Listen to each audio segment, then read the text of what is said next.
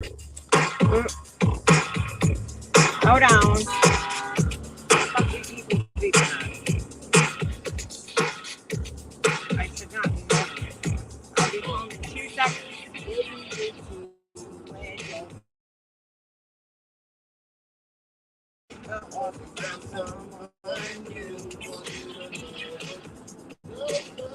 I just dropped my son off at school, so we're on our way home. Let me turn this off. See through sex lethal. I ain't gonna lie, needs to get you back. I ain't gonna try it like this, y'all. My girl stuck another nigga.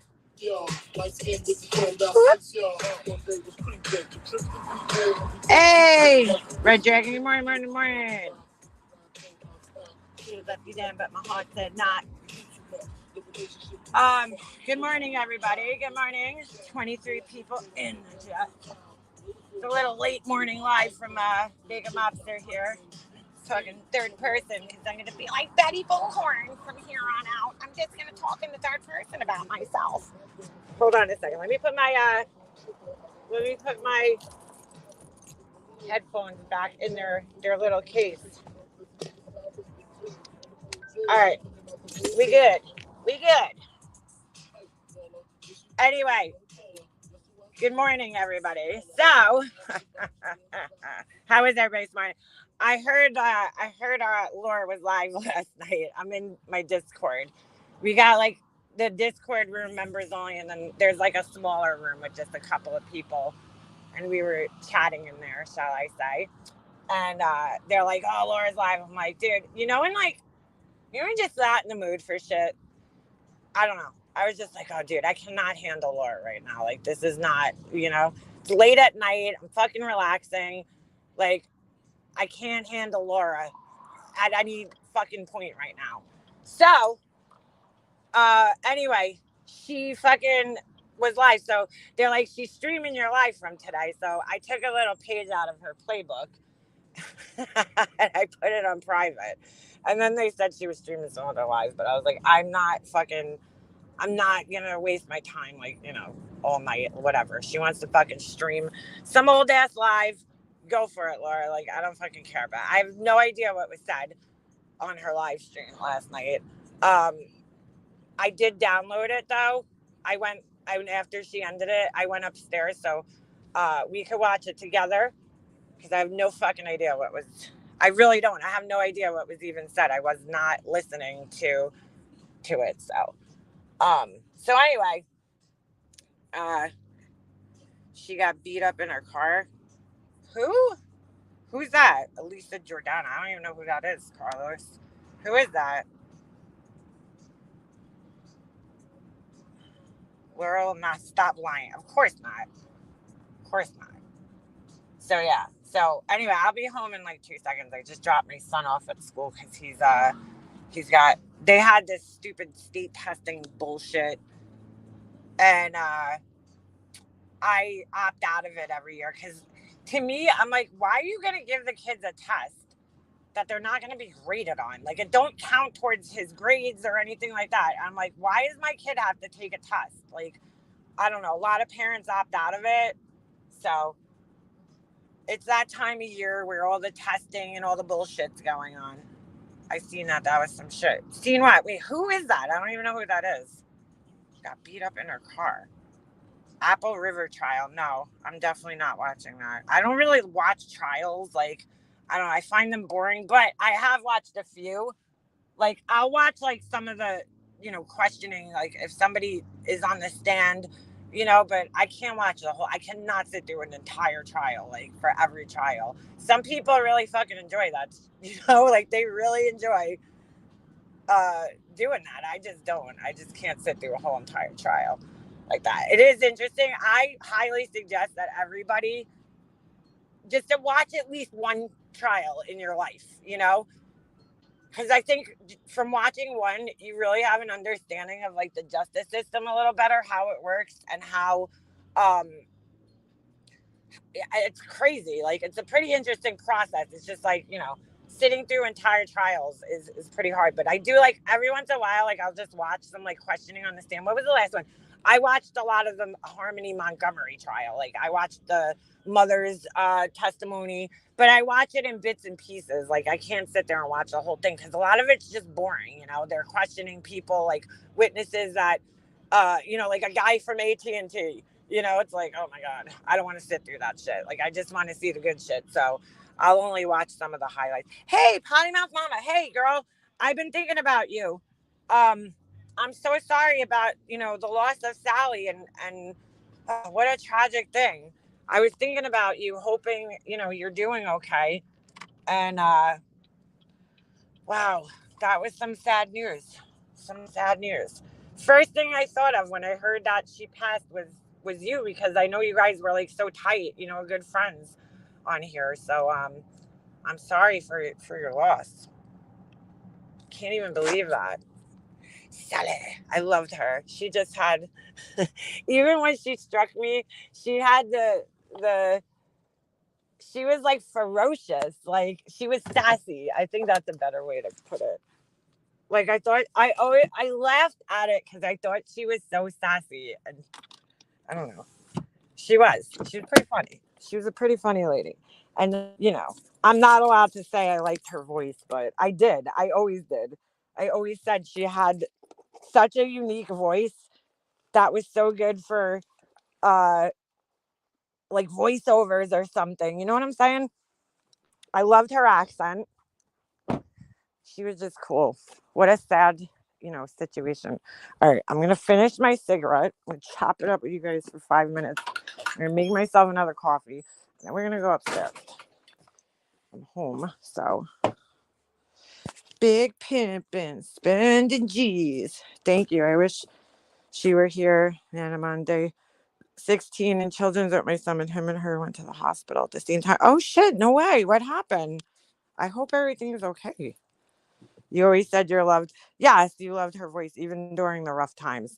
Yes, I did. I always like appreciated her voice because I'm like, dude, like that's like sometimes God just gives you a gift. Like he fucked me when I was born. Well, I won't say God did it, like the DNA did it. But like I got a shitty voice, bad teeth, big feet, like no boobs, like the titty fairy passed my house. Like I didn't get any really cool things. I got an artistic ability. Great. That doesn't really get me too far in life. But like some people just are gifted with good voices, singing voices, or, voice for voiceover work or something like that. Like my son was blessed with the ability to like skate, I mean, he's way fucking cooler than I ever was at his age, that's for sure. He's fighting everybody. Oh my God, I'm so sorry to hear that, girl. Prayers uh going out to your son. Oh my God. See, just when you think your life is like hard, you hear what other people are going through and you're like, okay, you know what? I'm blessed.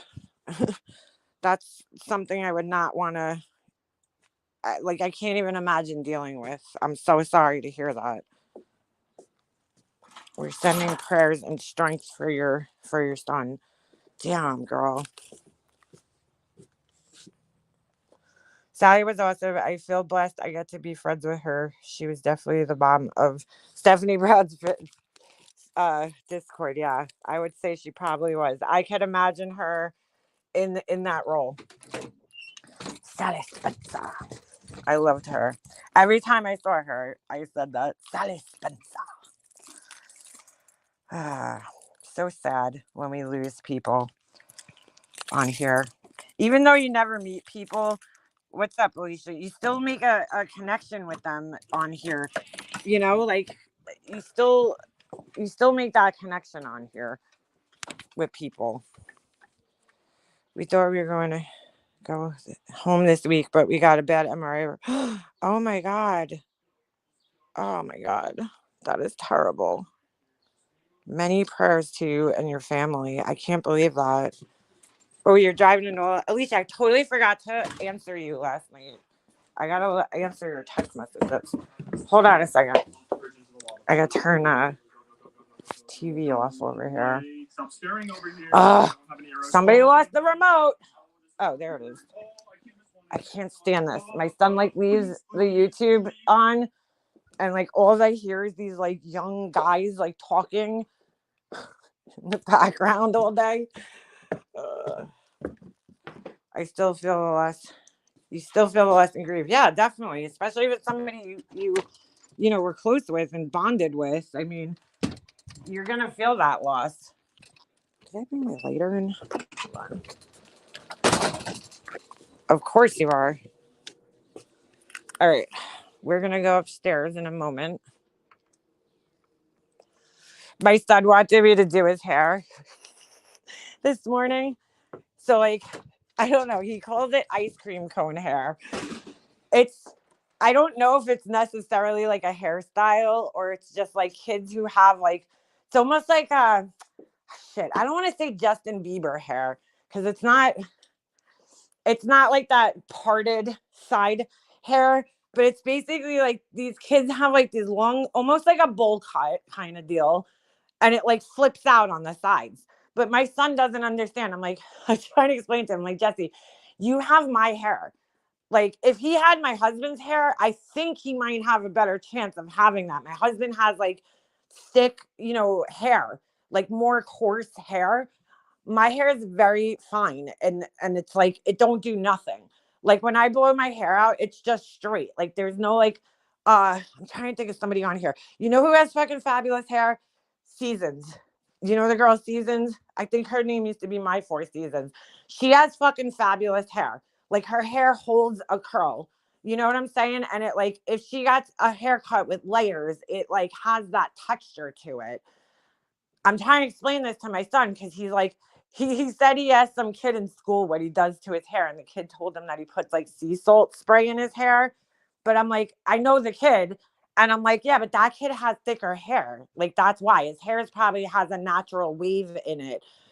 Jesse's hair is just like my hair, that like it's longer and it's straight. It just like it literally dries perfectly straight. Like in the back where it's a little longer, he has like a little tiny flip, but he wants his hair to like flip out on the sides and in the front. Like all the boys are wearing their hair like this, like the hockey boys. I don't know if it's like a style everywhere, although I do see other boys.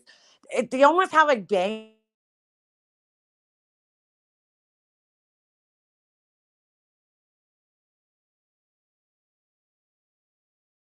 my hair like that. So I actually sat there this morning when I bought my husband like years ago this little baby hair straightener because his beard, he had like a little thing, I don't know, a little goatee thing, and it used to like poke out. So I'm like, hit it up with a little hair straightener, So I bought him this mini hair straightener so he could just go over his beard and make it curl back in. So I used that and I flipped his hair all out. I was like, I don't know why you want your hair like this, but I'm like, whatever, like whatever makes you happy. But I'm trying to explain to him, like, he thought like the spray would make his hair like that. And I'm like, nah, dude, it's not the spray. The spray is not going to magically, change your hair texture. It's, I'm like, unfortunately, you have my hair, Jesse. You have fine, very, silky hair that like doesn't hold anything in it. It doesn't hold the hairspray or, style. Um, It was just funny. So yeah, so I flipped his hair out this morning. He was like so happy.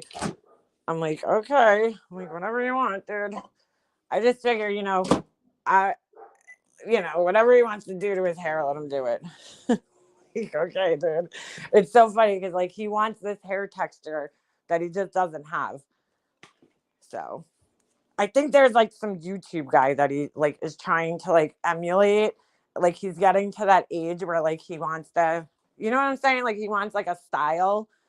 So he sees like the older boys at hockey and he copies them. And then there's some YouTube guy that he follows that he wants to like copy that guy. And I'm like, oh my God. I'm like, is this happening already? But he's trying to get cool. I think some of them might use a curling iron too. I mean, I know some of the boys, one of his friends actually went and got a perm, like a legit perm, like we used to get in the 80s. And my son's like, I want a perm. I'm like, dude, you know that they smell like rotten farts, right? Like, I'm like, I'm not bringing you to get a perm. I'll flip your hair out for you, but I ain't bringing you to get a perm. Like he just doesn't have that hair texture, unfortunately.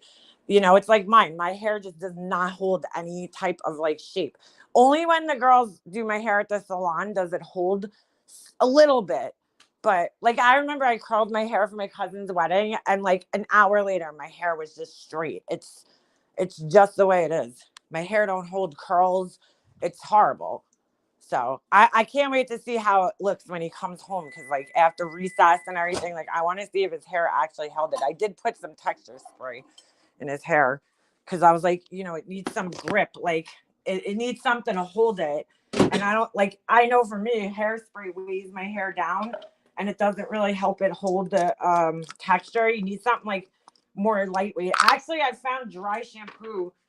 If I have a couple of dry shampoos that have like texturizers in them, and I feel like those actually give my hair better, grip and texture. I actually didn't need another cup of coffee, but you know what? I'm just gonna make it. All right. Try hot rollers. Yeah, that'll work. I ain't gonna sit there putting hot rollers in his hair though. The hair straightener worked fine. It got the result that he wanted. So he's just such a pain in the ass when like I do his hair because it was like wet. He took a shower. I'm like, dude, I can't put the hair straightener in your hair while it's wet. And he was like so excited for me to do it. I'm like, well, you got to dry your hair all the way. So, boys, boys. I forgot. Like, I guess boys do go through a little phase like that. Because my brother, when we were kids, like he went through a little phase where he wanted his hair a certain way. And then I feel like, everybody's like that. You always want what you don't have. Like some people really would love to have straight hair. I don't want curly hair. I would like a little bit of like body and wave into my hair. Something. But unfortunately, that's just not me. All right. Let's go upstairs. Second here. Light my candles. I light my candles. I got a whole shit ton of vessels drying on my table over here for the next round of candles that are going to go out, which are going to be coffee scented. And then I need to order. I am loving this scent, this beechwood scent. So I think that might be the next one that's going to go out. I just got to make the vessels. He's getting that age. Oh, I ain't having that talk, girl. Yo, they start doing those birds and bees talks in like 6th grade and shit, or 5th grade, I think. I'm like, ugh, I don't need my son knowing this shit. But he's good. Like he's a teen. He's a he's a tween right now. So it's coming. It's coming. It's so funny because a lot of the kids that he plays roller hockey with, I've known since they were like 5 or 6. Well, no, maybe like 7. Some of the older kids, and like when I met them, they were little kids. Now they're just hitting puberty. They're like about 13, 14 years old, and like some of them are like taller. And I'm like, why am I looking up at you to talk to you now?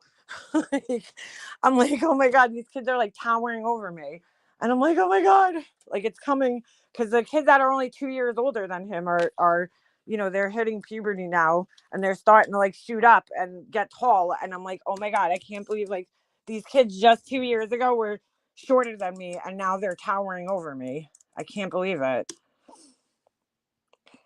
My daughter spends a lot of money for straight hair. Straight hair sucks.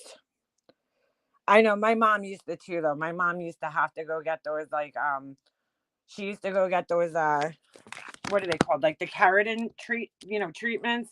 Because my mom had really, really thick hair, especially after she got her kidney transplant and she started taking prednisone. I feel like she like doubled in like her hair volume. And her nails used to grow so nice and long. She had like nice thick nails and like nice thick hair. I definitely didn't get my mom's DNA. I'm all my dad. Like I swear, I'm my dad. Just it's like, did they even put? Hold on. Did they even put my mom's DNA in here? All right, let me get on here on my desktop here. Yeah, it flies by. It's going too quick. way too quick. I have like, I just like, I have, I don't know if anybody else, any other parents have this, but do you have like random like heart palpitations just thinking like of your kids getting older? Like, like driving and then like just I don't know, I have like these random thoughts that'll just like come into my brain every once in a while. And I'm like constantly worrying. And I'm like, is this normal? Like, am I a fucking weirdo that I have these like thoughts like this? Like, I'm so like, you just want to watch over your kid every second of the day. And it's just so scary, like, because they're getting older and more independent. And it's more scary that like something could happen to them because it's not like when they were babies and you could control everything, you know? It's getting scary. All right. Let's get into the studio here. All right. All right. Oh. Oh, wait a second. Now I don't know which. You know what I'm going to do? Hold on.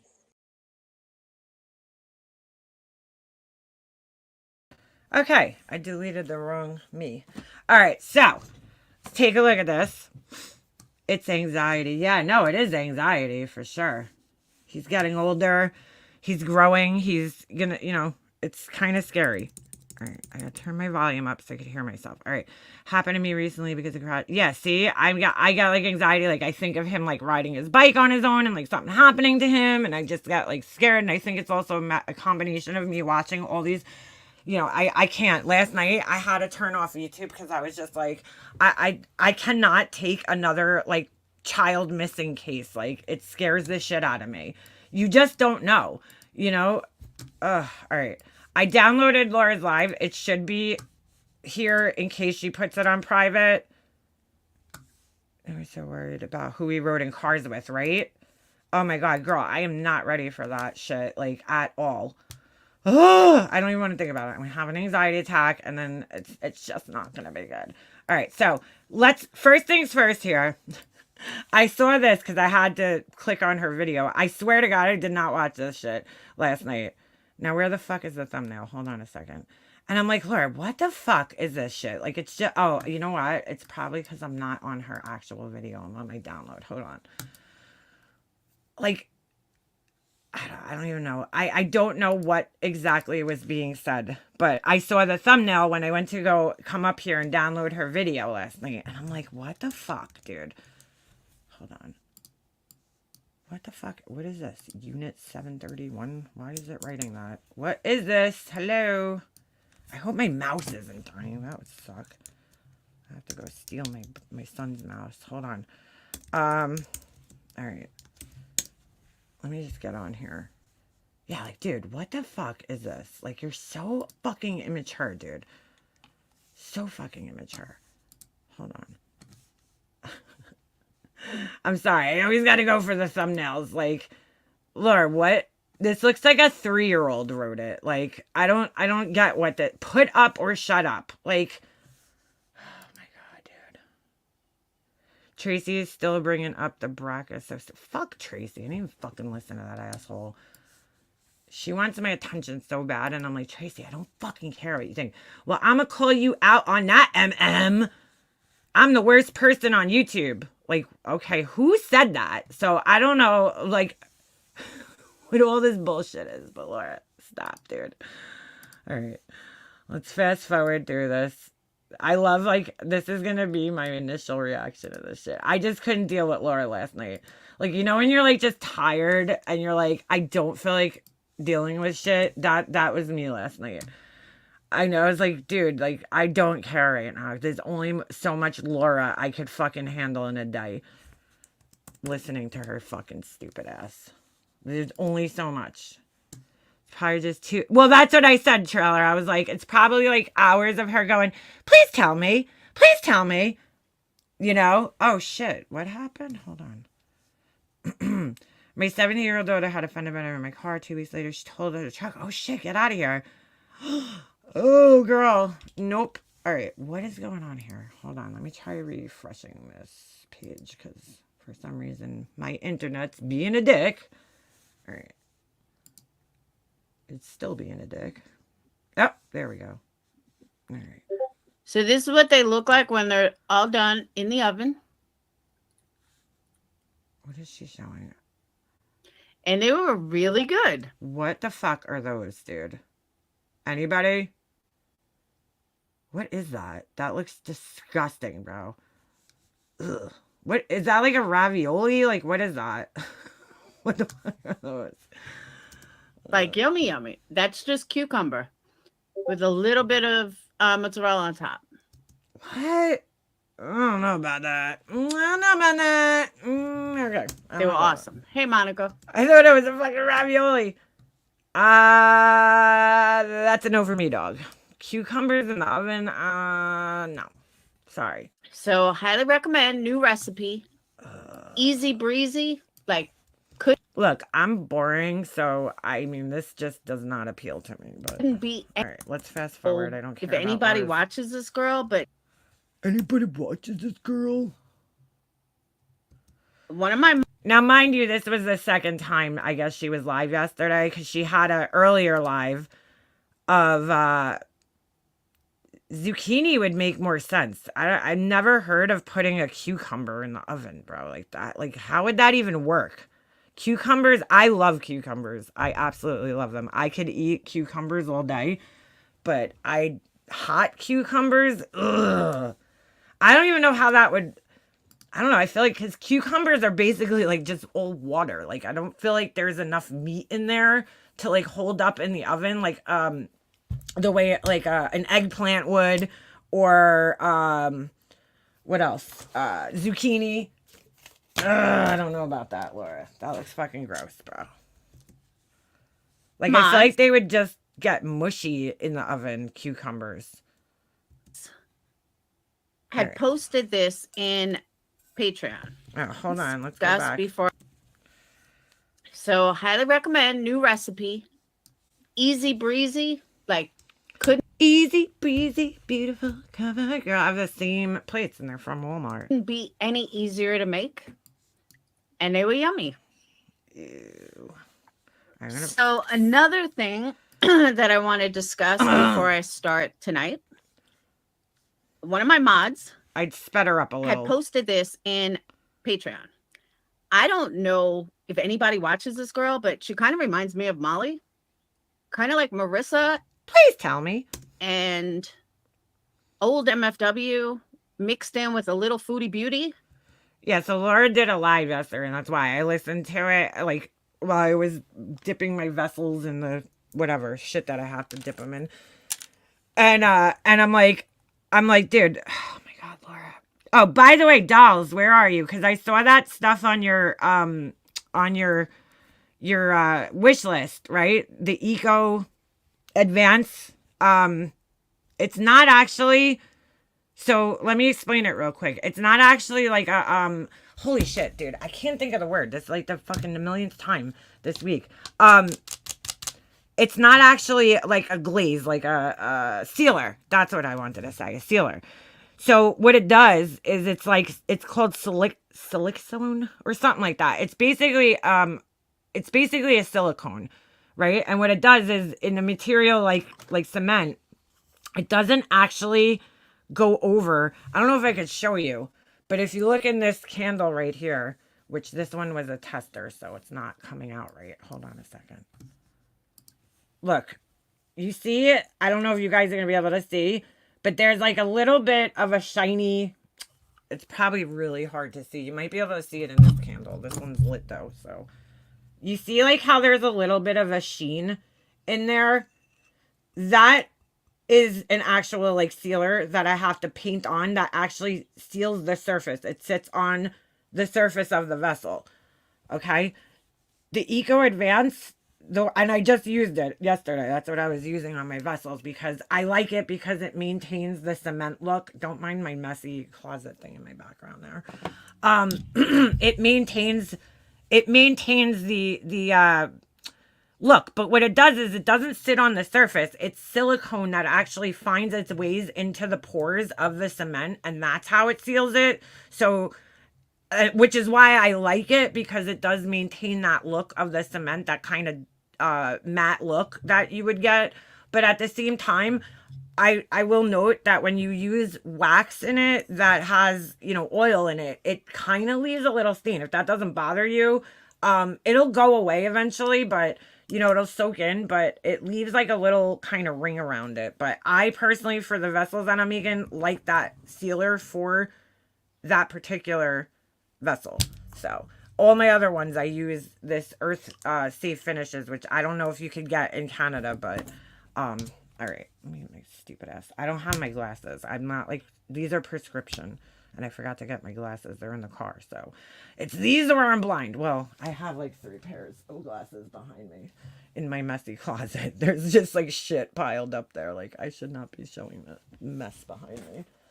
This is my little IKEA closet. Like I have the lights and like there's all wires because I have all my photography shit up there. But this room is like the dump room. It's like, what could I throw in here? You know, like I'm literally sitting next to a fucking suitcase right now because my husband put my suitcase up in here. It's like let's just dump everything in this room in Leanna's office. So that's what happens. But these are all my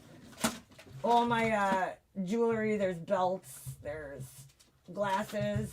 In fact, maybe I could put my glasses on. And then I got a whole entire bin of all my practice nails. Oh, a bracelet I made. This is where I put like all my crafts are in here. This thing's pretty cool. I made that. I made the entire bracelet. Like I bent the wire and made the bracelet. It's like a stacking bangle bracelet. I wanted to sell these, but I don't like this wire. I need to get like better craft wire. Like I need to get a more heavy duty like silver wire, because it's copper filled and it tarnishes, you know, and I don't like that. So I have very acidic skin, so if something tarnishes on me, I know it's gonna tarnish. Like, I mean, this one didn't tarnish that bad, but some of them do. What else do I got here? Yeah, these are all like practice nails that I did when I first started learning how to do nails. I got tons in here.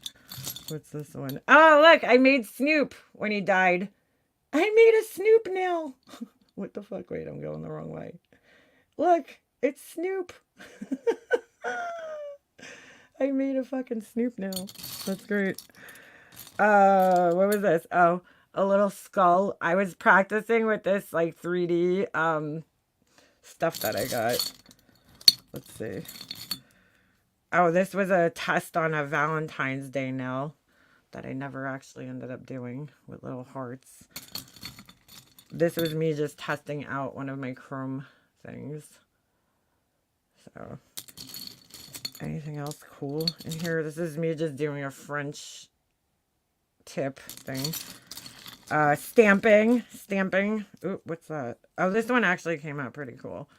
This is like when I really first started. It's like a, I don't know, it's just like a cool design. I got this. This is stamps actually, but I can't really use the stamps on my nails because they're too long, and none of the stamps are like long enough, but they're like little leaves. What else do I got in here? Little treasures. Oh, some of my whatchamacallit. Oh, this one was cool. I actually did my nail. This is some of my resin tests. Like I always do like one nail before I do my own nails, just to make sure. Like I did my nails like this like a while back, so I always just like do one test to make sure it works out. What the fuck is this thing? Removal tool? Oh, maybe this is for like a, oh, what the fuck that's for? This one actually was a really cool set of nails I did. It was like this galaxy look. I don't know if you guys can really see it that good, but those came out pretty cool. I did my nails like that. Fucking took me like a day and a half. This is, I don't know. I guess I was trying to marble. What else we got here? You save them even if they're like terrible. Just to see how far my skills have come, you know? Oh, this one was pretty cool. I painted a little flamingo on a nail. It came out nothing like I was planning for it to come out, but you know, I try. Yeah, so like when I die one day, People are going to go through my shit and be like, why does this girl have like fucking nails? Just like nails sitting in a fucking little container. Like, that's kind of weird, you know? I got more over here too. These are my little practice nubby things. These are pretty cool. They're like little. I like that set. I never did that set. I should do it though. It came out pretty cool. So, all right. That's my interesting little talk there. Did I take my other glasses out? Dude, these are my glasses from like, holy shit, 10 years ago. See how these look. Oh my god. They're like so small. I'm not used to this. Actually, these actually are pretty clear. My prescription hasn't changed since I started wearing glasses. Thank God. So I hold on to all my old glasses because I'm like, you know, why would I throw them out in case something happens? These are scratched to fuck though. What happened to these? Holy shit, the lenses are scratched. There's one pair I can't find though. I took my mom's old glasses and I got my prescription put in my mom's glasses and they're brown and I like them. They're like tortoise shell. They're not brown.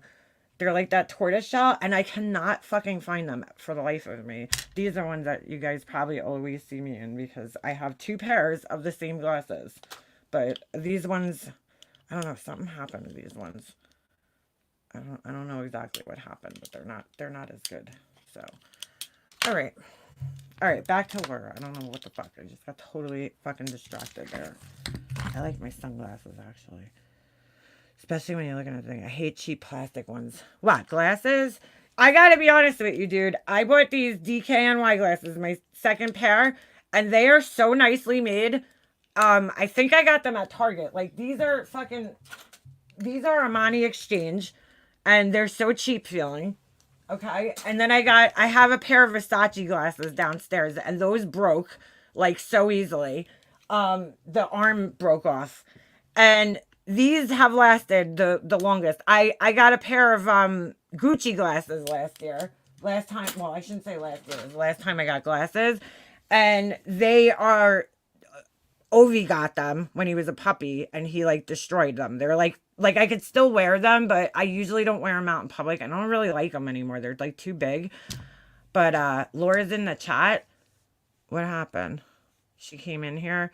So don't say you left YouTube because you're sick, but I tell my Patreons your new YouTube name, idiot. Huh?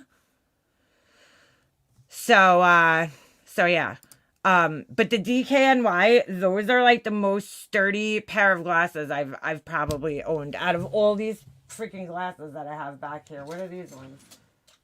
Oh, these are Prada, and they're garbage. They're just doo-doo garbage. I mean, they're not, I don't know, I just can't explain it. They're just not as nice of a frame as those DKNY glasses, which is why I wear those. They're old. I think I need my prescription a little changed though. I use dollar sunglasses and everyone asks me where I got them from. These are actually Tiffany's. I didn't care about the brand. I just wanted prescription frames. I had a pair of like Coach ones and I got these, and my Coach ones, something weird happened. The lenses like crackled, so I can't even wear them anymore. Like, I still like them. Yeah, that was some weird shit. Hold on. I'm going to go back to that comment if it's still here. Don't say you left YouTube because you're sick, but tell my Patreons your new YouTube name, idiot. My Patreons. Laura, did you just like bust yourself out in a troll account? What the fuck? What? I'm very confused by this comment, Laura. Don't say you left YouTube because you're sick, but tell my Patreons, that's so Laura there to capitalize that. My Patreons, like she owns these people. Your new YouTube name, idiot. Don't say you left YouTube because you're sick, but tell my Patreons. Bro. I'm a little lost. Kiss. Message machine broke. Do you guys know what that's from? I've said that quite a few times on here. Nobody's ever picked up on what it is. Me and my brother used to say it joking around.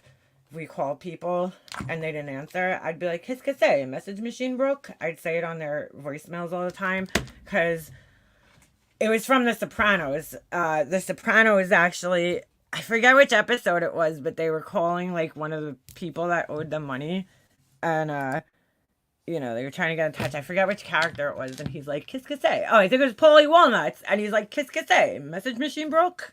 And like me and my brother just said it for like years. And it's still stuck in my brain. Yeah, that is fucking weird. Why'd they retract their comments? Because they fucked up.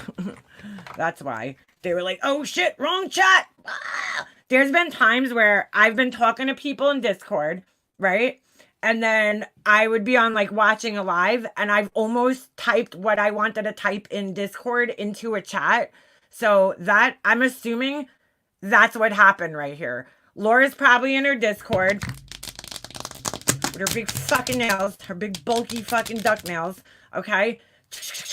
And fucking, she probably meant to type this in her Discord and she accidentally typed it in my chat. Because I've almost done the same fucking thing before. Just not on a troll account, like on my regular account. No, not Polly D from the fucking Jersey Shore. I'm talking about Polly Walnuts from The Sopranos.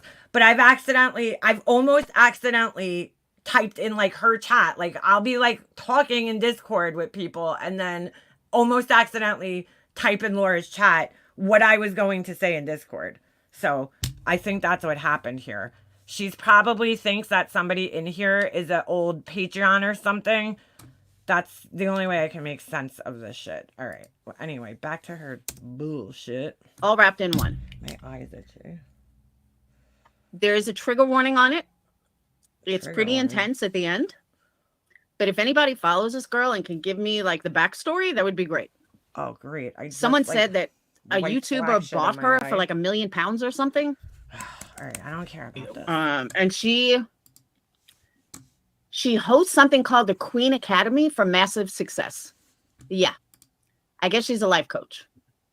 Tony Sirico, yes. This channel does not support or condone violence. Okay. All right, I don't care about this shit.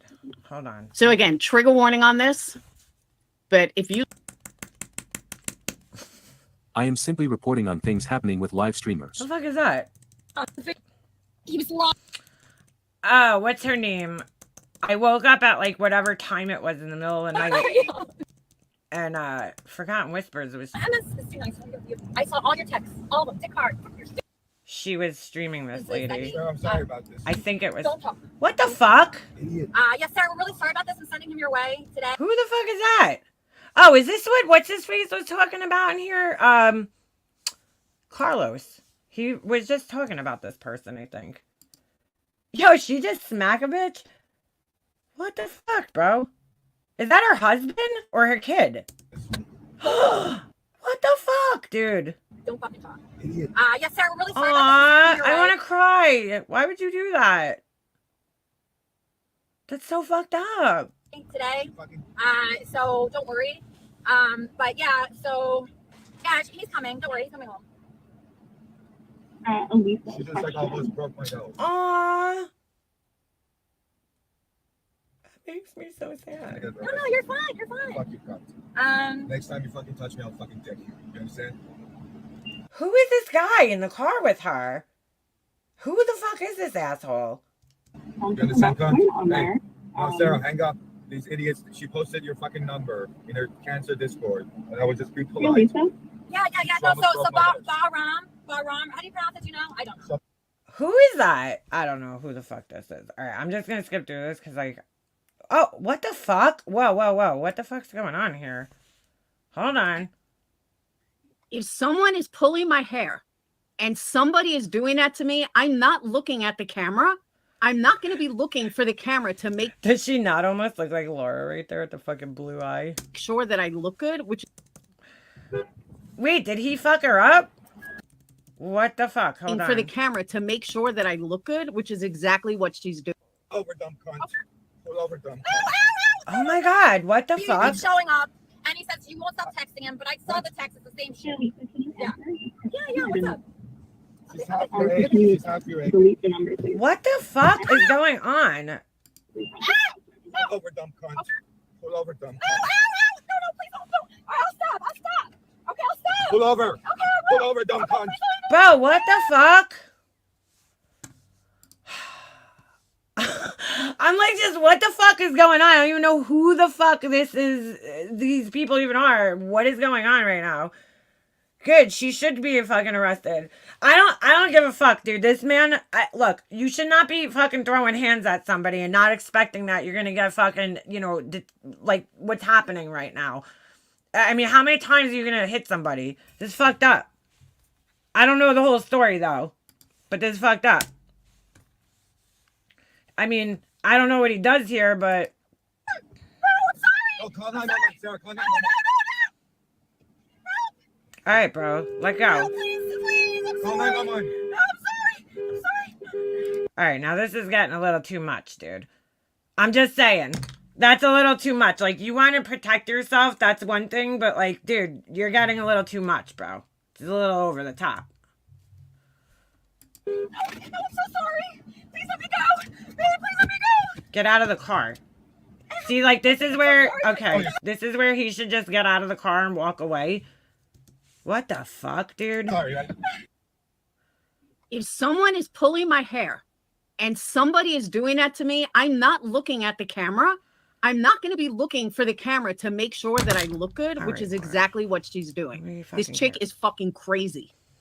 Obviously. Get the fuck Okay, out I'm of gonna go. He's killing me. All right, why the fuck is my name in the fucking title of this bullshit, though, Laura? Don't put my fucking name in the title with this bullshit.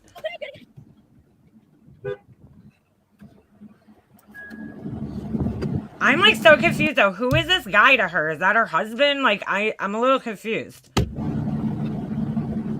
Is he chasing her down? Now, that part I don't understand. Did she hijack a car, or the first car that pulled over is just going to let her in? That's the part that I'm like, I don't know about that. Like, the first car on a highway just happens to pick her up? I don't know. Something's not right. Well, somebody might have saw them fighting, and I don't know, dude. This is stupid. Why the fuck is this in with my name, though? All right. That was fucking weird. I'm sorry. I didn't know that was going to be in there, but I had no idea that was going to be on her fucking stream. Like, why are you even playing that, dude? Her billionaire boyfriend? Oh. Dude, that's not good. That's not good. Dude, like, you had some balls, though, man. I could never imagine driving and smacking my husband in the face like that. Like, what the fuck, dude? Oh, my God, dude. I could never imagine doing that. Just smacking him in the face. What the fuck? I think it's her boyfriend and he cheated.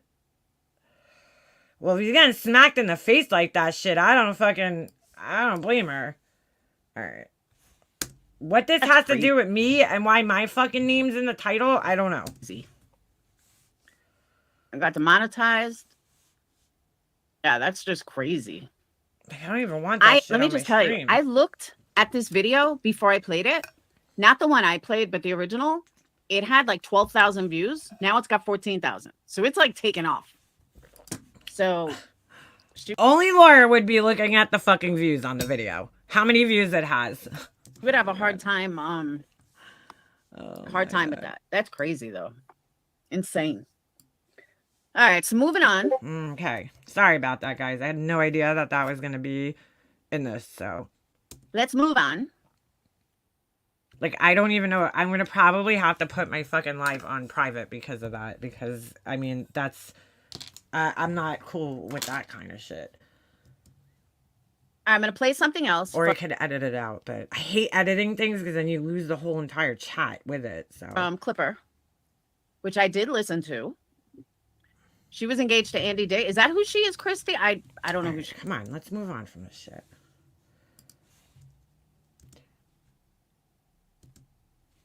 Who the fuck is this? I like anyone who calls out that succubus TM. You might not like each other, but I like you all. Oh, she used to be an actress? All right, can we move on? Holy and the shit. sad little angel clown. She was in Sharknado and The Bold and the Beautiful. Jesus. She's a used up actress. Hey, Jenny. Dude, like that was just like, I don't know. I don't even know how to feel about that whole situation. I do know I saw her smack the dude in the face, so I mean that's fucking not cool. I don't give a fuck who you are. You shouldn't put your hands on anybody. Does a man have a right to, like, you know, I'm not saying like physically be violent, but to defend himself if he's being hit, you know, and try to get you off of him? Absolutely, if he's being attacked. But like that was a little much. That was definitely a little abusive looking, and I didn't like it. I didn't like it at all. Ugh. A little triggering. Sorry. Had no idea. Yeah, she needs some fucking, you know. See, like, that's why, you know, a lot of times women are like, oh, I'm being abused. But it's like, you're kind of throwing your hands on people, too. Like, just because you're a woman, you don't have the right to be fucking putting your hands on people. Dude, that's not cool. So I was listening to Clipper, and I decided JP. to listen to this one makeup mobster with talking about me and Tiffany. I normally don't listen to Okay, Laura. or even acknowledge any of. She didn't listen, right? She doesn't listen to me, but somehow when I put my live on private last night, and I was told she put another live on. the things she says. I do want Carrot head, she kept calling it C4. to give a shout out to Tracy today. The truth. Oh my god, she gotta figure out that it says carrot heads. No, stop it. Stop it. Did a wonderful job of calling out something that I didn't even know was happening. Who? But there's a couple of things in here I want to address, and one of them being I'm calling her out on what she's saying. All right, so I listened to what Clipper clipped from me, and I'm kind of standing up for Laura in a sense, you know? So that's why I don't understand why she's reacting to this. She does this all the time. Like, I'm kind of saying Tiffany's fucked up for what she did. Because, you know, if you're going to claim that you were so upset about what somebody did to one person and then you're going to in turn go do the other thing to them, I just don't buy it from Tiffany. I don't fucking buy it. You know? It's a little different though, because when Alicia was being attacked on here by people and they were fucking with her, she was literally just like minding her fucking business, you know? Yeah, on here, but not like Laura, who's just all over the place starting dumpster fires and threatening people and being a, you know, being Laura. Put up or shut up, MM. I'm so sick and tired of hearing this out of your mouth. Put up or shut up. Put up what, Laura? Put up or shut up. That's my phrase for the day. Put up or shut up. It's like, all right, Laura. And I'll explain that more as we go through this. Please do. Please. I was bored with the eclipse in like 2 minutes. Of course she was. Nothing's entertaining. Actually, it was a little underwhelming here because we didn't get to see like the full eclipse. Oh, I wish we stayed in Pittsburgh because we were like a few miles below the what do they call that? You know, where totality line. But, you know, we had to come home and shit. I know. Put up or that's what I thought was so funny. Well, I am calling you out, MM. Prove it or apologize. Like, Laura, you ain't getting any apologies from me, okay?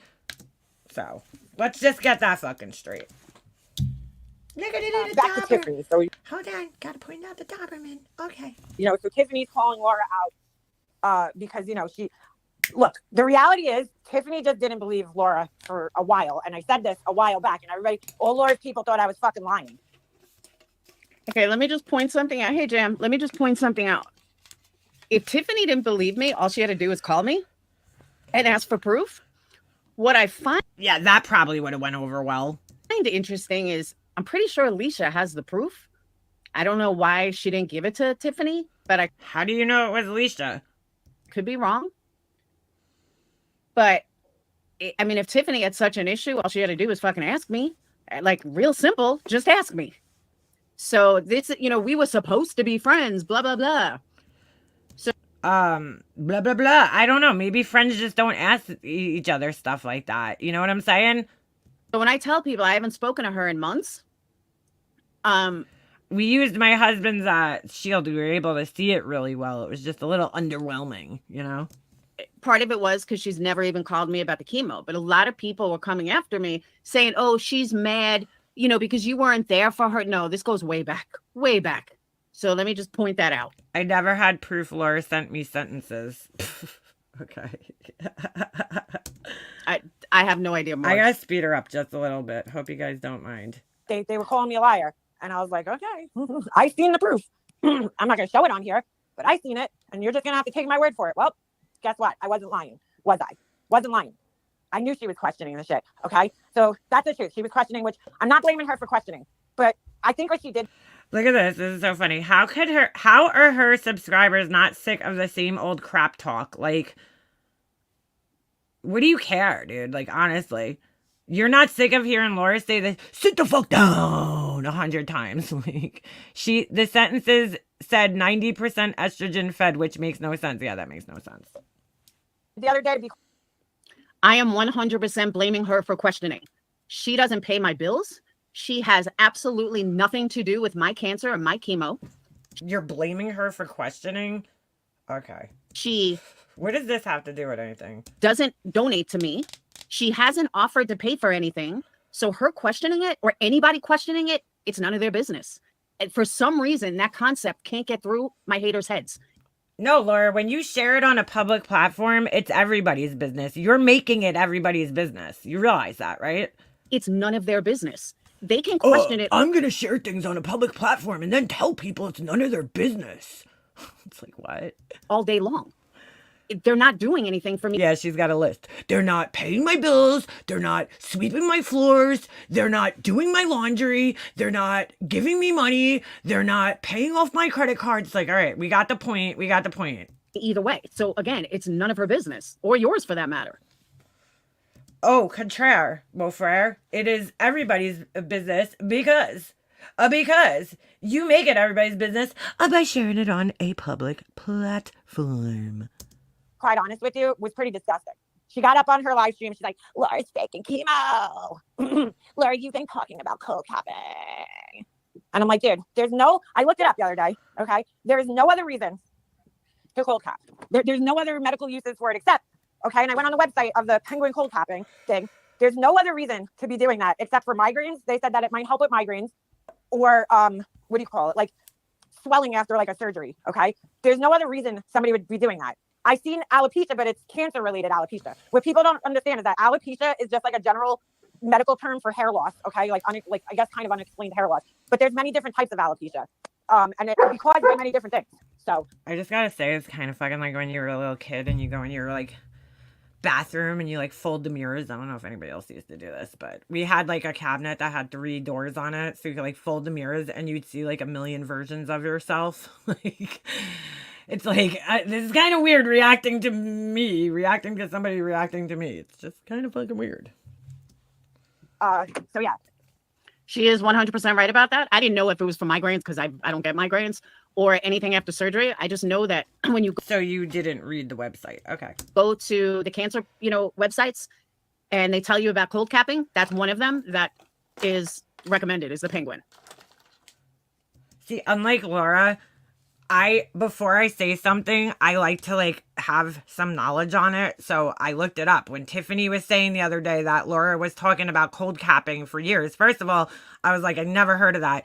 But second of all, I've never heard of it being used for any other thing besides cancer. So I looked on the website. When I looked it up, cold capping, I wrote alopecia in Google.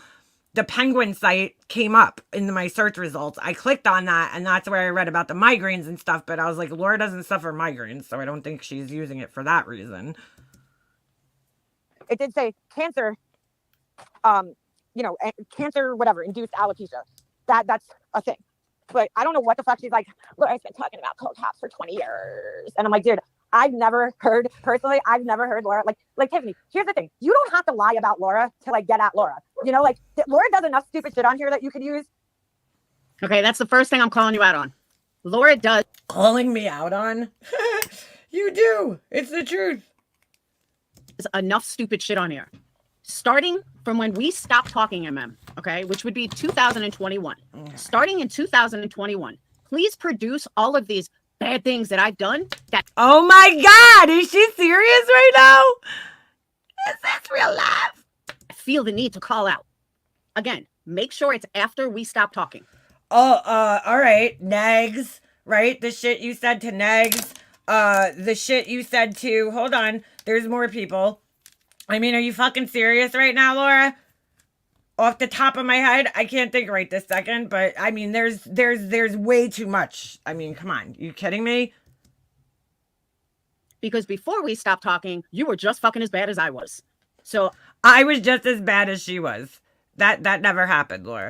we'll let I said one thing. You ever notice that Laura's always like, "Oh, MM says just as bad things as I do," but she only brings up the one thing I said on here to somebody, and it was how many fucking years ago, dude? that part slide. But starting since we stopped talking January of 2022, show me all of these horrible things that I've done. Show me all of these things. Laura, your math ain't mathin', bro. January of 2022 is not 3 years ago, dude. You need to learn how to do fucking math. For real. That I should get called out for. Produce them. And don't give me fucking Sapphire Jules fucking video, which is stupid, or One Win stupid ass videos. Oh, okay. Don't give me any of the proof. That's what she's saying right now. Don't give me any of the proof. Like, bro, seriously? What the fuck? A solid proof of what I have done. That's what I want. Yeah, using your candle company to bully people, putting dead kids on candles. I mean, like, seriously, Laura, do I have to fucking, like... Oh, my God. She's like, don't use the proof, okay? Prove it to me, but don't use the proof. I can't, bro. That's number one. Okay. You know, like, lying about her is just fucking stupid, to be quite honest with you. You don't have to lie about her to call her ass out, which is exactly what you did. Laura has not been talking about cold capping for 20 years. I think I would have heard her say it before. I didn't even know what cold capping was until I went to treatment. I never heard of it either. Until, I found out I was doing chemo. That's when I learned what cold capping was.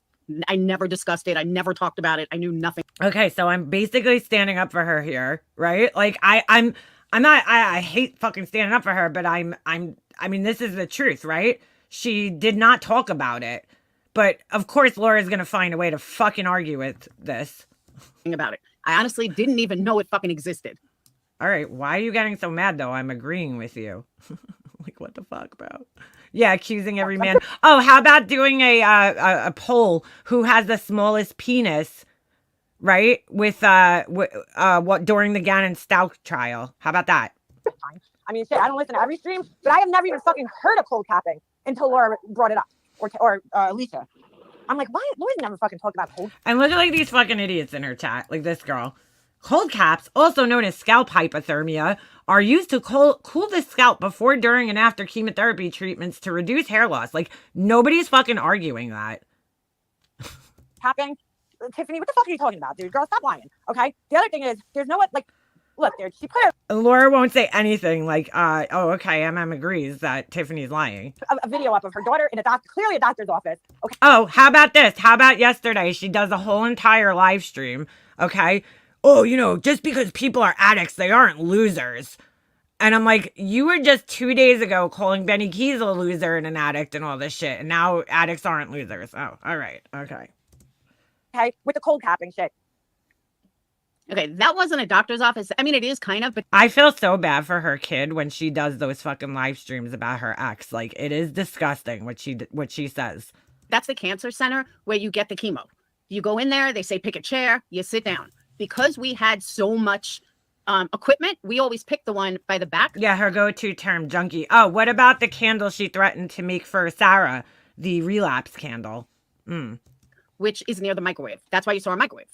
But, they give... All right, dude, you coming in here trying to pretend you're not Laura, but you kind of fucked up before. Shouldn't you be worried about your, quote, friend, Purple Rain? I am worried about her, but I could be worried about her and do other things at the same time. I guess the woman you obsess over has more empathy for your friends than you do. Yeah. Yeah, Laura has empathy for Purple Rain. Okay.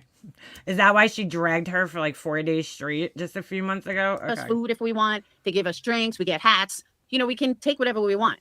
But they have a microwave because you're there for a couple of hours. And in my case, I was there even longer because I had to distribute it slowly. And... if you wanted to bring lunch, you hook it up in a microwave. It's that simple.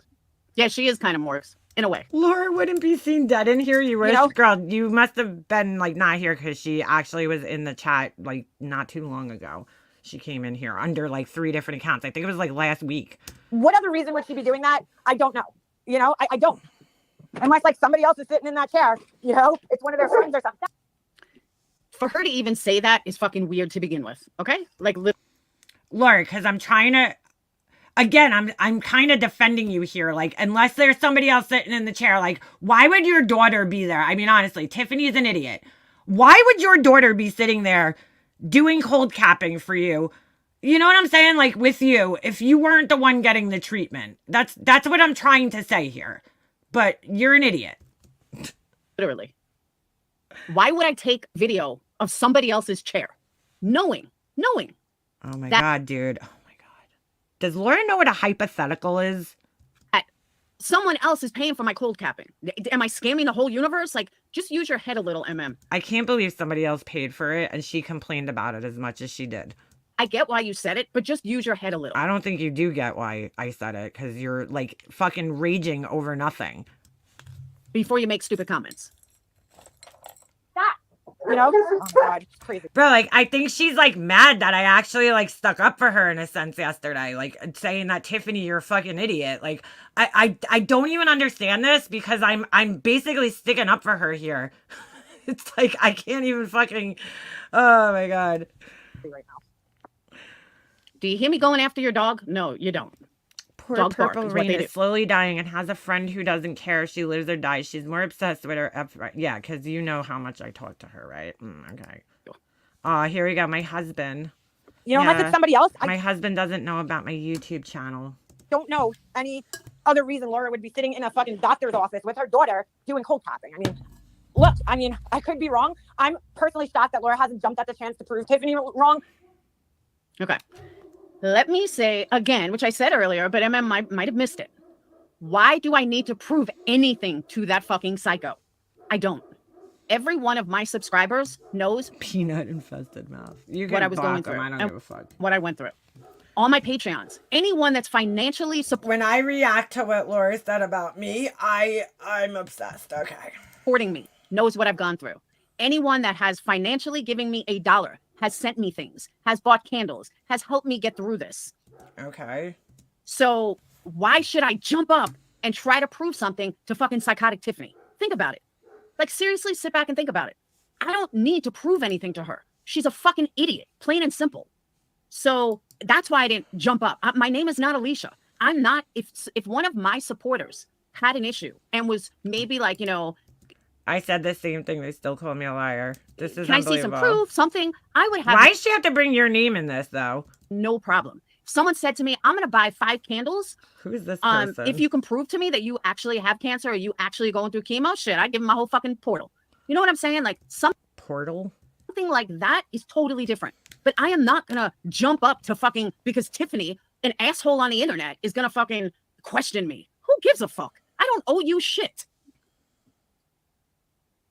And it does make me side-eye her a little, but And that should scare you, MM. Like, honestly, that should scare you. I'm so scared.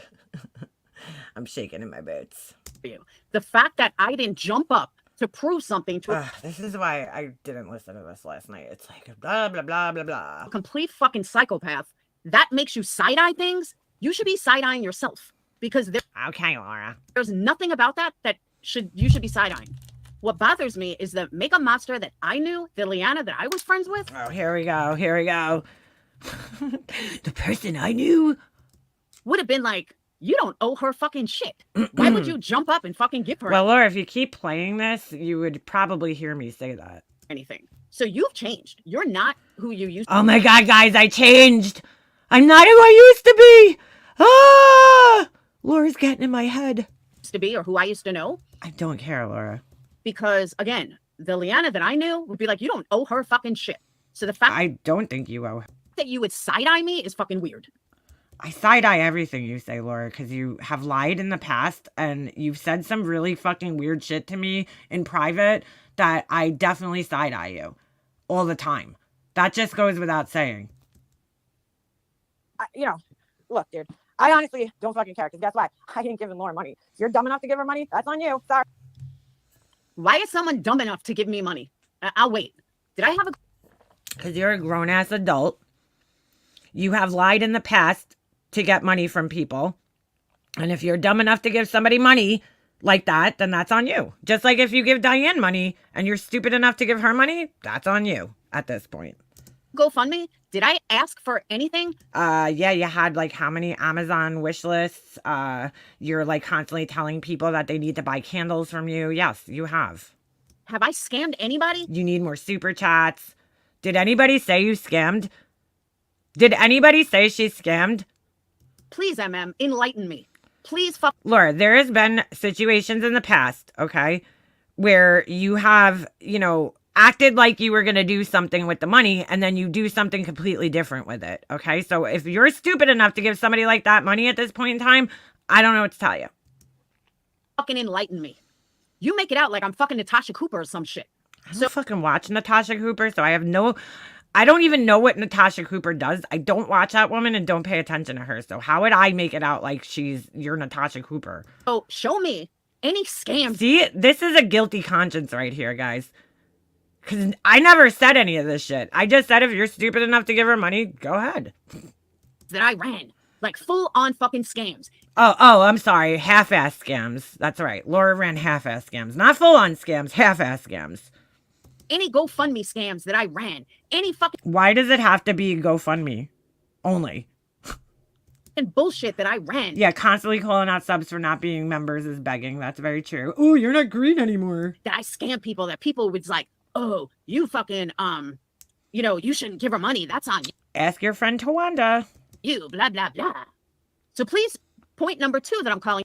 What the fuck is with this asshole's obsession with Happy Meals? Ash, Republican Ash. Makeup Mobster needs a Happy Meal, and she needs to know the difference between talking shit versus calling her behavior out in a polite way. Show proof that I was mean about MM. Like, nobody cares, Ash. You out on. Show me why people shouldn't give me money because I'm such a fucking scammer. I would, but I'm not allowed to use Wendy's videos, so, Sorry. But somebody who's got a proven track record of not being the most honest on here. Point of contention number 3. Please show me where Point of contention number 3. I'm so dishonest. What about the cheesecakes, Laura? Remember those cheesecakes that you sold to everybody for $50 a fucking cheesecake and then you ended up eating them yourself? Like, that's what I'm talking about. I would not give you money. Or I'm also talking about like Hummingbird, attempting to buy your daughter a fucking pretty expensive pair of boots for her Christmas gift that year. And then you just like completely acted like she was trying to, scam or do some crazy shit. Yeah, she's trying to scam you. The woman who gave you thousands of dollars, literally thousands of dollars. Okay. She's trying to scam you. Get the fuck out of here. That's why you shouldn't give Laura money. Because you know why? Here's another reason why. She doesn't appreciate it. You pay for her cold copping, she's going to get up on live streams and complain about how hard it is and how horrible it is and how much torture it is. That's why I wouldn't give you money. You don't appreciate fucking anything, dude. You are ungrateful. Very ungrateful. Hummingbird's doing great. She's doing great. I'm the most dishonest person on here. I didn't say you were the most dishonest person on here. You're just another dishonest person on here, though. See, that's her guilty conscience again. She takes what I say and she adds her own, things to it. Like, oh, I'm the most dishonest. I never fucking said that. Just like on her fucking stupid thumbnail that says, what does it say? I'm the worst person on YouTube. Nobody said that, Laura. Nobody ever said you were the worst person on YouTube. In fact, I'm pretty sure yesterday I said Molly Golightly is like the worst person on YouTube. But there's other bad people. Prove it. Because, sorry. I don't lie on here. Are there things that I've... Yeah, we can't move on. Alicia let Tiffers run with a lie when she knew Laura had cancer and was given pics of her. Look, here's one of Laura's accounts. Right here. Fucking asshole. Bye. Bye. Said that I forgot I said? I can't have I made move on. mistakes? Of course I have. Laura's reacting to my video, but I can't move on. Okay. Who fucking hasn't? But to say that I'm going to make up some cancer scam or a chemo scam. Didn't say that. Or I'm going to lie about shit. Didn't say that. Or anything like that. Prove it. I just look, dude. I was friends with Laura, and then I got to a point in time while I was friends with her that I would not give her any more money because I saw her lying a lot about various things to people when it comes to money.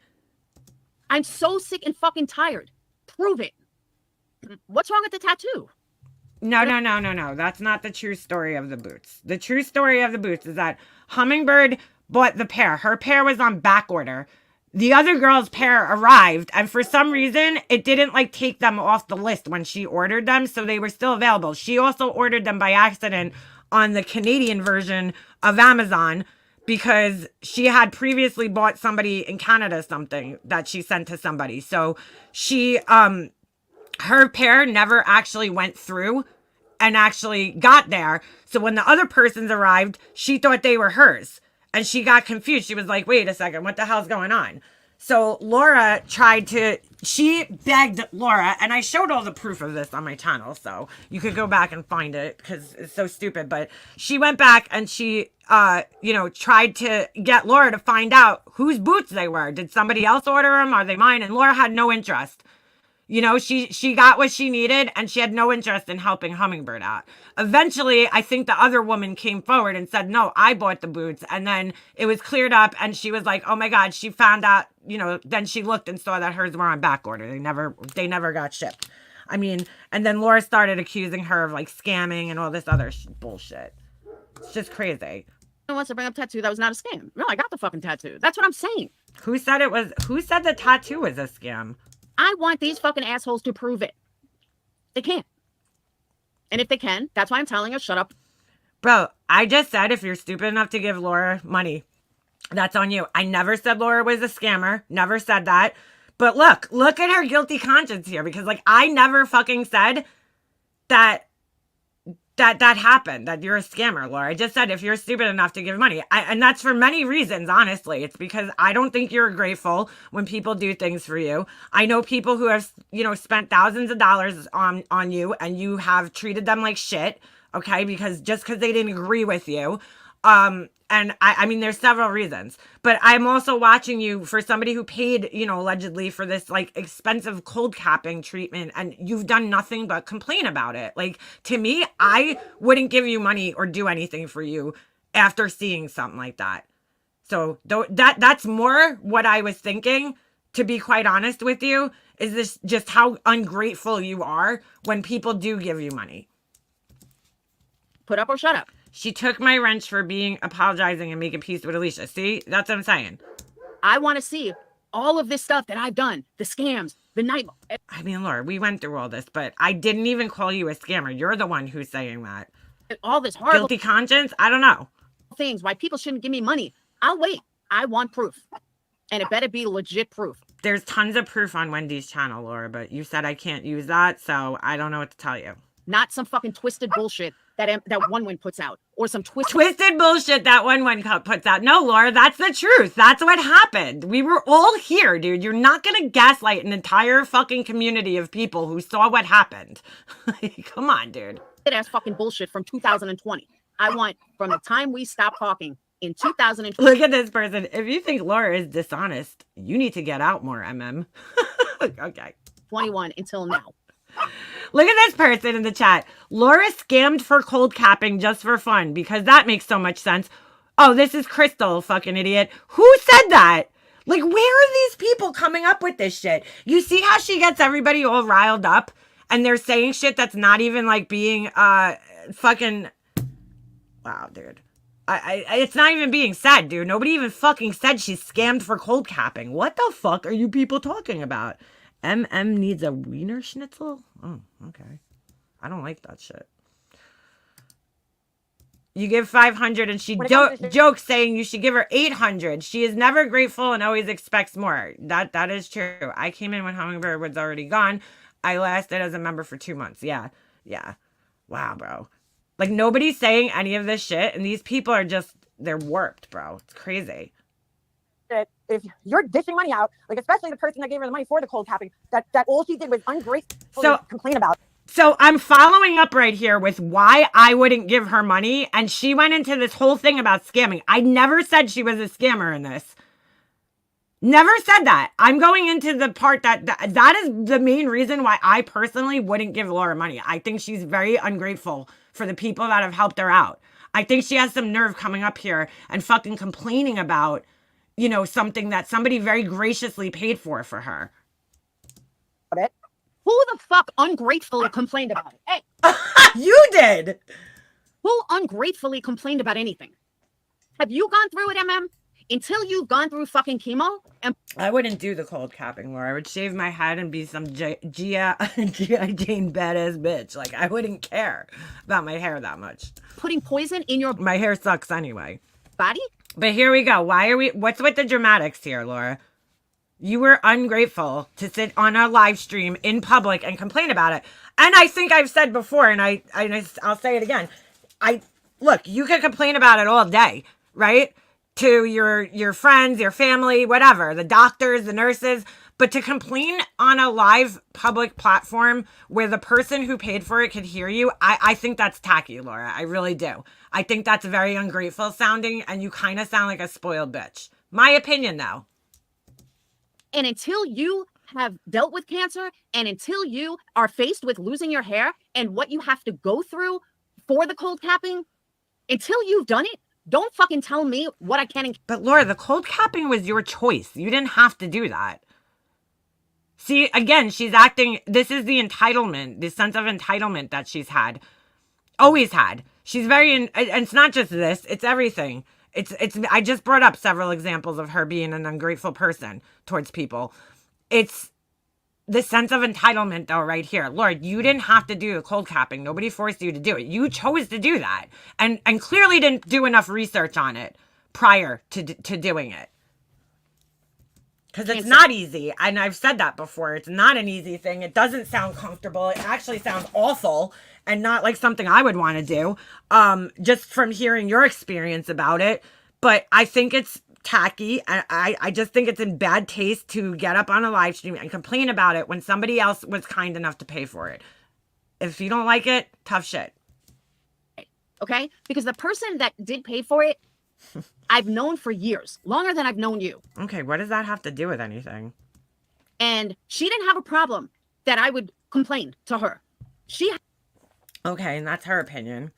had no problem with it at all whatsoever. So Like she's gonna tell you, Laura, that she has a problem with it. I mean, come on. why are you saying that it's a problem?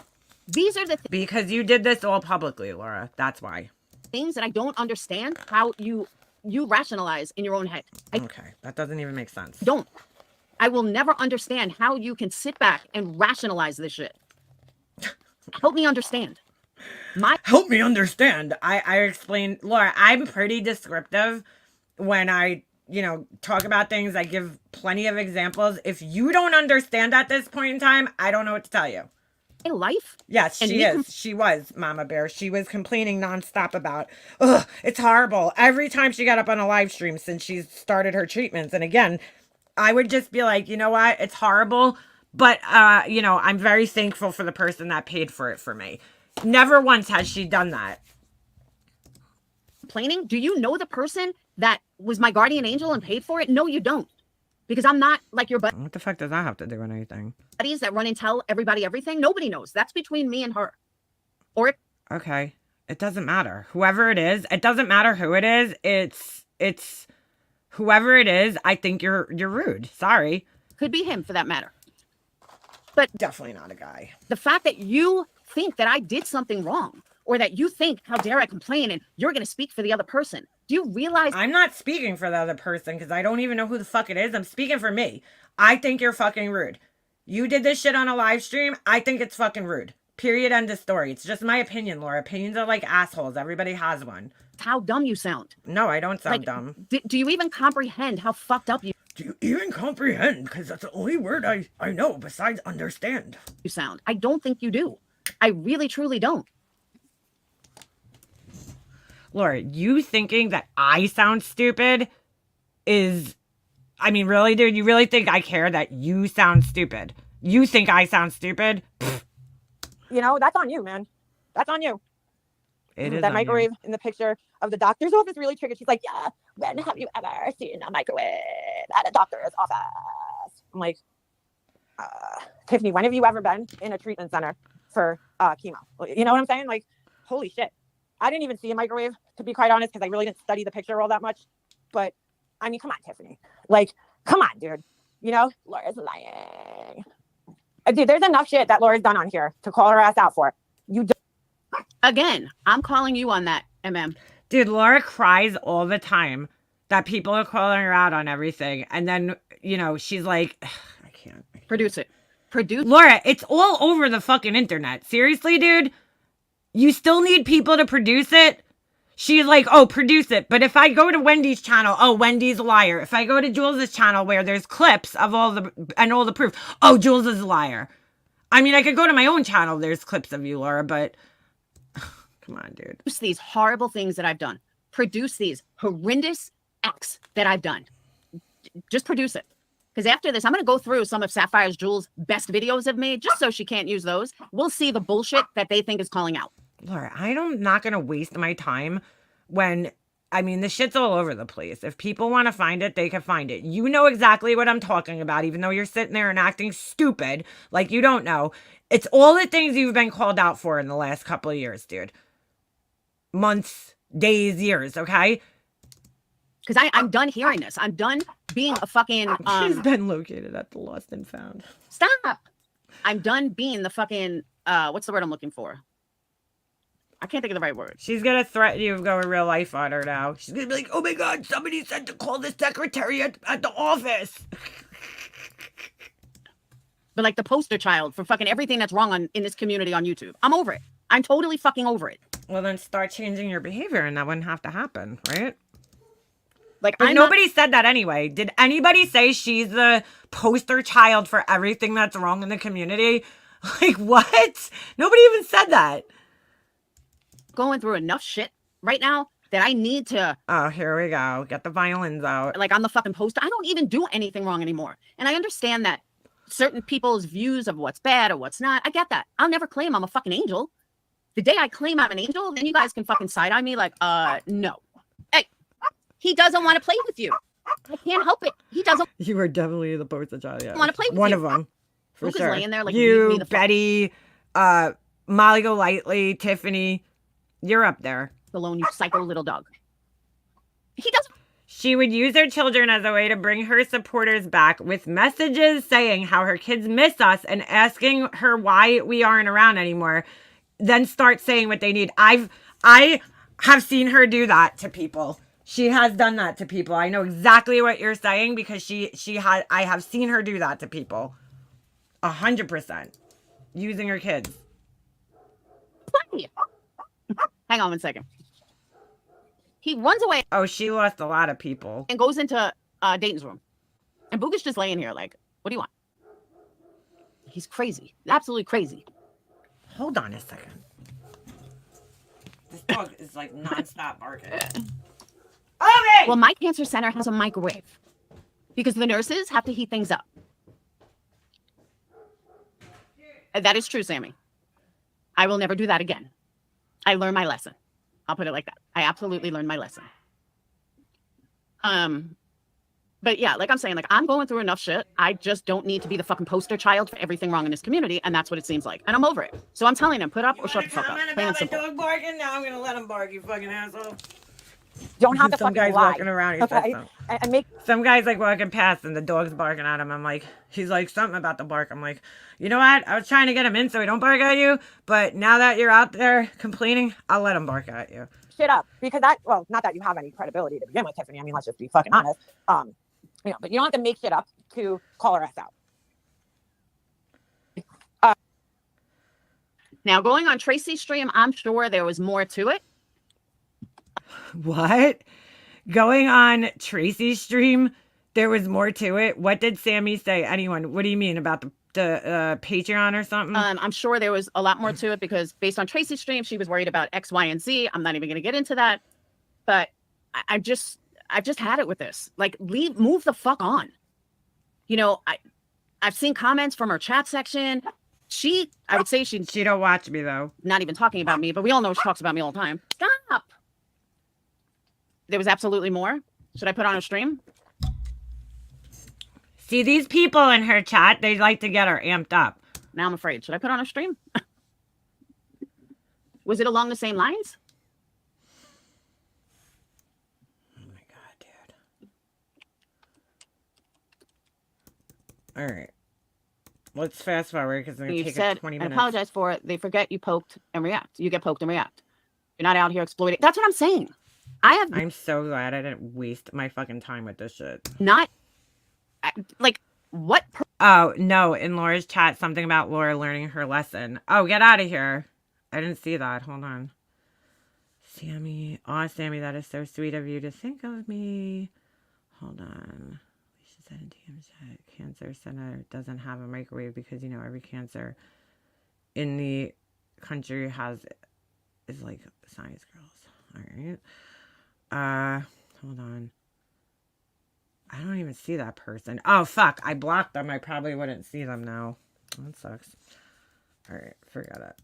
Who gives a fuck? Purpose would I lie? Sammy. I think they were talking to another Sammy. There's another person named Sammy Activity. I think that's who they're talking to. GoFundMe? Did I fucking, did I do anything? Did I start a grift? Or, I mean, seriously. What the fuck? Remember Laura used to call Brian an abuser and all this shit? Look who's in her chat. Stop messing with Makeup Mobster, you pieces of shit. All right, you fat fuck. Shut up. Where is this coming from?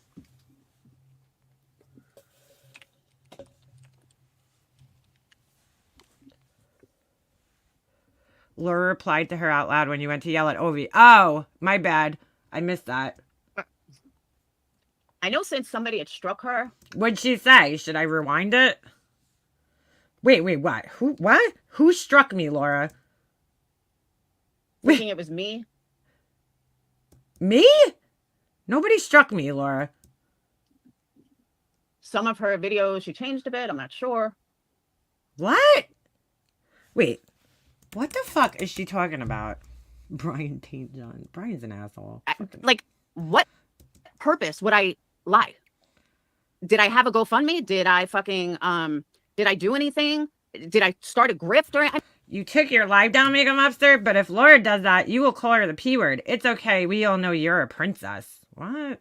First of all, Ash, if you know anything about me, I fucking hate the word princess. Absolutely despise that word. Anybody who's friends with me and who's been in this chat for a long time knows that. Okay? So yeah, that is not something I would ever fucking refer to myself as. But yeah, I gave Laura a taste of her own fucking medicine and I took my thing down. Because she does that to everybody else. So. I mean, seriously. What the fuck? Where is this coming from?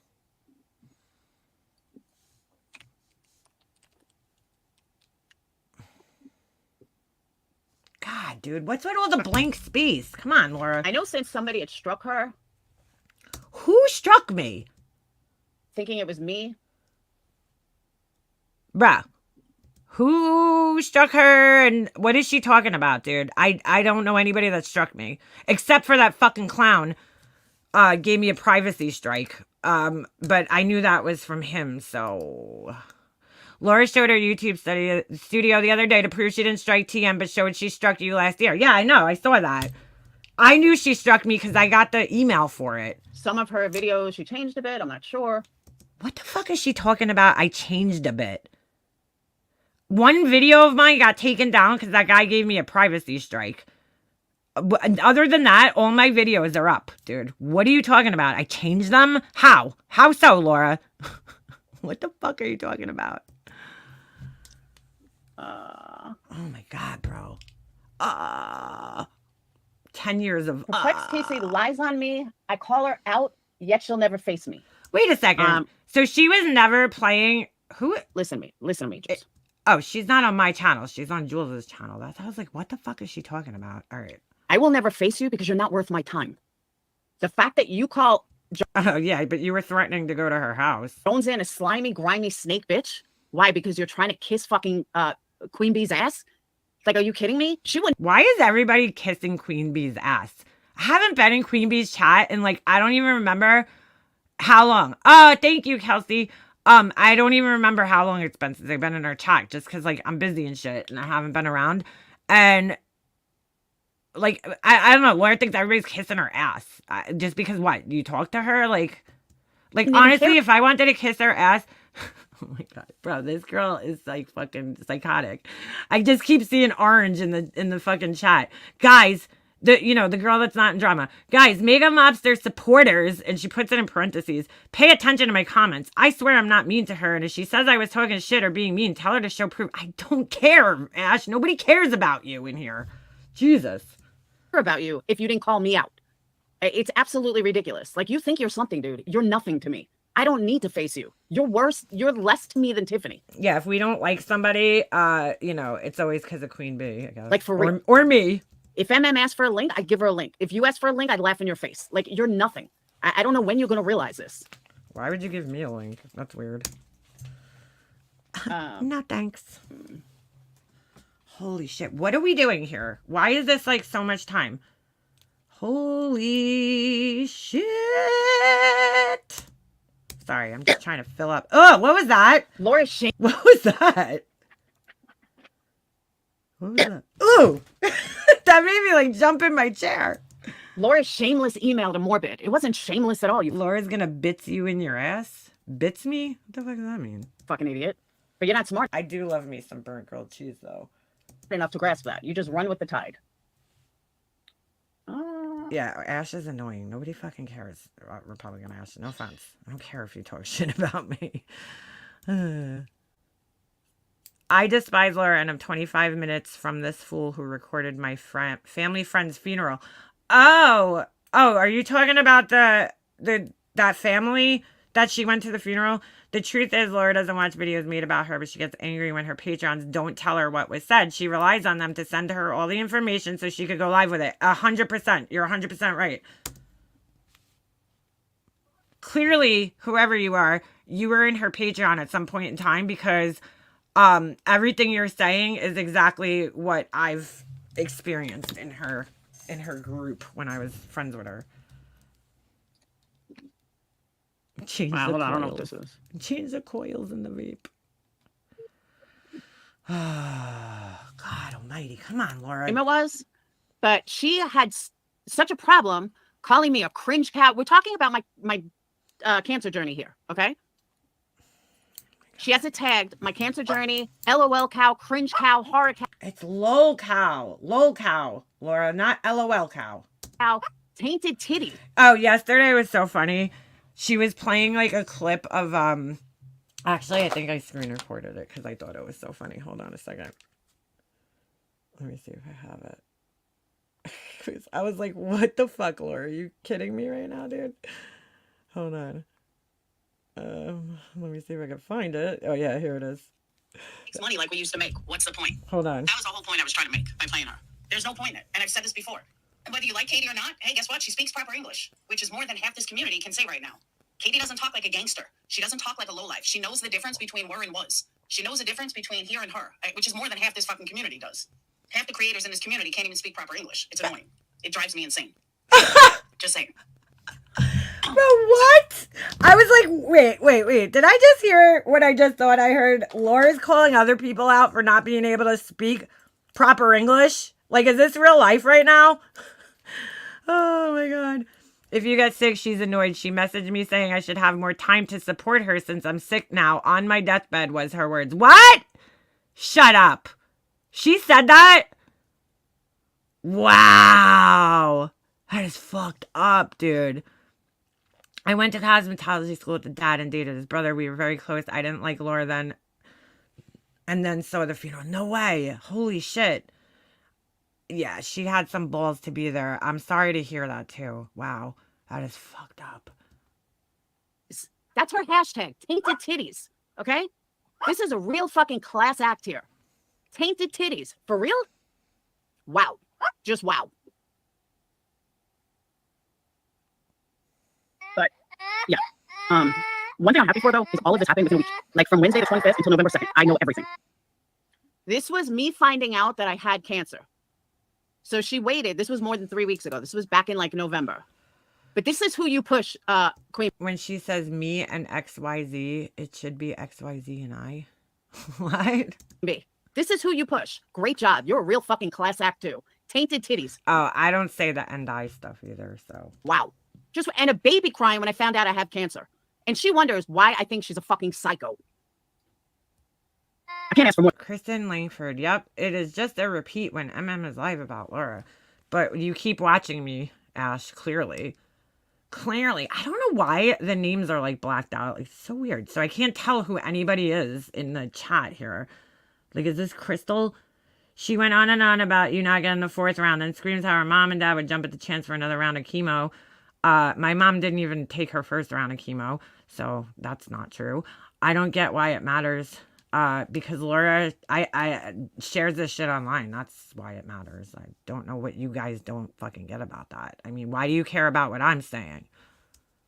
Because clearly you're watching me, Crystal.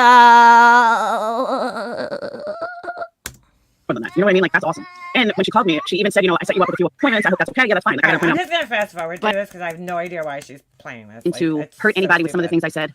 I know that there's a lot of people in here that have been going through cancer or other things, you know, either cancer or. Let's get to the part where she's playing my live again. I don't know why she's playing Jules' channel right now. Is this my live? No, this is still Jules. Like, is this even worth playing? Because right now I'm bored. I'm just going to be honest. I'm fucking bored as hell. Oh shit, I remember this. Wait, let's hear what she has to say about the chocolates. I just, like, I can't, Laura. Her, which I did not do. Like, she's legit watching the proof here, and I'm sure she's, I don't know what she's doing. But she's too dumb to realize that it wasn't me. I mean, she knows who struck her. Unless the person used my name, she would know it wasn't me. But she's not that bright.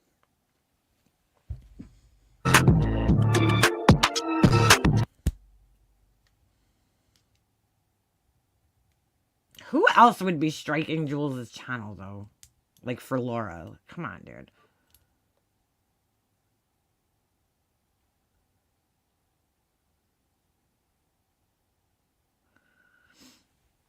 Okay, this happened in 2020.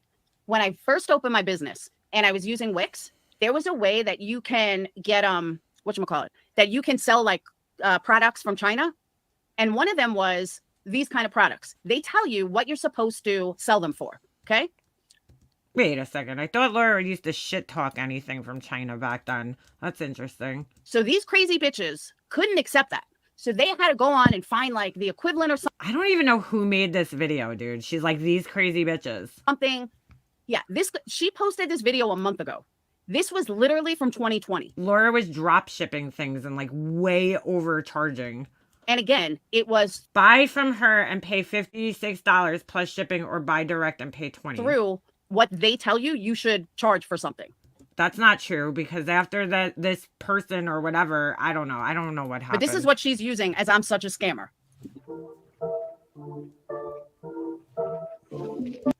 tanked her own channel. People get sick of her repeating herself every day. Laura, Laura, Laura. Like, I don't fucking care about my channel, dude. You guys care more than I do.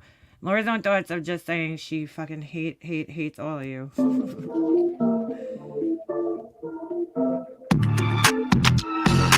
Yo, got the beat on. And let me also point this out. If I want to charge $400 a candle, that's my motherfucking business to charge $400 a candle. If I want to charge $150, oh my God, here we go. $50 for TMZ chocolates or whatever it's called, THZ chocolates, then I have every TMZ chocolates. You like take a bite out and like Puff Daddy pops out of the chocolate bar. Fucking Harvey, not Harvey, well, whatever his name is, fucking, what's that guy's name? Harvey Levenstein pops out. The guy with the dreads. Like, what the fuck? TMZ chocolates? Oh my God, dude. You're right to. That's not a scam. That's called. They're like camera shaped. Money. What? Buy low, sell high, bitch. That's called business. I'm sorry. Buy low, sell high, bitch. Sorry that you don't understand that. But if this is what makes me a scammer, this is fucking as laughable as your face. For real.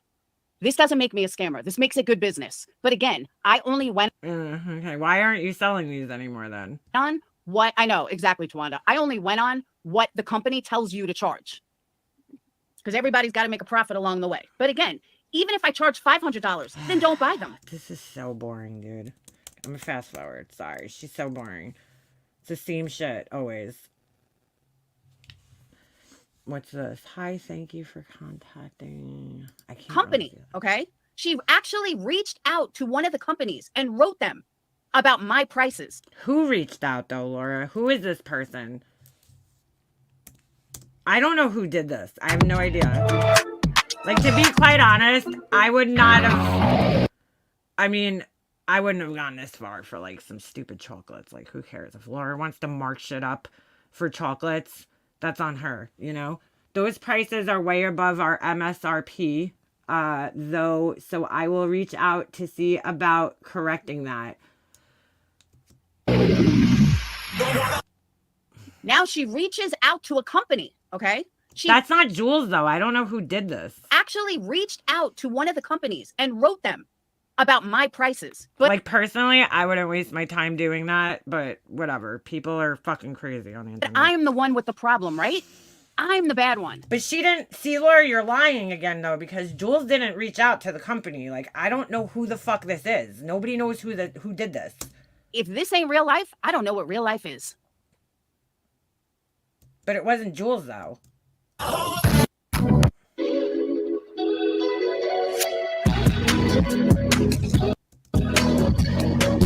Sorry if you're wearing headphones. Like, the music through her thing is rough. If you learn to read and understand before you speak, Laura, I did not contact the CBD company. The screenshot of the message was given to me about a month after it happened. Your accusations are funny, though, just like I'm mommy of 3, because she commented on a video. I don't even know her and wasn't around when whatever went on with you and her. Only heard parts of it by watching a few videos, but keep assuming like you always do. I'm sure now I'll be the one who called CPS on you, just like the 20 other people you've accused. I've only watched you a handful of times in the past few months. I couldn't handle that cringe change of voice you do or the pounding on the keyboard. You do the most to chase people away from you, but keep building that empire that will collapse just like others you tried building. Oh, that's funny. Still going on about this. Yes, Flowers in the Attic. Still going on about this. Okay? What do you mean still going on about it? It's a video. They're playing a video. This is, now she's talking about CPS. Again, this goes back to 2020, maybe What is 2021. the purpose of her playing this? I don't understand this. This video was supposed to be about me. Like, I guess, right? She played one clip of me. Why the fuck are we on Jules's channel now? Like, I am so confused right now. I think it's 2020. I don't This is understand how fucked up these people are. But I'm the one with the issues. Okay. But like, oh my god,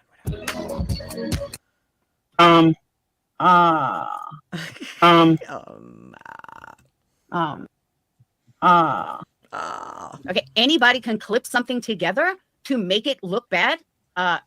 Yeah, we all know that. And we already Oh my god. All right, like somebody clipping together me saying Laura a million times in a row. know you loop this because it's obvious. Like somebody looped me saying Laura a million times. Like, what's your point, Laura? Just saying. I don't think anybody thought that that was all in one shot there. Why is she so triggered by that? It's like, Other than to shoot you because you're a fucking liar. Try to keep whatever anonymity is left, which I believe is almost certain nonsense. I don't understand why she's on Jules's channel right now. Like, if this is about me trying to show proof of something, why are you on Jules's channel, Laura? I don't get this. What is this? Dude, this shit is from like 2019. Who the fuck even thinks of Smokey anymore? No offense if he's still out there. But dude, this is like fucking 2019. You posted this a month ago. Are you this desperate? Jesus Christ. No, Laura, you're always asking for people to prove things. Then when they do, this is what you do. I guess if Laura subs want to overpay for whatever she's selling, who are we to say anything? Like, that's how I feel. I'm not buying them, that's for sure. Because again, I ain't stupid enough to give this girl money. Would look like a piece of fucking Swiss cheese. She doesn't watch anyone, guys. You know, I do find this funny, though, because she has, I mean, repeatedly said that Jules is insignificant or irrelevant or whatever the fuck she says, right? And that she doesn't watch Jules' channel. Yet here she is knowing a lot about her channel, it seems. Of course I was under a troll name. Hold on, I gotta figure out what troll name it was. Oh, YouTube hypocrisy. I thought of ordering one from her because I have her candles from 3 years ago. I'm just saying this with all honesty because I heard her yesterday on her live. I do not know how she is ready to start selling these candles with her new wax that she said that she just started, that she just got like a month ago. Not even. I'm like, wow, Laura, like, did you tested every wax in every one of your vessels with every one of your scents and wicks, like, in a month? I don't know, man. Because for me, I would be nervous with a new wax, like just buying a new wax. And, every wax is completely different, dude. I have 3 different or 4 different waxes here, and they all are completely different, take totally different types of, what do you call it? Well, they work better with different types of, wicks and stuff like that. So I'm like, wow, she tested that wax already. Like, that's pretty damn quick. I mean, I just gotta say, I wouldn't feel comfortable personally selling candles that quickly with a brand new wax that I'm just got like a month ago. Not even. Because, I mean, she has like how many different vessels and how many different scents. And like, I was trying to explain to people in Patreon not Patreon. I don't have fucking Patreon. Discord last night. I have, I use the same wax, right, in 3 different vessels. So I'm going to use the white linen candles or the clean cotton candles, sorry, as a starting point for you guys. So you can kind of understand this, right? And those candles, I use, let's just say the opening on the vessel is about 2 inches or 2.5 inches, right? That's where you start off for where you're going to put your wick in the candle, right? Like what size you could use. It's not, it's not exact, but it'll give you, there's guides out there that'll give you like an idea of where you should maybe start off, right? So I use a Premier, it's called 735. So anything that goes over that, right? So they have 740, 745, 755, 760, whatever. That's like considered a bigger wick, right? Really it's only bigger by like 1 thread, but it's bigger and it's going to burn differently a little bit, and then and then it obviously goes lower. So there's 730, 725, 720, whatever, right? So in that, the candles that I'm making right now, that are pretty much the same exact dimensions, hold almost the same exact amount of wax as that vessel, I have to use a completely different wick. You would think, right? A 735, it would work in the same exact size container. I mean, and shape and everything almost, you would think that the same wick would work in there. Nope. I have to use a 740 in that one, or 45 or whatever. I forgot exactly which one. I gotta look, because I have it written down. But I'm just saying, I know I have to use a different one because the fragrance oil is different. And so it changes all the chemistry, Then I have a candle with a bigger opening on it that's like almost 3 inches. And I have to use a 730 in that one, like a smaller wick. So like, that's what I'm saying. Like, you can't just assume anything when it comes to candle making. You know what I'm saying? Like there's a starting point where you could start off and then work from there and get your best result that you can. But I wouldn't be able to just like tomorrow just be like, all right, you know what? I'm getting a new wax. I'm going to use this wax in all my vessels. And like, I'm ready. I don't know. I just wouldn't feel comfortable. And she has like 9 million different fragrance oils. And like the fragrance oil to me is usually probably what affects the change the most, because some of them are more like viscous and a little heavier. It depends on like what's in the fragrance oil. To me, that's like the factor that when you're changing the fragrance oil, you really need to test the wicks out, because they all have different flash points or whatever. Like, so you really have to test each fragrance oil out. Like, that's to me the most important part, which I've realized while testing, is that the fragrance oil seems to be the thing that changes it the most. But the vessel also does too, because if you have a vessel with walls that are a little thicker, it might hold the heat in a little bit differently. So there's so many different factors that go into it. And I'm like, wow, she's already like ready to go. You tried everything already? Wow. In like a couple of weeks? That's amazing. Gotta figure out what troll name it was. This is such big content, guys. This again is from like 20. Yeah, the oil, like certain oils could turn the wax yellow. Like there's so many different factors. That's why I'm like, okay, like you're ready to go with this shit already? 20.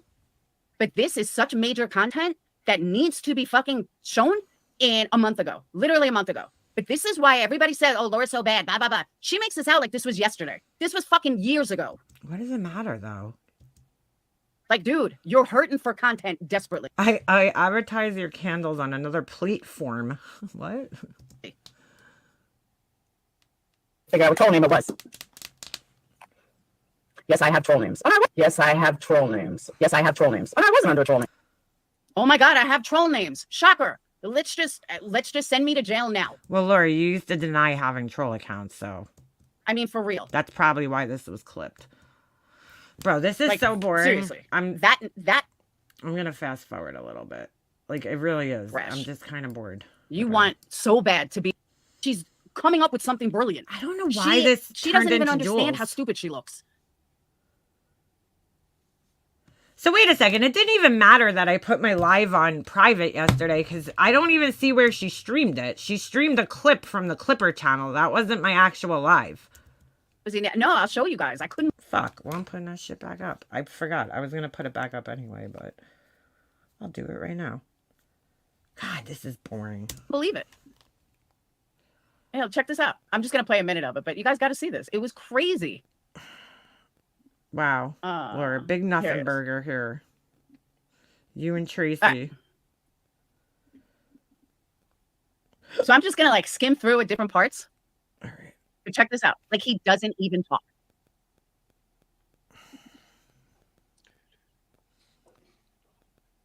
What the fuck is this? Volume's on. He does not talk. Why are you watching? Above is where I can see your comments. In fact, I should put. I hear the guy talking. What do you mean? He even got a 50 block members. Nothing. Just there. Oh my God. Dude. Put your comments down here. Just a pimp yourself because you're calling out people that people I'm sorry. really I'm skimming through this because it's like it really is so boring. Like I don't even know what to say. I thought she was playing my live. I guess not, dude. This is boring, Laura. Sorry. Whoa. What the fuck's going on there? But she said, I don't care. So. What is going on? Those are the drawers. Why? Isn't it cute? No. No, it's not. Sorry. We're just not sure what we're doing with top one. She loves the mushrooms. This flower, I fucked up so bad. Hey, Peggy. So I went on YouTube and I'm like, how do I make a damn flower?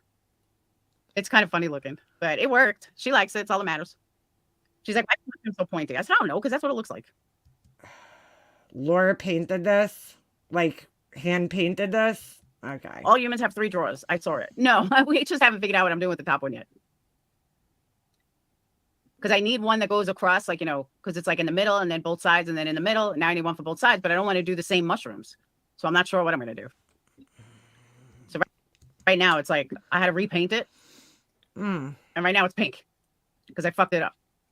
So the red's. What in the actual fuck is going on here, dude? Those look like stencils to me. Smeared. So now I just got to wait till tomorrow. But that's the update on the dresser. She's made like. Is that for a toddler's room? No. Okay, she attacked that mom for something she did 40 years before. Even when begged to stop, she said no and kept going for a year. Oh my God. All right. This is so boring. Sorry. Maybe on a bassinet. Yeah, I don't know, dude. I'm not into like. Guys, I have a question too. Is it normal for people to randomly message you in Discord? Like people that you don't even know? I got this chick like randomly fucking hitting me up. What? Good for her. Art can be a positive. Yeah, right? I don't think she painted those herself, dude. Laura's not that crazy. And then people come up and there's no message. I don't get that either. It looks like decals. She claims she painted them. Could it maybe have been deleted? No, she's got a live up from 11 hours ago. I'm not into like furniture with like paintings on them, but.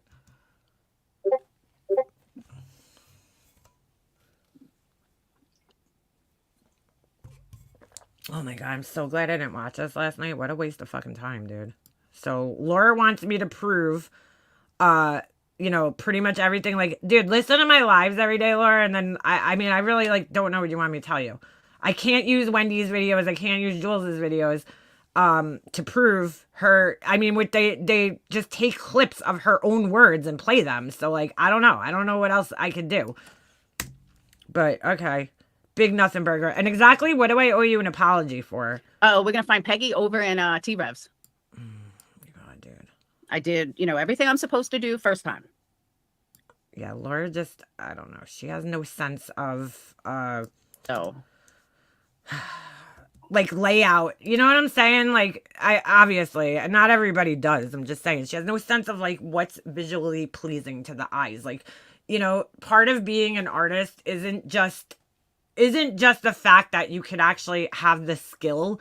It's also having an eye, you know what I'm saying, for recognizing like what appeals to the eye and how things should be laid out and look. And I feel like she's just like, oh, you know, they wanted mushrooms, here's a bunch of mushrooms. Like, you know, with no like fluidity to it. There's no consistency.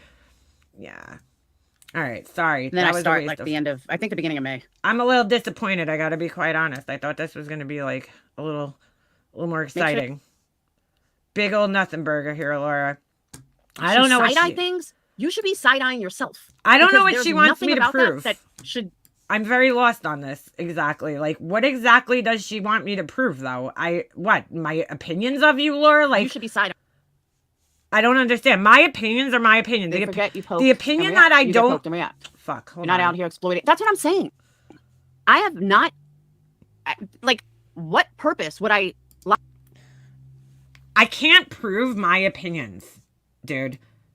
I can't. I can't prove my opinions. My opinions are my opinions. So I can't prove what I'm saying. My opinion that you shouldn't give Laura money is my opinion. Obviously, people are still going to give her money. It's just based on my observations of how Laura has treated people in the past that have given her money. I personally would not give her money. I didn't give her money as a friend. I wasn't in her memberships. I wasn't in her Patreon. I might have, was I in her memberships? I might have been like a 99-cent member because I was like, whatever, it's only 99 cents, you know? But I wasn't in her, like, I wasn't in her Patreon group or anything like that because I felt I had in my personal conversations with her, there were times where she would say things to me that I would be like, wait a second, that doesn't line up what you were just saying like a month ago. You know, so I just felt like, or, you know, her always being broke, but then always being out shopping every time I was on the phone with her and spending money on like stupid shit all the time, you know, and then complaining about not being able to pay her rent. Like she'd be like, oh my God, look at this Ferris wheel thing I bought for my coffee pods, you know, and I'm like, what the fuck do you need that for, Laura? Like whatever it was some like thing that she sent me. And I'm thinking like, why would you buy that if you're so broke? You know what I'm saying? Like, I don't know. To me, like when I'm broke, I like cut out all spending on stuff that I really don't need, you know, when I'm broke. So I guess maybe that's why I just like, I can't understand it because I'm not out shopping for shit that I don't need when I don't have money, you know? So I used to feel like, well, she's obviously got more money than she's trying to play it off to. So I wasn't going to like hand money over to her. You know what I'm saying? Falling for that kind of shit. Like, it's just how I felt. But that's, again, that's my opinion. I've also seen Laura, never called her a scammer. I've never called you a scammer necessarily. I do think that Laura does things though where she purposely will say things on live streams. It's kind of manipulative. I think manipulator is probably a better word more than scammer necessarily. You know, I think Laura knows, and I know this again from being friends with her, she knows what gets reactions out of people, right? Like, so she knows that if she says certain things on a live stream, it's going to pull people on people's heartstrings and they're probably going to be more inclined to donate to her at that point in time. You know, like, oh, I wish I could buy my son this laptop. Like, you know what I'm saying? Like just going to Walmart. Great example is her showing up at Walmart to shop for a laptop that she didn't have money for, you know? She doesn't do it as much because I think she's keen to the idea that people are going to, you know, call her out on it. So, but she still finds other ways to kind of get people to, you know, donate to her and super chat her. At the time it's first started. Like I heard her saying in her live yesterday when she was doing this live about her ex, which I refuse to play because I feel bad enough that her fucking kid has to have that shit online where she's calling him an addict and all this other bullshit. I heard her say to somebody, oh, you know, I'm just picking a random person out of her chat. I don't know if this was the person. I forget who she said. Beth Lynch, you need to buy more candles. Like she singled somebody out of her chat and was like, oh, you need to buy more candles. You're due for more candles. That's what she said. You're due for more candles. And I'm like, I've never heard of a business that like tells people they have to spend money. You know what I'm saying? Like, I like that's like your hair cutter coming to you and, you know, hey, you're probably due for a haircut. You know, like, what the fuck? I don't know. But, you know, she has no couth when it comes to shit like that. Or singling people out and telling them, you know, oh, you're not green. So, you know, you owe me money. You need to be green again. I mean, I don't know. That's kind of fucked up to do, bro. Like, how do you know why that person isn't a member anymore? You know, like something could have happened. They could have, you know, had like an emergency that month where like they had to buy new tires for their car or something and they didn't have the extra money. Like, I would not feel comfortable calling people out about that in my chat because I would, you know, you don't know what people's personal money situations are. I wonder why Tiffany went so hard on Laura's ex. Like she did calling him an addict and loser. Weird. Probably because that's all, you know, nobody would be, let me just explain something here. I'm glad you said that, Brantley, because Laura went live yesterday about the, you know, this whole thing with her ex. And I think it was, you know, another kind of manipulation thing. You know, she played the sad song in the beginning. So now everybody's in their feels about it, you know. But anyway, I think that nobody would ever call this man a loser. Okay. Cause like, we don't know her ex, right? Nobody knows this guy. Nobody would call him a loser if she didn't call him a loser. Like Laura's the one who put that out there that the guy's a loser. So that's why everybody's calling him a loser. So I found it really interesting yesterday. I gotta get her ass off my screen. Sorry. I found it pretty interesting, you know, that she went live yesterday. Like, oh, how dare people call him a loser? It's like, Laura, the only reason that people would even think that the guy was a loser is based on what you've put out there about him and the fact that you call him a loser. You know, a lot of what she was saying yesterday, I know for a fact is not true, but I'm not going to even get into it. Laura called Cam a loser junkie too. Did she really? I mean, he's definitely a loser. I don't think that guy uses like drugs. I mean, maybe he smokes some weed, but whatever, you know. I mean, so nobody in the world would ever call that guy anything if it weren't for what Laura's called him, you know, like she herself has called him a loser several times. Yesterday, he was the savior of the world and a million different other things. I don't know. It's like, I kind of almost feel bad for her that that's like her, I don't know, her idea of love or whatever she thought that was, you know, because it just doesn't make sense. None of it makes sense. But, you know, because she flip-flops back and forth from like idealizing him to like devaluing him, just like a narcissist would do. You know, it's like he's very idealized in some senses, and then in other senses she just completely devalues him. But like the more we all know that in the past, it's mostly been devaluing talk about this man. And that's why people think that he's a loser. She uses her kids as a way to get money. Patreons would send money to him and cards. Months later, he would ask her on Patreon calls where the gift cards are. She never gave them to him. What? Yeah, her kids bust her out all the time. They do. I kind of... Dijon, is it Dijon or Dewan? I don't know how to say it, but either way, I know what you're kind of talking about because we've heard the kids coming in asking for things. Does she have annual candle memberships? Maybe she was telling that girl to put it in her monthly order. I don't know. That's possible. Yeah, I do think she has a subscription, but she's like, you're due for more candles to buy. Like the way she said it, it made it sound like the person like hasn't purchased from her in a while and she's due to buy more. I don't know, maybe. But she always tells people like, oh, you need more candles. You need to buy more candles. Laura put that out there first. She called him a loser, saying he was $10,000 behind in child support. Right. And had to drive 8 hours to trade money for sex. You're 100% right, B-Fergs. That's exactly why people think. If a guy gets that far behind and then, you know, yesterday he was like Rockefeller, like all of a sudden, oh, he makes $100,000 and he was always employed. That's not true, Laura. You know that's not true. In fact, all right, I'm not even going to get into it. There was conversations that we had that I know that's not true. But you can't call her out because there's always an excuse and you're made to feel bad for not trusting her. Yeah. Give your kid the gift cards Patreon send to you, Laura. My God. Well, that's another reason why, because I remember that was a thing. And that is why people think that Laura has called authorities on herself. Okay. Because there has been, she got a lot of money the first time that happened to her. She made a shit ton of money off of that. And I used to watch people in her chat like, oh, here, this is for Dayton, and like, or one of her kids, and then just start sending tons of money to her for her kids. And I think she, caught on to the fact that people care about her kids. They're good kids, And I think she caught on to her daughter's great. She's very lucky to have her daughter like that. I just got to say that was there, that seems to be always there for her. I mean, it's great. But yeah, I think she kind of got keen to that, and started realizing that like if the kids are in the picture, it helps her make more money.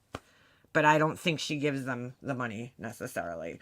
Because you hear them all the time, like, could I borrow $5? And she's, I don't have it. Ask somebody else. Like, it's always, and I get it. She don't have it like that to be like dishing money out. Kids are always asking for money. Like, I'm not saying, it gets, trust me, I get it. My son's constantly asking for shit like every other kid out there, It's just, like, yeah.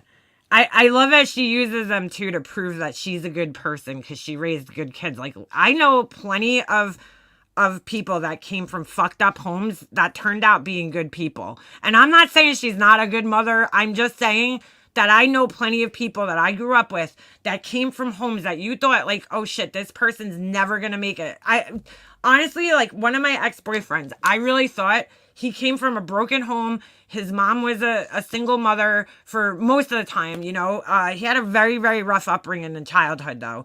And there was men in and out of the house, like not like that, but his mom dated, obviously. She was very young when she had him. So it was a rough upbringing. Like I really thought he was going to fail in life. Him and his mom did not get along at all. They used to fight with each other all the time. Like it was a very tumultuous relationship. And like he turned out good, despite all the shit. And his mom, I loved his mom. Like I thought she was fucking awesome. I'm still friendly with her because she really is. She's the sweetest woman, but she's not my mother. Like, you know what I'm saying? It's a little different.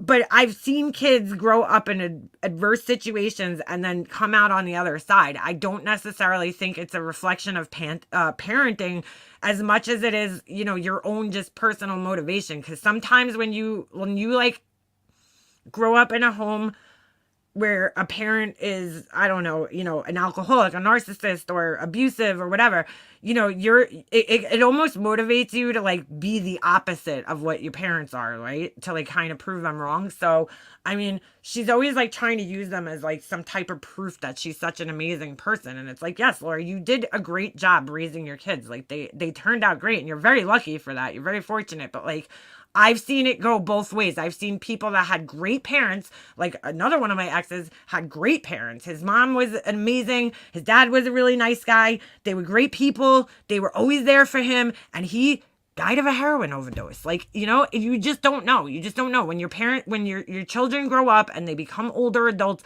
they start developing their own mind and they make their own way in life. And you can't take credit for, every single thing that they do. It's like, I think her kids are self-motivated people.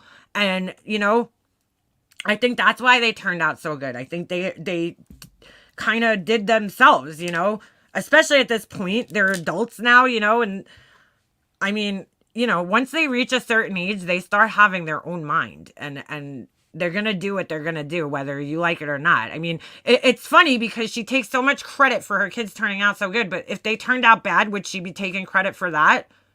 You know what I'm saying? Would she be like, oh, it's my fault that my kids are drug addicts? No. It's only because they turned out good. It's all her. That was all her right there. And I'm not saying she didn't play any role in it. Of course you play a role in raising your kid. But like at the end of the day, your kid, once they reach a certain age, could turn out to be the biggest piece of shit on the planet. Like, and you could have done everything right or most things right and raised them the right way and gave them all the tools that they need to be a good person. And they just might end up being a shitty person. you don't really have control over that. You know, if your kid becomes an addict, you don't have control over that.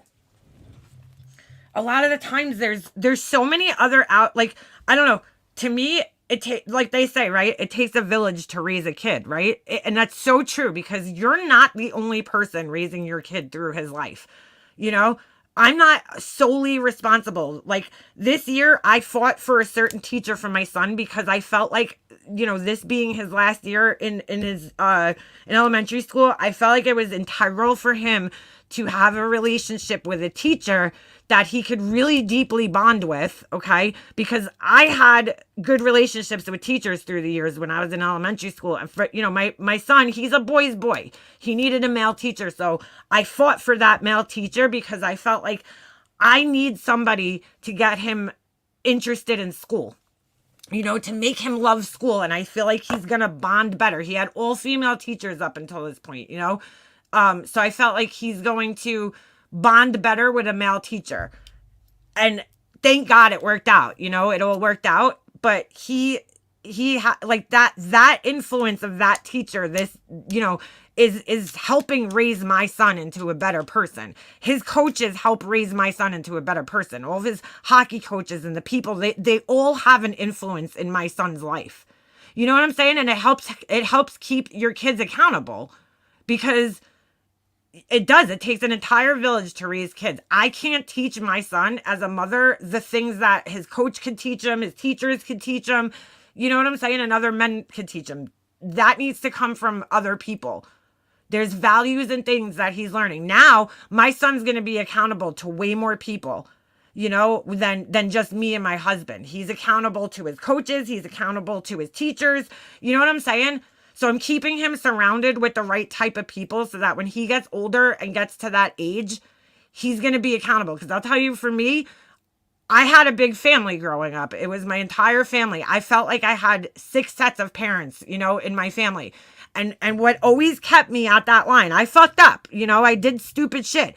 But what always kept me from crossing that line over to, like, Leanna fucked her life up completely, you know, and made really bad choices, was my family. You know, ironically, the same family that I don't talk to anymore, but, you know, most of them.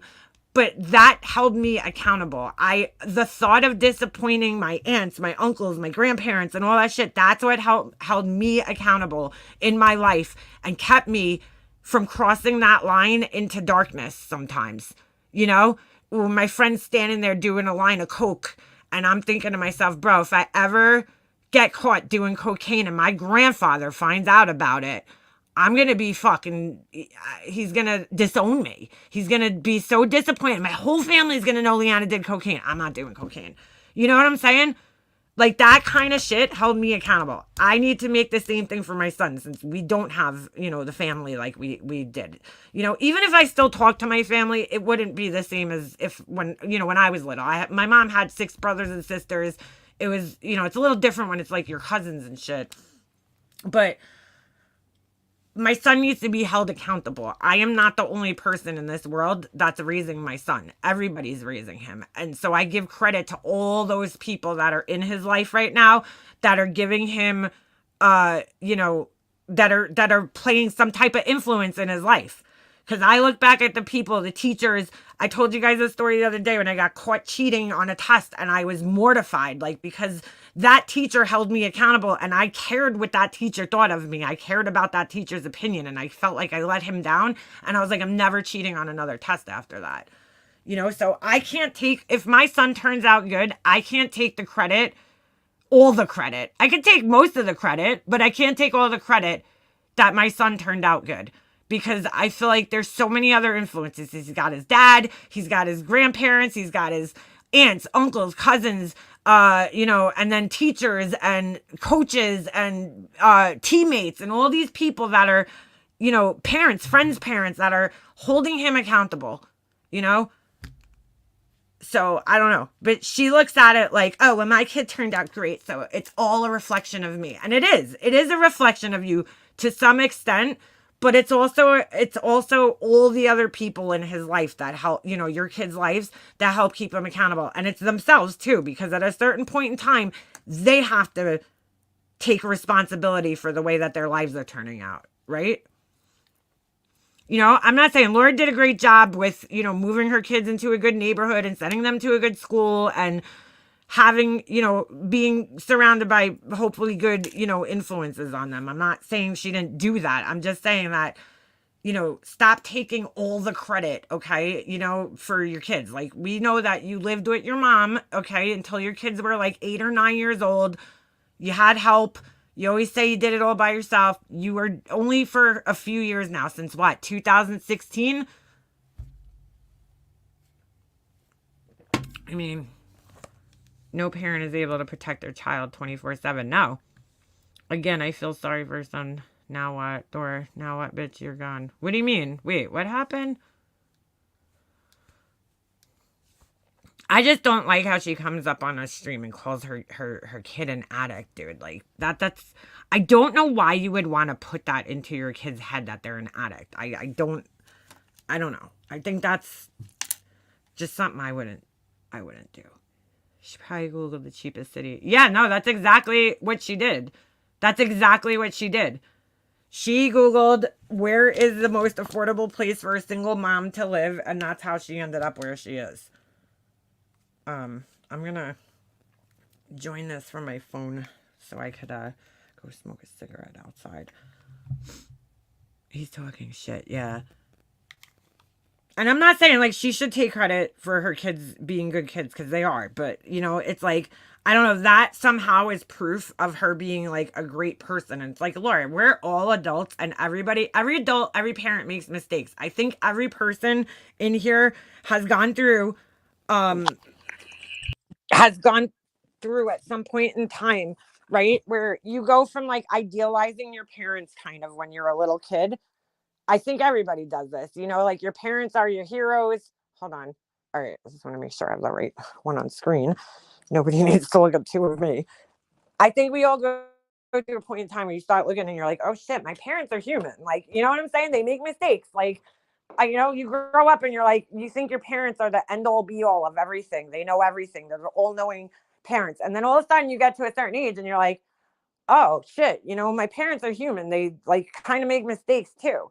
You know, you start noticing that her older ones are kind of at that point, I feel like, where they're going to start taking those things into account. You know, I don't know. I don't know about the rest of you guys, but I know I went through probably around like my early to mid 20s. I really started thinking about how my parents were and like how their behavior affected me as a kid. You know, I make lots of mistakes. We all do. Everybody does. I can never be okay knowing my child goes to bed hungry. That's an awful feeling, you know. I would give up eating food if it meant for my kid to eat food, you know? Like, I would go hungry long before my kid ever would. Ooh, shit. I don't know, dude. Don't know. And I don't know whoever said, Laura, nobody said you were the worst person on YouTube. I mean, to be quite honest, I try not to make such like fucking definitive statements like that, because there's no way of me ever knowing who the worst person on a platform with freaking like 3 million or more people is. You know, I don't think you're the worst person. I think there's a bunch of, you know, people that do shitty things on here for attention, but that nevertheless, you don't have to be the worst person for people to have an opinion on what you put out on here, dude. You know, I have plenty of opinions about other people, but again, they're just my opinions. Like, and people have opinions of me, and that's their opinions. Like, it is what it is. Never once said you're the worst person on YouTube. Never. Just like I never said you were a fucking scammer, but you seem to think I think you're a scammer. Never said that. I do side eye some of the shit that you've done in the past, Laura. Absolutely. Absolutely. Saying you're going to hire a lawyer when you had no, you know, intentions, and then taking the money for it.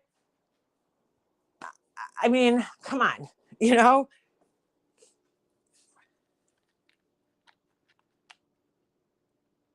Maybe the most confrontational one, yeah. Took my children having their own kids to completely understand my struggle as a young single mom.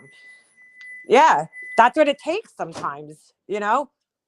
You know how many times I sit here as a parent and still at 43, I go, oh man, that's, that all of a sudden it'll hit me. I'll be like, that's why my parents did this or said that or did this, like it comes in your head. I'm like, holy shit, I am turning into my parents. Like, I'm like, I'm turning into my mom and dad, like legit. There's definitely some things that I feel like I want to do differently than my parents did. One of the big things is like supporting my kid in, not that my parents weren't supportive, but I'll tell you right now, my parents never would have been traveling around like me and my husband do, for sports. Like they never would have done it because they weren't into sports, so a lot of the things I wanted to do, because like I was not the smart one in my family. I came from a family in my household, I'm saying, not like my whole entire, family. I'm saying in my household, I came from a family of people who did academically well. Okay. My dad was very intelligent. My mom was very intelligent, got very good grades. My brother was on honor roll. My brother was in the gifted program and all that shit. And I was just not that kid. So there was other things that I was good at that I wanted to pursue. And I felt like my mom focused a lot on my brother's and his academics and shit like that because, that's what she was into. And so, you know what I'm saying? Like, so she put a lot of focus and attention in that. And like the things that I wanted to do had nothing to do with that. I wanted to do gymnastics. I wanted to do things that had nothing to do with that. My mom, not that she didn't support him, she did, but like there's, like what I wanted to be in gymnastics. Oh, we don't have money for that. Like it's like, those are the things that probably would have made me happy. And my mom had 2 kids. She didn't have the time to put into like us, like one of us, like the way I put the time into my kid. But, they never would have gotten into a travel sport like this. Like my mom probably would think I'm insane for traveling this much, but we do it because my son loves it. Like, and I think even when I was in sports, like in middle school, I just like so bad wanted my mom to come and watch me, and she would not fucking come. I'm not sitting at a football game, and like that shit bothered me because I was like, what am I doing this for? Like nobody's here cheering me on, So I felt like, and it's not like I'm fucking damaged for life about it. I just, it made me kind of give up on those things, which had I pursued those things, it would have stopped me from doing other stupid shit that I did, So because again, it would have held me accountable, right? For, oh, I got my coaches, I got this, like, my mom like wasn't into sports at all. So like she had no interest in sports. And I was into sports when I was a kid. I was an athletic kid and I wanted to play every sport. I wanted to play baseball and shit. My mom just was not into it. Not saying I would have been like a fucking great athlete or anything by any stretch of the imagination. It's just that, I wanted to play sports when I was a kid. My mom just didn't like really support it all that much. Like she wasn't into it. My dad definitely wasn't into. He wasn't into anything that we did. But I'm just saying, like, so with my son, like, I don't like hockey, dude. I never fucking watched hockey a day in my life before I met my husband. I was not, and even when him and I first started dating, I would go to his games sometimes just to like support him, but I had no fucking idea what was going on. I'm like, I don't know what the fuck you're doing on there. Or like, it looks like a ping pong match to me, everybody's just chasing this thing around, and I didn't really start getting into it until my son started playing. Now, like, I love, watching him play hockey. I'm still not like sitting there watching fucking every Islanders game, like, because I'm just not that type of fan. Like, I was into baseball growing up. That was my sport that I religiously like tried to watch at least for a certain amount of time. But I wasn't into like hockey or any, like I never played hockey. But because my son loves it so much, like I love watching him being so passionate about something. So I'll be there for him to watch his games and shit. I love watching him play hockey. It's amazing, honestly. That's what every child needs. There's one of my cousin Nico, her mom, actually, I'll just say who it was. The way she supported her kids through everything that they wanted to do. Especially her son, but all of her kids, whether they played softball, the daughter, one of my cousins played softball. She was on travel softball. They traveled all over the place. Her son, he was into like different things like skateboarding. She put him in a skateboarding school. He was into taking pictures. She bought him a camera. I always looked at her and I was like, that's the type of mom I want to be, is like that. Not, my mom was supportive in other ways, just not with like those kind of things, like sports and shit. But, I always looked at my aunt. I'm like, that's the type of mom I want to be. Whatever my kid's into, I want to give them the opportunity, even if it's like something crazy, okay, that they're not going to like make a career out of one day. I at least want to give my kid the opportunity to do it and then see if they like it or not. Because you know what? Idle hands are the devil's playground. If your kid is not doing something and you're not keeping them focused, especially boys, this is my, personal opinion, but especially with boys, they need to have focus. They need to have something. You leave a boy around to just, sit around and do nothing, they're going to find trouble. So keeping them involved in sports or activities, whatever it is, whether they're in the chess club or, you got to do that with boys. I played softball throughout high school and I love it. See, I quit playing all sports freshman year. And that was it. Nobody was watching me. I was like, what the fuck am I doing this shit for? Nobody comes to my games. Nobody comes to my track meets. Granted, track meets are probably boring. I get it, to watch, But like, could you come to at least one? Just come to one. I've been at every freaking hockey game of my son's in the last, I don't even know how many years, and I tape every single one of them too. Because I'm like, one day he's going to have, not that he's going to sit there and watch them, but like he's going to be able to see his progression through his entire hockey career, however far that gets him. Like, even if it's just to college or high school hockey, he'll be able to see his entire progression from the day he started skating, literally the first time on skates, to like wherever he ends up in hockey. Like, think of how freaking cool that is. I don't think there's many other kids out there that could say that their mom taped every single game that they've ever played. I mean, there's been maybe like a few times that I haven't been there because, well, when we got Ovi, I had to stay home for a couple. But I've literally done every game of his that I've been at. It gets taped. So he'll be able to look through the whole collection of every video. Like, I would love that, if I was a kid, to see like my progression through something. I think that's so cool that we could do that for our kids. Like, my parents always had a video camera, so they were able to like videotape everything. Not that they did. I still have to find my dance recital, dude. I know I have it somewhere. I gotta find a way to get it on YouTube because you guys will die. It's the funniest thing ever. I like cartwheel out into the stage. I was in this class called acro. Oh my God, it was so bad. I was in this acro class and I cartwheel out into the stage, right? And all of a sudden you just see me freeze and I'm like looking around and I'm like, wait a second, this is not my like cue. Like, I'm not supposed to be out here right now. So like I run off the stage. It's the funniest thing ever. I gotta find that shit. I was not good at dancing, dude. I am the worst.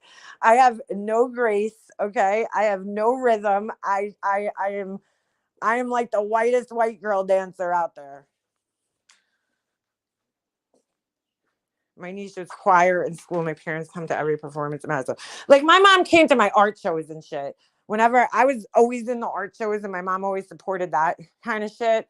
But like, just because she wasn't into sports, she really didn't support any sports related shit. Cause like, I come from a family where nobody plays sports and nobody's really into sports, so it's like, I wasn't into sports like later in life, I went through like, oh, fuck sports, but I do see the value in them as an adult. Cause when I was a kid, I had two friends that I grew up with that I thought their parents were fucking crazy.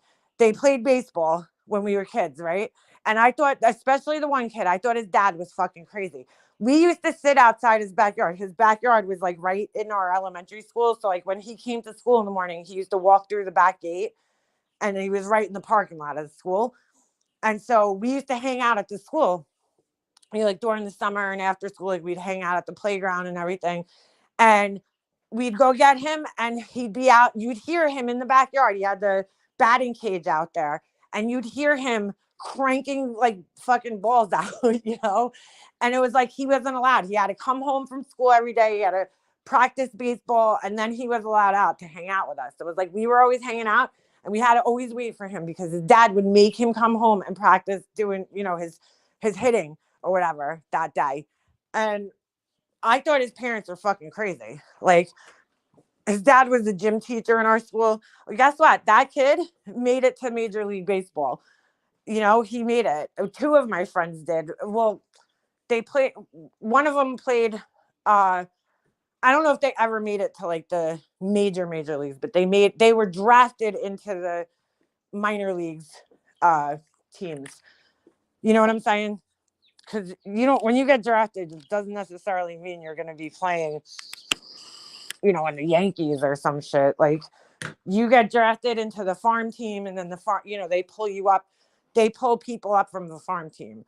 That's how it works in baseball. A lot of sports are like that. There's like you're still considered major leagues, but you're in the minor of the major leagues.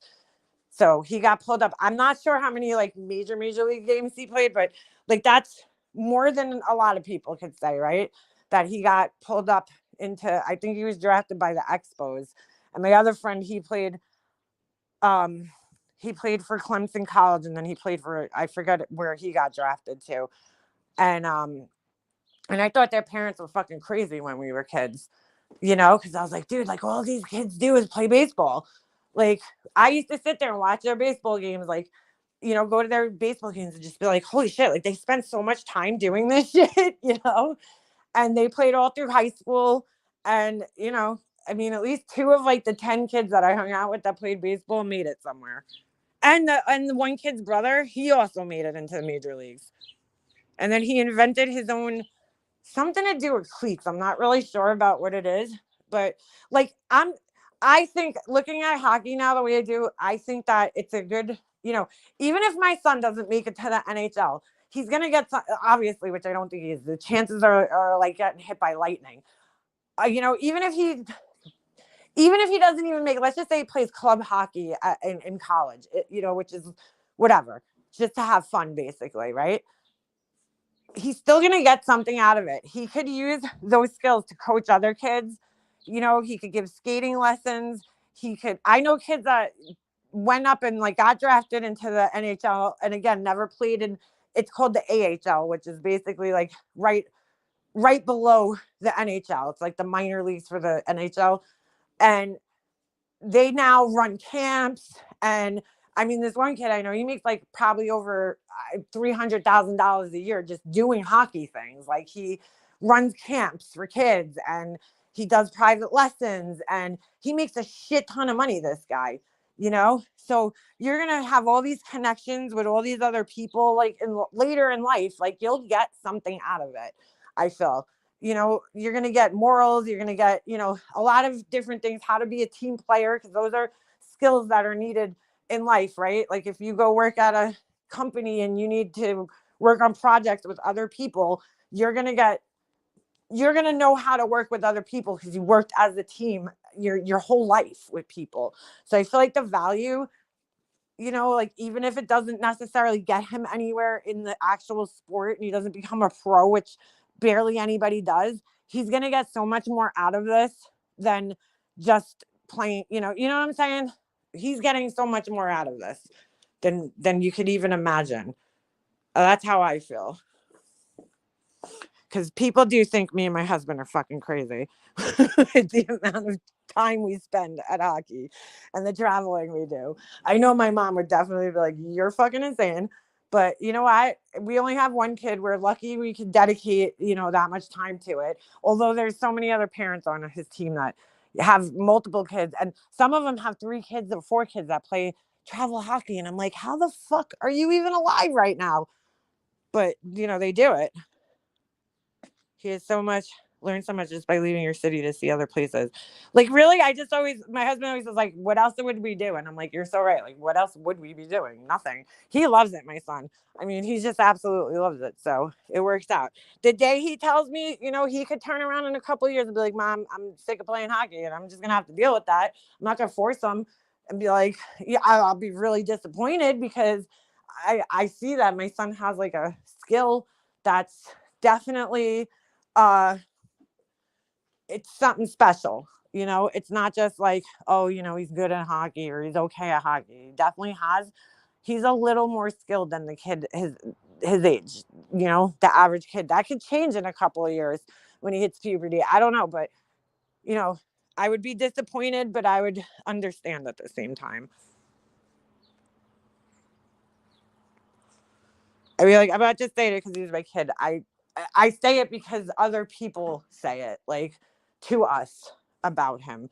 Like, other people that have played hockey their whole lives and gone somewhere with it. And then, other people that don't know about hockey, like, a lot of people say it to us. Seems our generation wants to break this cycle of ignoring kids. The day of latchkey kids is gone. Well, yeah, I mean, I was a latchkey kid I was like, once my mom started working, I became a latchkey kid. I think we all were because we came from homes. Most of us came from homes that two parents were working. My mom started working when I was in like the 5th grade.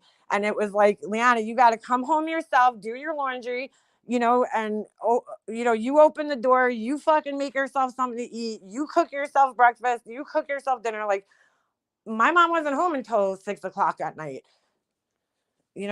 I love that I'm here for my son when he comes home from school every day. He wants something to eat. I make him something to eat.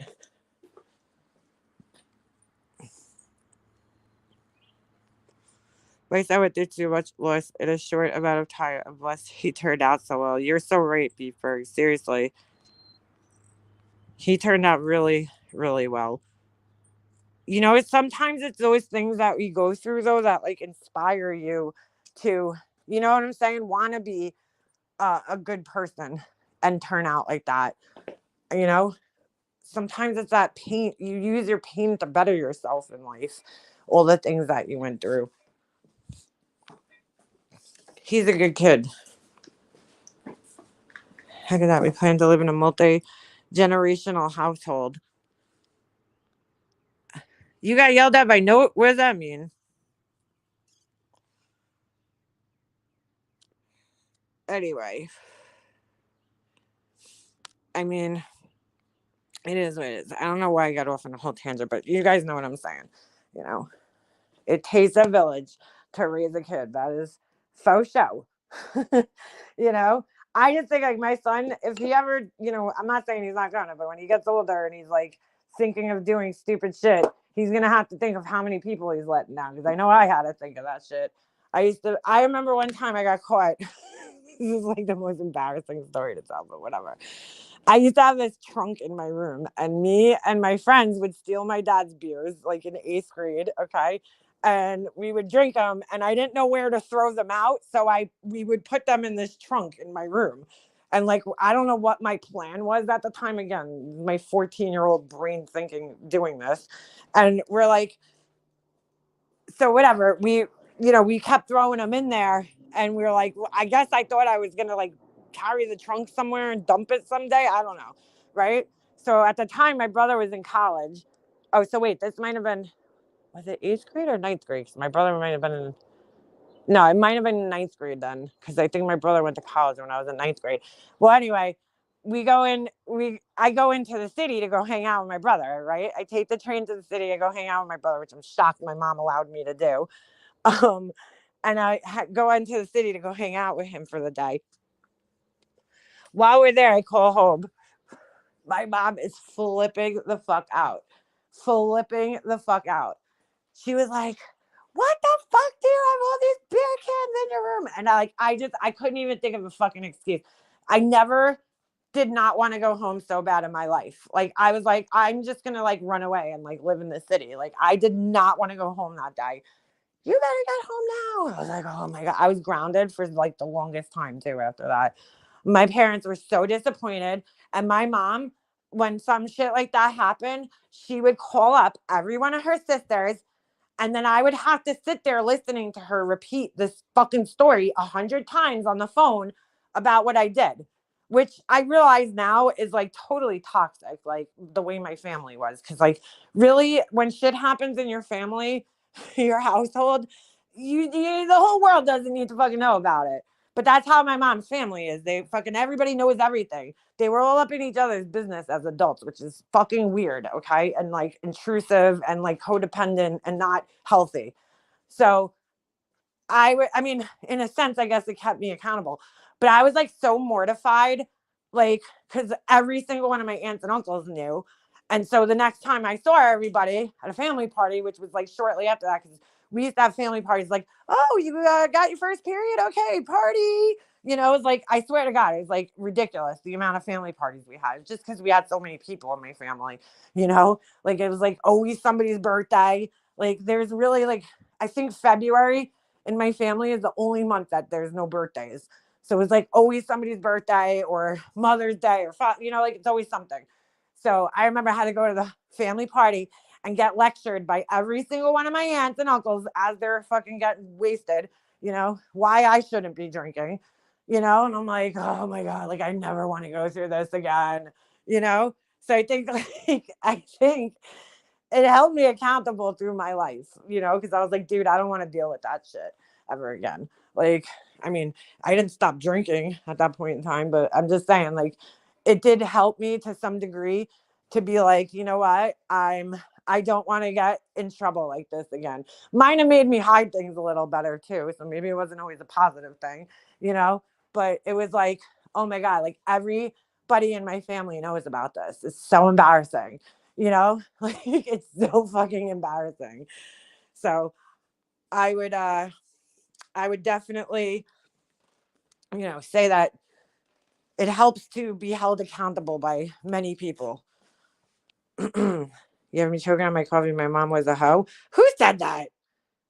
My mom was a hoe. I live with my grandma off and on for about 12 years. She took me full time. I grew up in a hospital. She worked in the ER. Another girl. Oh shit, girl. That's not good. Yeah, muffin mouth. Well, that was the problem. There was too much gossip in my family. Like, you know what I'm saying? Like I didn't even realize it was toxic, to be quite honest with you, until I met my husband. Like we started dating because he comes from a big family too. And like I was like, oh wait, like you and your brothers and sisters are like not all up in each other's business. Like if something happens, my husband would never call his brother up and tell his brother how to like parent his kid. But in my family, that's what they would do. Like they would like call each other up and be like, "Oh, well, you're wrong for this." And I didn't think that I thought that was fucking normal my whole life. But as an adult, I realized that's like completely like overstepping boundaries and like crossing the line, you know? Like my aunt got involved in a fight between my mom and my dad back in the day. Like that's not fucking normal. You know, when they were first moved in with each other, like they just like they have no fucking boundaries in my mom's family. Like you know, they'll like just it's like the gossip mill. It's exactly what it is. It's like a gossip mill. And it's like toxic as fuck. Especially when like most of my life it was like not terrible, but when something serious happens, that's when it becomes toxic. And I played into it too because I thought it was totally fucking normal when I was a kid to be all up in everybody else's business. I did, you know, because that's how I was raised. I thought it was like totally normal to be all up in like, you know, other people's business, like in my family. And it's like, it's kind of not like that. Like, you know, it's kind of not, that's not really normal, you know? My mom is the same way. She came from a Hispanic Catholic family with 11 brothers and sisters. Oh my God, that is crazy. It wasn't everybody in my family. It was really just like my mom and her like sister, like her two sisters. Her youngest sister, she kind of was like the lone wolf. Not that she was like lone, but it was really my mom and the two sisters I talk about, my great sisters. Like it was like the three of them. I feel like, you know, her brothers really weren't so much involved in it, but they were just so like, I don't know if the right word's codependent. I don't know. They were just so like up in each other's shit, you know, where like there was kind of like a lack of boundaries in some ways, whereas like that's, you know, I didn't realize that it's not really that normal, like until honestly, like probably 10 years ago, where I started to realize, okay, like this is not fucking normal behavior. Like you shouldn't be this involved as adults in your siblings' lives. Like you know, I didn't know that. I had no fucking idea. I had two extremes. I had my mom's side of the family that was way too up in each other's shit, and my dad's side of the family that nobody talked to each other. So it was like, you know, like there was no normal.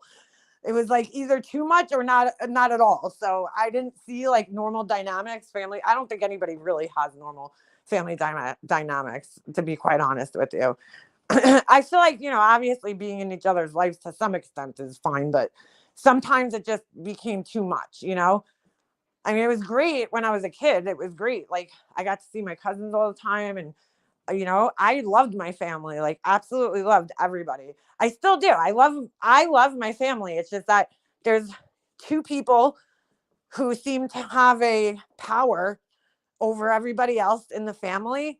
And they try to control everybody's thoughts and everybody's feelings and everybody's opinions. And so a lot of people get sucked into that brainwashing, right?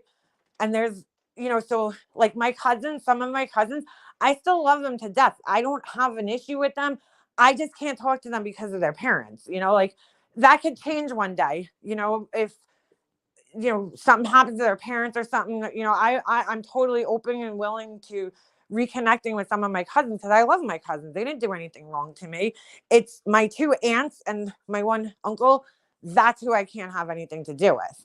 And then so everybody else who's still in that brainwashing, I can't have, you know, I'm not making people pick sides over me or them. You know, that's never going to work.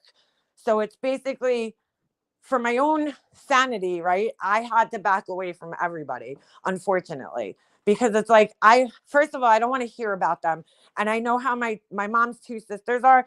They're so up in everybody's shit constantly and everybody's business that they will like purposely, for instance, when we were going through my mom's estate, my mom's one sister would have the youngest sister who usually stayed out of things.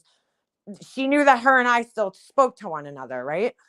She would have the youngest sister call me and like, tell Leanna this, tell Leanna that. And I'm like, why the fuck don't you call me yourself? You have my phone number, you have my email. I am open and willing to speak to you. Why the fuck do you not have, why don't you tell me yourself if you have something to tell me? Stop triangulating and using my aunt, who's not even involved in this shit, okay, to get messages to me. Because what it would end up doing is getting her and I not in a fight, but like it would put her in a really uncomfortable position. You know, like I would get angry. She would tell me what my aunt said. I would get angry, and then I would start going off about it to her, and she doesn't want to be involved. You know what I'm saying? So like I would have to catch myself and be like, oh, you know, she doesn't want to be involved in this. I need to like not do this to her. So I cut off contact with her because I was like, dude, she was going through her own shit at the time. She had her own problems, you know, and she didn't need the extra stress of me and my problems. So I just backed away from her because I was like, I can't talk to you. Like, you know, I can't do this to you. I don't want you to have the stress. And I also don't want the stress on myself, you know, for this. My aunt's going to do whatever she can. You know, she's going to use everybody to triangulate with me and try to get me to fight with them. So, you know, I just took her power away by just backing away from everybody because I was like, now, if you want to talk to me, you have to talk to me yourself. You're not going to send flying monkeys out, so to speak, to talk to me. Okay. You're going to have to do it yourself. And so I had to back away from, you know, other people, unfortunately, for that reason, you know. Plus, they're still in the fucking brainwashing. I mean, let's just be honest. Somewhat, to some extent. My one aunt, she definitely wasn't in it, which is why she was the one I could talk to the most. But I'm not dealing with that shit.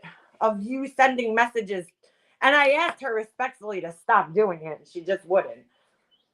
Several times. I'm like, could you please stop sending messages through other people to me? Thank you. If you want to talk to me, you have my phone number, you have my email, you know where I live. Stop fucking using other people and trying to get me into fights with other people. Because I'm not gonna allow you the space to do that anymore.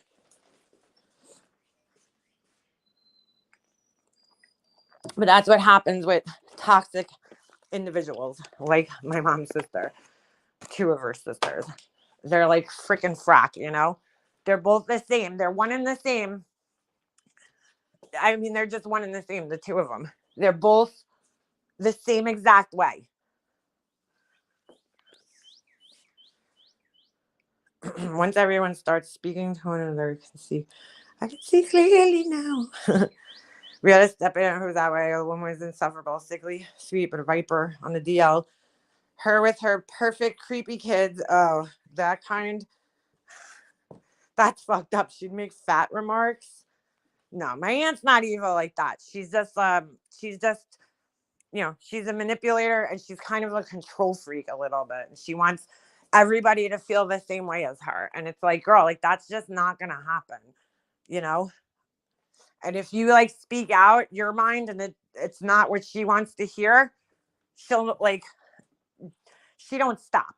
So I had to separate myself from her. And I love her to death. You know, my aunt, that's my godmother. And I loved her my whole life. I had a great relationship with her for my whole entire life. But I knew the way she was. She just wasn't that way towards me. It was mostly with other people. But, you know, I'm not going to put up with that shit. She's like on a power trip or some shit. She's nuts. Marge's twin. Yeah, that's what they are. Marge's twin sisters from The Simpsons. That's kind of like what they are like, though. That is kind of what they're like. It is kind of like that.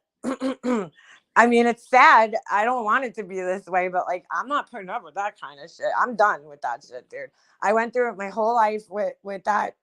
I'm done. I'm a grown ass adult, and you know, I have a kid of my own. I don't need to be dealing with your bullshit. The fuck out of here. Sometimes those you love the most are the closest fences. What do you mean? Oh, you mean like between people?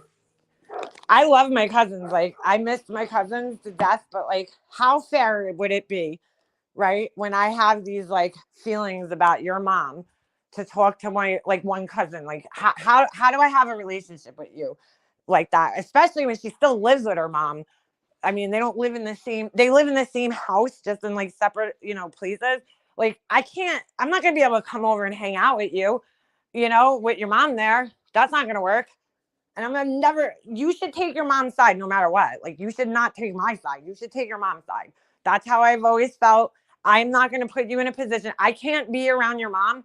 So I'm going to make this easy for both of us and just walk away from this situation, because I don't want to put you in a position, you know, to make you feel uncomfortable. And her mom would definitely have no problem, you know, ever putting my cousin in positions where she felt uncomfortable, like zero.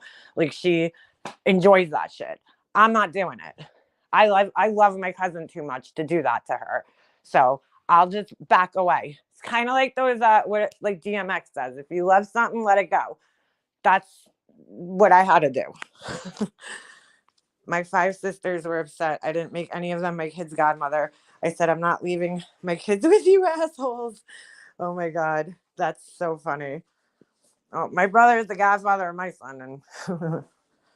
And you know what? I would totally give my son to his godmother. So that's where he would go. If God forbid anything happened to me and my husband, you know, he would go with his aunt.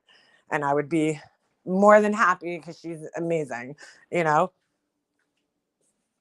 He would be very happy there. I could call for help. Family is there, but we don't run each other's lives. Yeah, well, see, that's where things were, you know, different in my family because my aunts tried to run everybody else's lives, and that shit ain't fucking happening. Especially, look, you want to run my mom's life. My mom let you do that. That's on her. I'm a grown ass adult. You're my aunt. You're not running my life. Okay. You can run your daughter's life all day. She allows that. But my mom wasn't like that. That's the thing. My mom was nothing like them. And so, in some ways, but like my mom was not a controlling person or anything like that. So like, my own mom didn't treat me that way. You certainly are not going to treat me that way.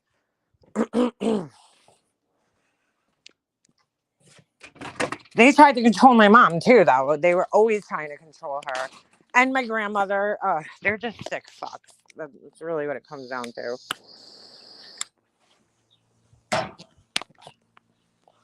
I never understood that.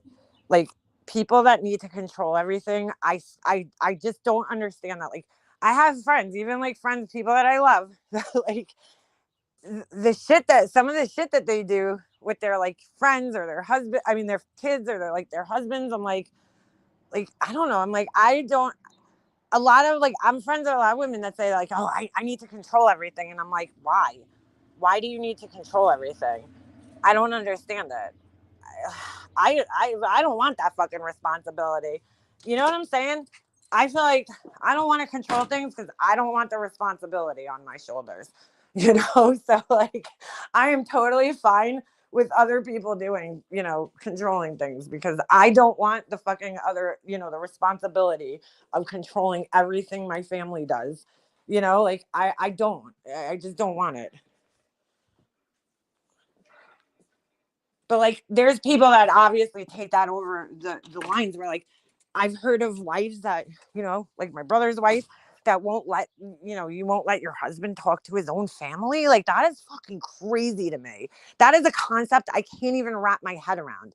Even if I hated my in-laws, which I don't, but I'm just saying, if I hated my in-laws, I would, there's no way I would tell my husband, oh, you can't talk to your mom. Like, that would never fucking even cross my mind to do that. That's the kind of shit I don't understand.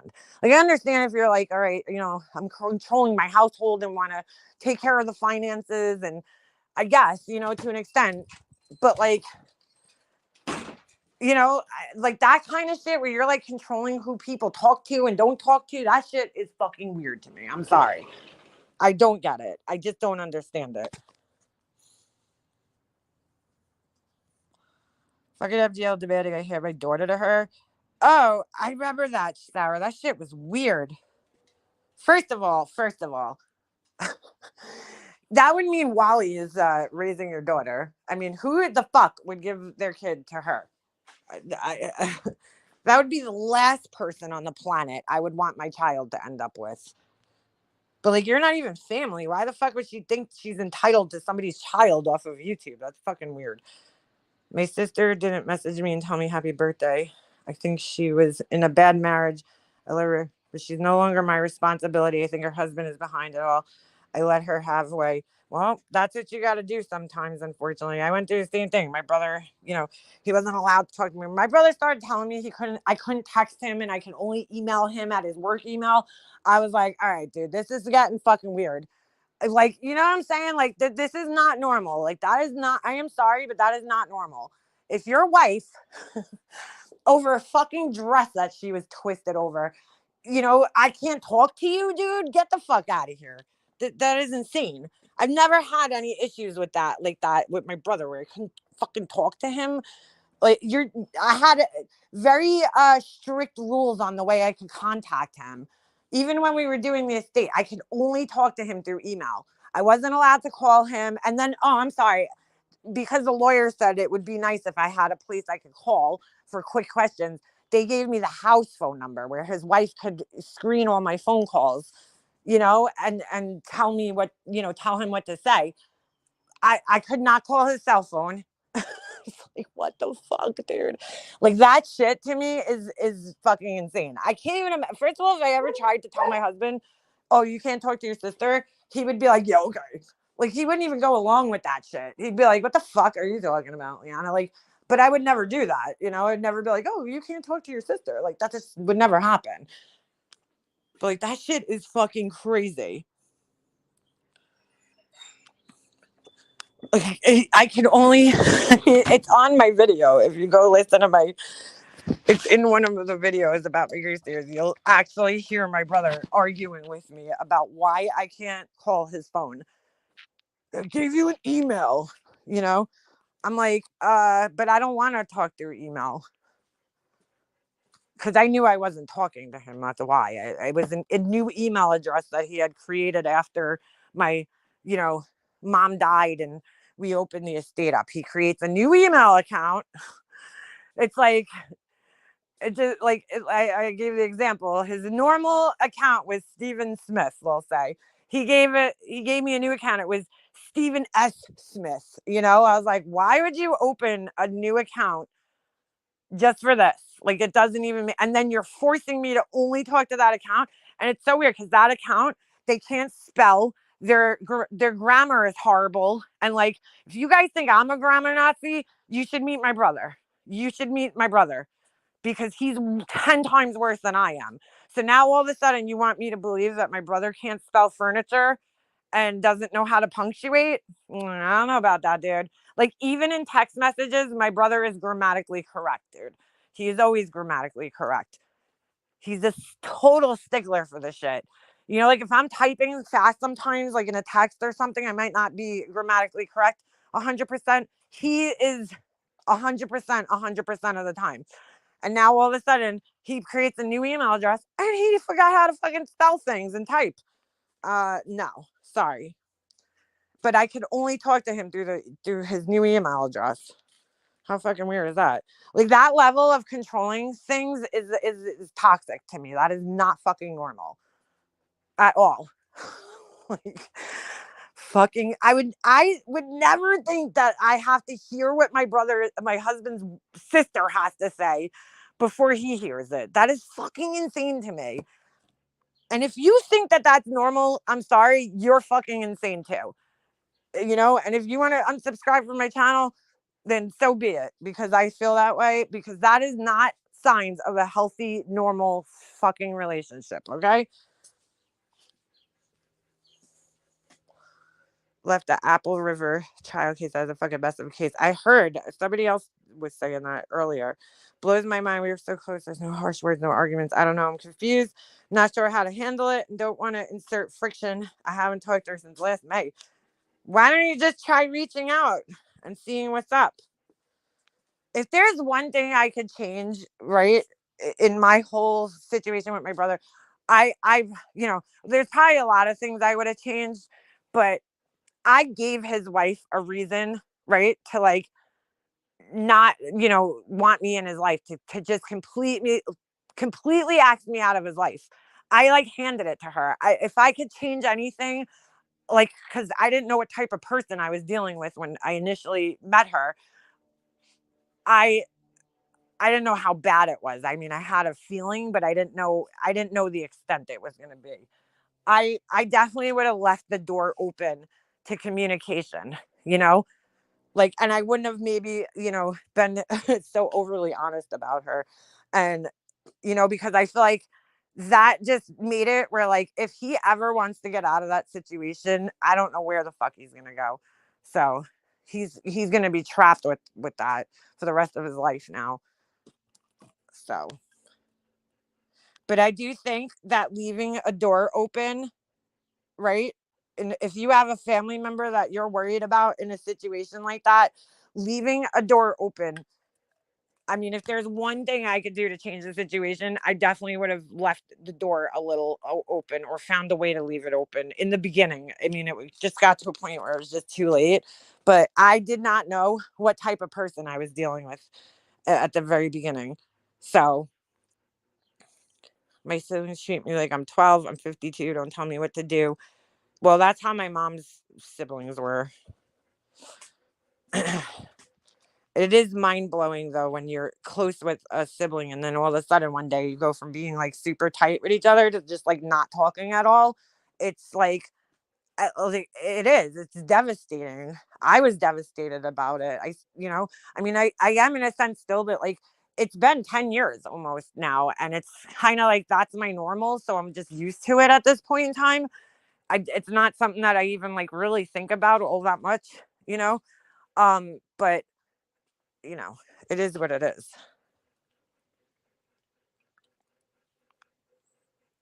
I did from me to like top of messages. I even sent her some Elvis memorabilia, and she like just never. Well, Seymour, then you know that she's just being probably controlled and brainwashed by her husband.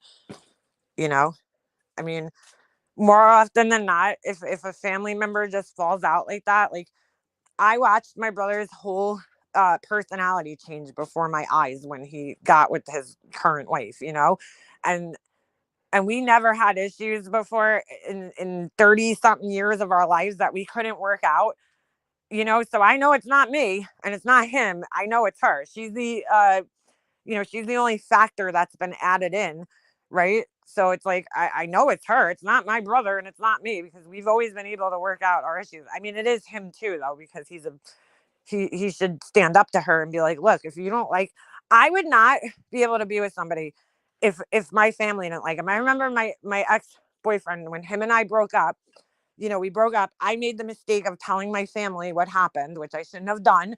Okay. Cause it really wasn't their fucking business. Um, you know, and then I decided to get back together with him, which that was the only person in my life I ever did that with, because like everybody else, it was like bye and I never talked to you again. But with him, we kind of broke up and kind of got back together a few times. And I wanted to bring him to the family party, and my uncle's like, no, I don't want him here. I don't want him here. And I'm like, what? Like, what do you mean? Like, I forgave him, you know, like, why shouldn't he be allowed here? But, you know, I had to respect that my uncle didn't trust him after that and didn't want him here and thought I could do better. So I was like, all right, you know, I was mad at my uncle, but then I was like, I can't have this. Like, I can't be with somebody that my family doesn't want around. Like that's not going to work. That's never going to work. I love my family too much. I can never be with somebody that I can't have around with my family. It's just not going to work. So that was it. Like, we were pretty much done after that. You know, I was like, I don't know, like, I can't do this. Who wants to be with somebody and you have to choose between your family and the person that you're with? It's crazy to me, you know? And my uncle was right. I understand totally how he felt and why he felt the way he felt. Bruno Mars' brain is more likely on Mars. What? He's the man. Who? Oh, Bruno Mars. What happened with Bruno Mars? I'm estranged from my sister. I have no issues never seeing her again, but I hurt for my kid who doesn't see her cousins. Well, YouTube hypocrisy. I feel exactly the same way. I mean, look, I love my brother. Like, we always got along great, and I miss him. I do. I miss my, you know, I miss hanging out with him. I miss laughing with him. There's so many times like I'll see something or whatever and I'll think of him and be like, oh, I wish I could tell him about this, you know? But like, I can't be around him if his wife is around. Like, I cannot be around his wife. I will probably kill her and be in jail. So not really. I'm not gonna really kill her, but it probably is just not a good idea for me to be around her, you know, at the end of the day. But that part hurts me the most, is my kid, like, and his kid. I want to know my niece, you know, like, you know how badly I want a daughter. Like, I wanted a daughter. Like, when I found out Jesse was a boy, I was like, are you sure that's a penis? Like, I was like kind of upset. I'm not gonna lie. I really wanted a daughter. I really, really wanted a daughter, probably because of my brother. Because I was like, oh fuck, my brother would have left my mom flat on her ass. Before my mom even got sick, my brother left my mom flat on her ass. Like, he would never help her with anything. And I was always the one that had to go over there and help her with the like boy things, like picking up dead mice and, you know, fucking changing chimney caps and shit, which was fine. I didn't mind doing it.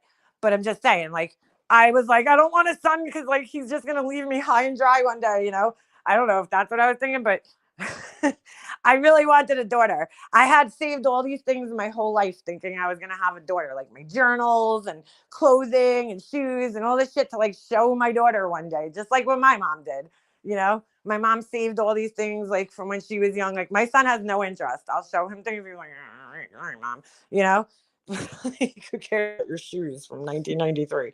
Thank you for the super chat. I love when you ramble on about ramble family stuff. The drama segments are the best, but I love your random stories. Thank you. But I was like, I don't know, you know, I wanted a daughter. Like, so the next closest thing since I'm not having one is a niece, you know, that I could go out and buy little cute outfits for and bring her to do girly things, like get her nails done, even though I probably wouldn't do that. Or I could bring her over here and do her nails, you know, like I don't have that. And like that's so sad. I would love to have a niece that I could do all those things with. I have other nieces, but they're not like it's not the same. Those are my half sisters. I didn't like live with them my whole life. Like this is my brother, my biological full brother and his kid. And I always imagined our lives just like when I was a kid where, you know, I hung out with my cousins. I was very close with my cousins. We used to like I didn't never needed friends really because I had my cousins. Like, you know, we would go out. I mean, I had friends, but I'm just saying, like, I didn't, you know, if a friend left, I was like, whatever. I got my cousins, you know, we go out, we go do things, you know, like I always had them, you know, and it's like, I don't know. I just fucking, you know, I feel bad that my son doesn't have that with my brother's kid. Like he has cousins on my husband's side, but my brother's kid is closer in age to him. And that shit bothers me, you know, but it bothers me too. Cause like his daughter's, I think she's like 3 years younger than Jesse. And I don't even know her. Like, I don't even know if she knows I exist. My son and I talk about my brother all the time. Like my son, I make sure he knows about my brother, like the things that he was into and all that. My son knows, it's almost like my son knows him, but he doesn't because he hasn't seen him since he was a baby. But I don't know his kid at all, dude. And I don't know if she knows about me because I have a feeling I'm not allowed to be talked about in his house. So I don't know. I have a feeling that, you know, my name's not allowed to be brought up in that house. But do you still keep tabs in a way? Would you have known if they had another child? Yeah, no, I definitely keep a little. I mean, there's really no way I block them on social media, but like, and there's people that know people that know people. I, you know, I hear things from time to time. They can't have any other kids because, first of all, she's older than my brother, and she had their kid that they have now. I think she was in her 40s. So, like, there ain't no way she's having another kid. She told my brother that she had. This is what my brother told me. I don't know if he fucked this up or this is what she told him. She told my brother that she couldn't have kids and that she only had not one ovary, right? She had half of one ovary. That's what she told my brother. I don't know. She has a lot of like crazy stories, this girl. And she had made a comment one time about kids in front of me. She didn't know I was standing behind her. And it was like a really fucked up comment. I don't remember exactly what it was. But it made me feel like she really didn't want to have other kids ever. But she ended up, I don't know, they did like, it was the weirdest thing. They did IVF or whatever, right? Something like that. And like she got pregnant like with the first treatment, which is rare, I would think, right? I don't know. I think she lied about having problems, fertility problems, then like had to go with the lie. I don't know. It was weird. The whole thing was weird. But I don't think she's having anymore because she already had a kid and then is having, you know, so her older kid's like in college and their kid, my niece, is I think I don't know. She's in elementary school. She's younger than my son, so I'm not really sure how old she is, though. I have no idea. Like, I'd have to think. Yeah, how do you have half an ovary? Good question. I have no idea. Dude, this girl had the weirdest stories, almost like in a way reminding me of like Laura, where like her stories just never fucking add up. Like she would say really fucking weird things, and I'd be like, how? Like I don't know, dude. Like the story, like I could never get a straight story because she doesn't talk to her own sister, right? my brother's wife. Something happened, but I heard like 4 different stories as to why they don't speak. So it has something to do with the sister's husband, but like I don't know what the actual fucking story is. One story is that he tried to kill her, and I'm like, gee, I wonder why. The other story is something about kicking a dog. I don't know. Like there's like 4 or 5 different stories that I heard about. So I'm not really exactly sure. Like I could tell you, I could pinpoint and tell you exactly why me and my brother don't talk to one another. But with her, for some reason, there's no like clear answer as to why she doesn't speak with her own sister. So I don't know. I have no idea. And the husband, right? The sister's husband, in my opinion, it can't have anything to do with the husband, because she swears that it had to do with the husband and that her and her sister don't have an issue. It's the husband, right? But the husband took his own life, right, at like some point in time, and as far as I know, they still don't talk to one another. So that's bullshit. Like, you know what I'm saying? It's bullshit. Because if you and your sister are fine and the only reason you talk is because of the husband, why don't you talk now? Because he's no longer in the picture. They still don't talk. So as far as I know, I mean, I don't know about now, but I'm saying like at the time he took his own life and it was out of the picture. Why wouldn't you then, talk to your sister and be there for her? They still don't talk, from what I understand. So, but yeah, I mean, there's still family members and stuff that, I guess talk to him, although I don't really hear much. I don't know how much my brother and her talk to like anybody in my family at this point in time. I know when my mom first died and they thought my aunts were the executors on her will, they were all up on my aunts like fucking white on rice. But like now that that's all over, I don't know how much they keep in touch, except for maybe, some Facebook post likes and shit. I really don't know how much they keep in touch with one another. It's really amazing though, because we live very close to each other, and I have not seen. I ran into them one time at Target, and she ran away from me. She almost hit me with the cart. It was the funniest thing. I don't know if I even told you guys this story. I might have. I was standing in Target, and Jesse was with me, and he actually spotted her out. He's like the witch. That's what my son calls her. He calls her the witch. He's like, Mom, the witch. I'm like, where? I was like, oh my God. So I was like, dude, I don't like, I want to avoid this asshole at any, at all costs. Cause like, I did not want my son to see me beat the shit out of somebody. So I was like, all right, we need to like hide. So I was like, all right, well, I'm in Target. I'm not leaving Target. I have a whole cart full of shit. So I was like, let me stand in the little boy's clothing area, because there's no reason for her to be over here. She doesn't have a son, you know? So I'm standing there and we're watching like where she's going. And all of a sudden, I'm like, I lost her. My brother and the daughter walked off. They like split away from her, shockingly. I was like, holy shit, the fucking umbilical cord reaches that far. I'm shocked. Reaches across Target. I can't believe it. But anyway, because they don't do anything like alone. Well, she does. She goes and does her thing alone. But my brother, he's not allowed to do anything like by himself without her. So as far as I know. So anyway, in my opinion, allegedly, right? So anyway, I'm like, fuck, I lost her. We're like ducked out. Me and my son are like ducked out behind this like clothing rack, like waiting for her to leave. And all of a sudden, I hear like a squeaky wheel of like a cart, and I look over to my right, and she literally like fucking, she didn't see me either.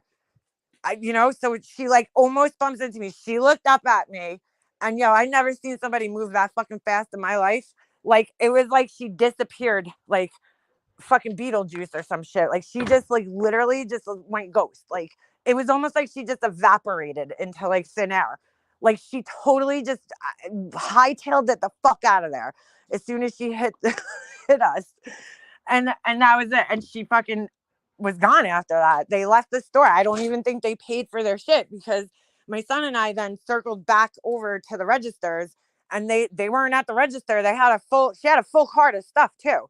So I assume she left her groceries and everything and just ran out of the store, because like we literally lost them. That we saw them walk towards the front door, you know, and then we saw them walk out, and then I mean, I didn't see them actually walking out. I saw them walking towards the registers, like towards the front of the store, and then we lost them. Like, so they're the only place they could have gone is out, because you know what I'm saying? Like they weren't at the register, and then, like the time that had elapsed, there's no way that she could have paid for everything in that time.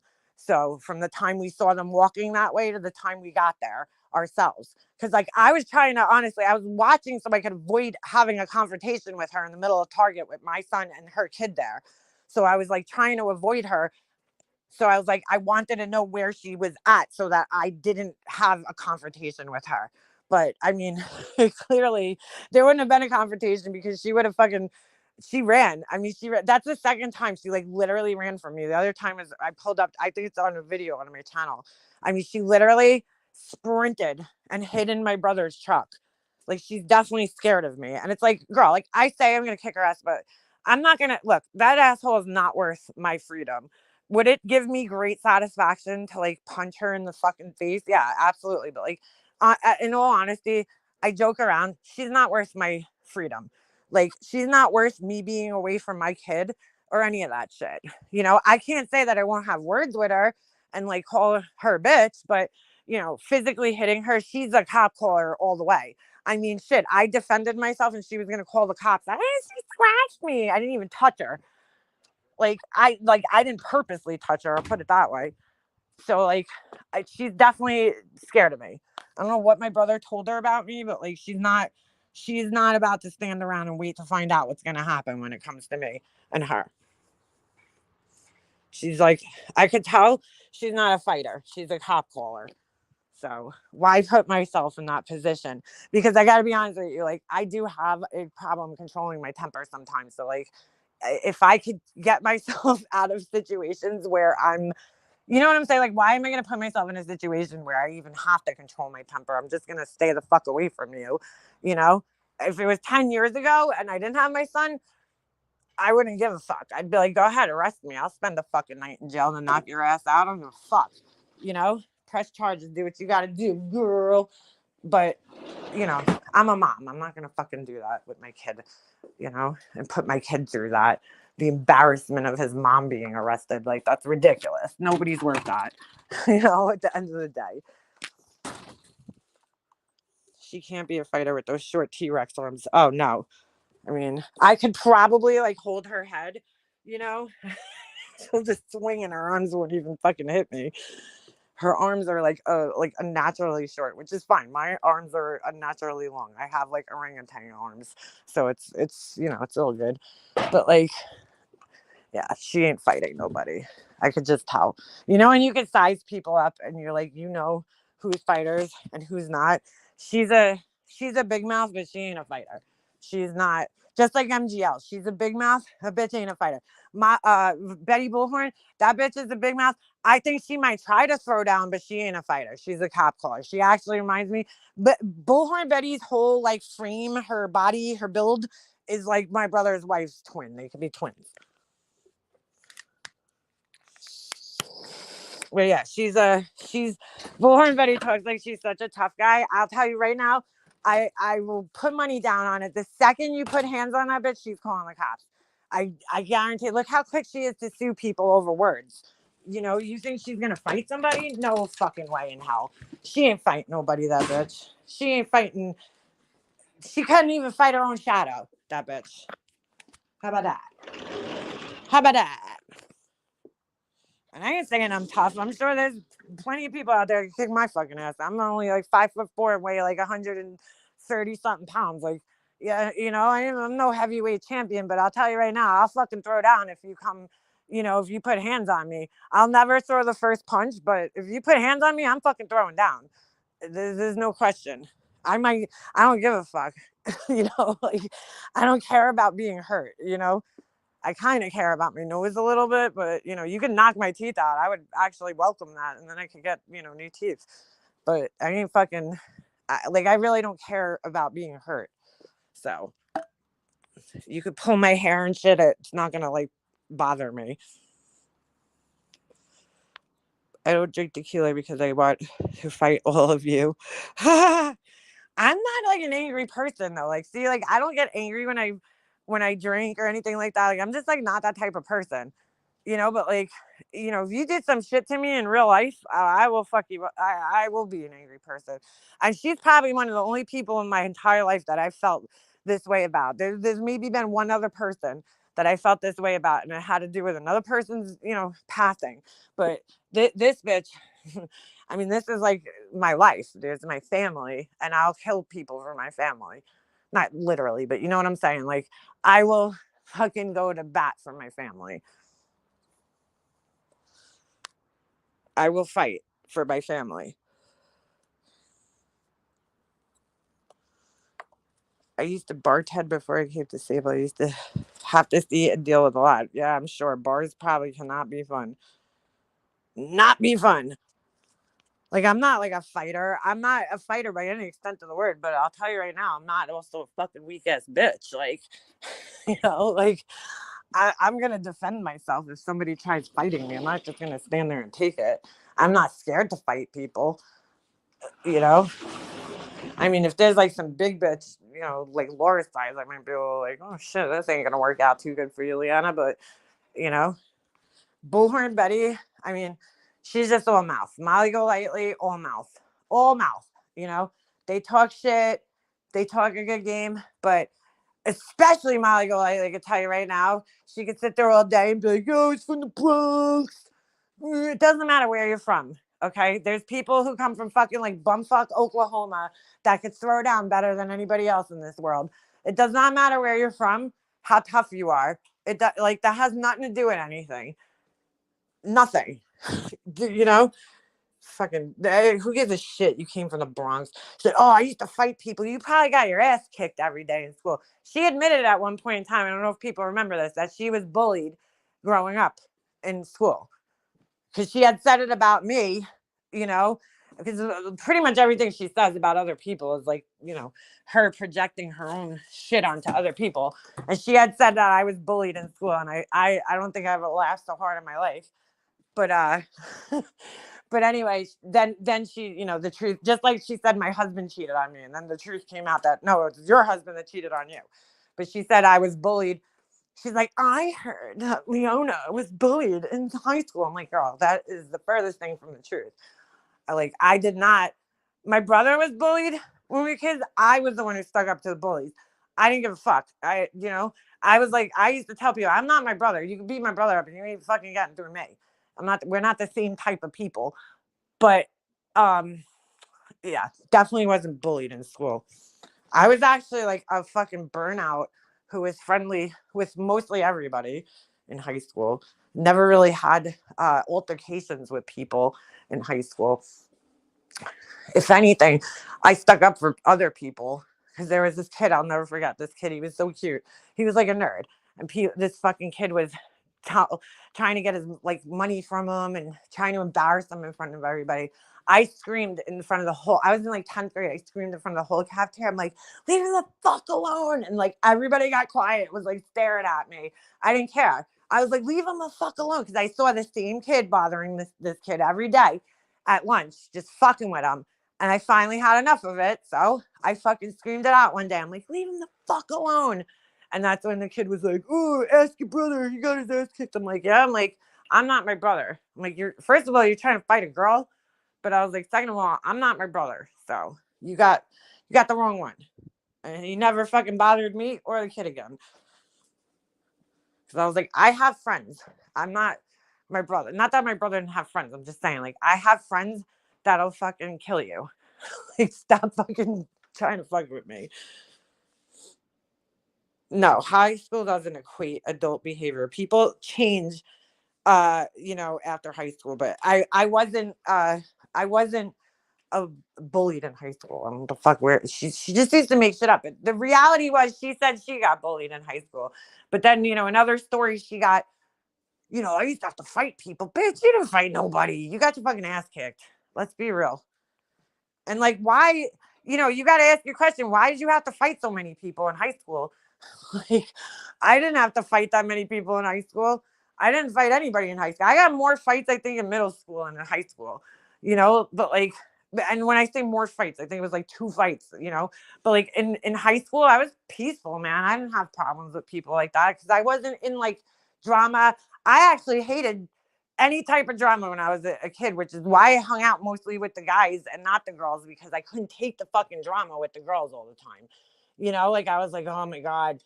I had a big group of girlfriends in middle school, and it was just constant drama, and I was sick of it. I was like, you people need to get your shit together.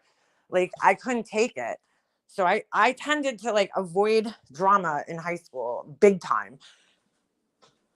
I was not into like fighting with people or whatever. If I had to like stick up for somebody, I would, but I wasn't. I really got to turn into like a big mouth when I got older.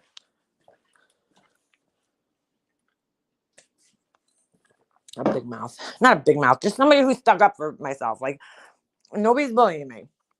I think if you know me in my personal life, to ever think that somebody could bully me is like the funniest fucking thought ever. Because I think anybody that actually knows me in my real life knows that that's like not even possible, Because I ain't no victim, dude, ever. But as an adult, I don't know. I really just don't see how you could be bullied as an adult. I don't know. Like a fully able-bodied adult, I don't see how you can be bullied. If you're being bullied, you're allowing yourself to be bullied at that point. If you have mental issues or something where you can't defend yourself and people are picking on you, then I totally, all right, fine, that's bullying. But, if you have the capabilities of standing up for yourself, how the fuck are you a bully as an adult? I just don't get it. There's a real chicken foot? What the hell? Chicken foot. I stuffed myself in the locker in 7th grade and everyone loved me after that. Wait, why would you do that? I don't even think we could have fit in the lockers in my school. They were so small. I never even used my locker. I had a kick open locker. That's what we used to call it in middle school and in high school. There was a way you could rig, because I could never remember combinations. I don't know what's wrong with me. But to this day, still, I cannot do those like dial combinations like for the life of me. I don't know what's wrong with me, but I cannot do those. And that's what we used to have. You used to have those dial combinations, and I can't do them. So I would have my friends kick my locker in and bend the door so that you didn't have to lock it. Because I hate it. Well, in middle school, it was like that. They already had the combination on the door. You know what I'm saying? So I would have my friends like bend the door for me so that it didn't lock when it closed, like it didn't latch. Because I never put anything in there that I cared about, So like I just hated having to remember a fucking combination. And I could never do it. I would be standing in the hallway for like the full, like, what do you have, 4 minutes between classes, like trying to like do the stupid combination. I was like, I give up. I'm like, I can't do these things. I don't know what's wrong with me, but I can't do them. So I always had a kick open locker. So like everybody used to use my locker because if they just wanted to throw shit in there, because like anybody could just walk up to my locker and just throw shit in there, because I hated locking it. I it was like a pain in the ass. So the only thing I ever put in there was like paper. My locker used to have like just paper stuffed in it, like, because like we carried our book bags around with us. So I carried all my books, and then I don't know, the same thing in high school. I didn't even use my locker that I was assigned. There was this kid in 10th grade, and he had the best locker spot because it was like right by the cafeteria where like everybody was passing, like the whole school had to pass through there to get places. And it was like for socializing purposes, it was the best place to have a locker, like you want to check the guys out. That was the spot to have a locker. My other locker was like all the way in the corner of the school, in like this corner by the science room. And I was like, there's nobody down here. It sucks. So this kid, when I was in 10th grade, he was a senior, and he had the locker right there in a good spot. And I was like, dude, can I have your locker when you leave? And I don't know, I lucked out. It never got assigned to anybody else ever again after he left high school for some reason. I don't know why. Probably because it was broken, because it was bent and you didn't have to have a combination on it. And that was my locker for my whole high school career, pretty much. It was the best spot to have a locker because like that's where everybody was going down to the lunchroom, so you could like socialize with everybody, you know. It was the good people watching spot, shall I say, you know. If you like want to see like all the crazy shit that's going on, that's the best spot to have a locker. So that's where my locker was. But I don't think we could have fit in the lockers. Maybe in high school, but I don't, in junior high, definitely not. The lockers were super tiny. It's so weird having a locker. You know what pissed me off? When we were kids, I go into like the stores now, like during back to school time, and they have like all these locker accessories. Like they had like the little chandeliers, and you could put a light in there and shit, and a mirror, and like shelves, like magnetic. Like they did not have that when we were kids. Either they didn't have it, or like my mom just kept me away from that shit because she didn't want to pay for it. But I was like, I want a little locker chandelier. Like what the fuck? What the fuck?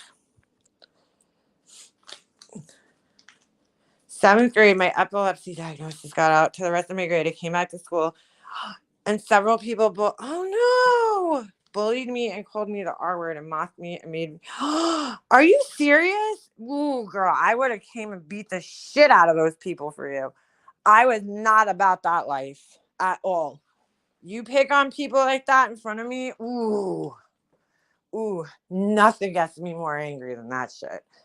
Absolutely nothing. I had a very soft spot in my heart for like people that got picked on like that, or like nerd, you know, kids that people deem nerdy. Because my brother, you know, in his grade, he was a couple of years older than me. Like he was picked on. He wore glasses. When he was a little kid, he had a pirate patch on because he had to get some operation on his eye, and the kids picked on him for that. And then he had an operation on his throat, so he had like this puffy thing on his throat for a while, and people used to like fuck with him, you know. And then even when he got older, like he was like a nerd, like, you know. But I fucking love nerds, you know. I love the nerdy kids.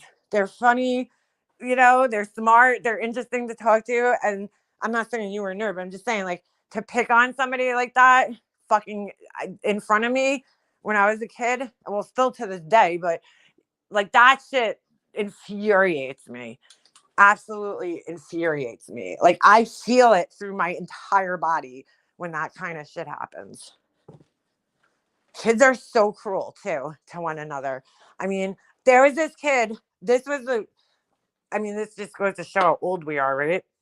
There was this kid in my creative writing class in, what was it, 10th grade or 11th grade? I think it might have been 11th grade. And his name was Lenny. And he was the first kid I ever knew to come out of the closet and say that he was gay. And I was like, you go, boy. Like, I was like, holy shit. We had to write a thing about ourselves in our creative writing class. And so, you know, everybody stood up and they read their thing and introduced themselves and, you know, talked about themselves a little bit. So he stood up in the class and he was like, my name's Lenny. And he's like, and I'm gay. And like, just came right out. And like, you got to remember this back in the 90s. And that shit was like, remember, it was a big deal when people came out of the closet. Like, look how much times have changed. Holy shit, how much times have changed, you know? But like, it was a big deal. That kid, because of that, and I don't know how it got out of that little creative writing class, because I never said anything to people. Like, I didn't think it was that big of a deal. You know, I was like, all right, so he's gay, like, whatever. But I guess it was a big deal. He could not go back in the fucking cafeteria after that. So nowadays, I feel like that would never happen. Like that, you know what I'm saying? Not only would kids not probably bully him, but the teachers would not even allow that to happen. The schools, you'd get sued. The school would get sued if a kid had to sit outside of a classroom or a lunchroom because he was getting bullied so bad because of his sexuality. That shit would never fly these days. But he would go in the cafeteria and people would start yelling the F word at him and calling him a homo and like, you know, all that kind of shit. And it was really fucked up.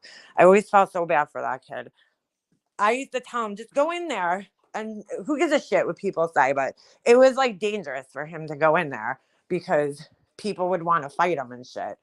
I mean, like, that's how much times have changed now, because I feel like nowadays that would never happen. I think kids are more accepting of that shit nowadays, but like, the school wouldn't even allow it to happen for somebody to be segregated like that into the hallway. So he used to sit out in the hallway with his little group of girlfriends, and he had a lot of girlfriends. And he used to just sit there and eat his lunch. And he didn't care, though. He would stand right outside the lunchroom, like, he didn't give a fuck. But it was probably better that he stayed in the hallway, but it was also sad because I was like, dude, that's fucked up, man. Fucked up. I was proud of him when he said it. I didn't know the kid. I met him in my creative writing class because he was a year younger than me. So like, he wasn't really in my classes until then. But I wonder what happened to him. He was sweet. He was a very nice kid who I'm sure is a man now. So crazy how those certain things stick out in your head, though. But at the time, it was like we were in a totally different world in the 90s. I was poor and listened to ODB in 6th grade. Small town folk didn't know what to think of me at a very heavily Mormon populated school. They had no idea. Well, girl, you would fit right in my school at ODB. Ho-dee, hey, yee-haw. Yee-haw. We would have loved you. Oh my God. I can't imagine growing up like that. You were a weirdo here if you listened to rock music. Like, not that like you were a weirdo, but like the kids that listened to like alternative music, like they were like the kids that got beat up and picked on, you know? That's so weird. Like, I can't imagine that. And I went to an all white school. My school was predominantly white. There was one black kid in my school when I was in 10th grade and 11th grade. And then he graduated when I was in 11th grade. And then, it was predominantly white. We had like Hispanic people and then, Asian, but no, diversity when it came to that. Some diversity, like as far as like, I'm sure there was indigenous people in my school because Long Island's, got an indigenous community. But no black people in my school at all. That's why my son's school, I like it because it's mixed. It's very diverse, My school was not like that, but we all listened to rap music. Everybody did. I loved it. If you walked around my high school in the 90s, it looked like what was that movie? Oh my God, Jennifer Love Hewitt was in it. And the guy with the red hair that played Dr. Evil's son, Seth Green. Remember that character he had with the goggles on his head? Okay, that was my entire school. Just like a bunch of replications of that guy. That was my school. That was my school. That guy times like 1,000. That was my school. We really didn't like. It's crazy that I grew up in New York and it was just, I don't know. I lived in a very white neighborhood. Seth Green is like 4'11". Yeah. What was that movie? I can't remember the name of the movie though. Jennifer Love Hewitt was in it, and then Seth Green, and he had like the goggles and he wore the baggy pants, and they all like picked on him, kind of. Not picked on him, but that character was like every kid in my high school, pretty much.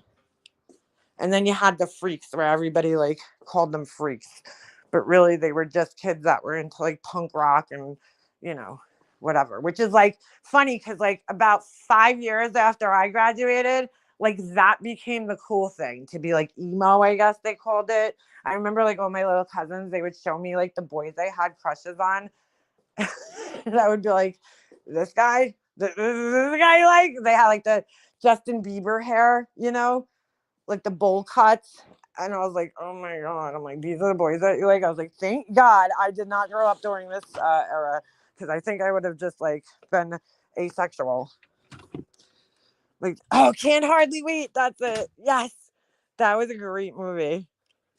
Like in my school, they had Beat the Freak Week, like where the guys used to go out, all the jocks and, whoever else used to go and like beat up the kids that dressed like freaks. And my brother was one of them.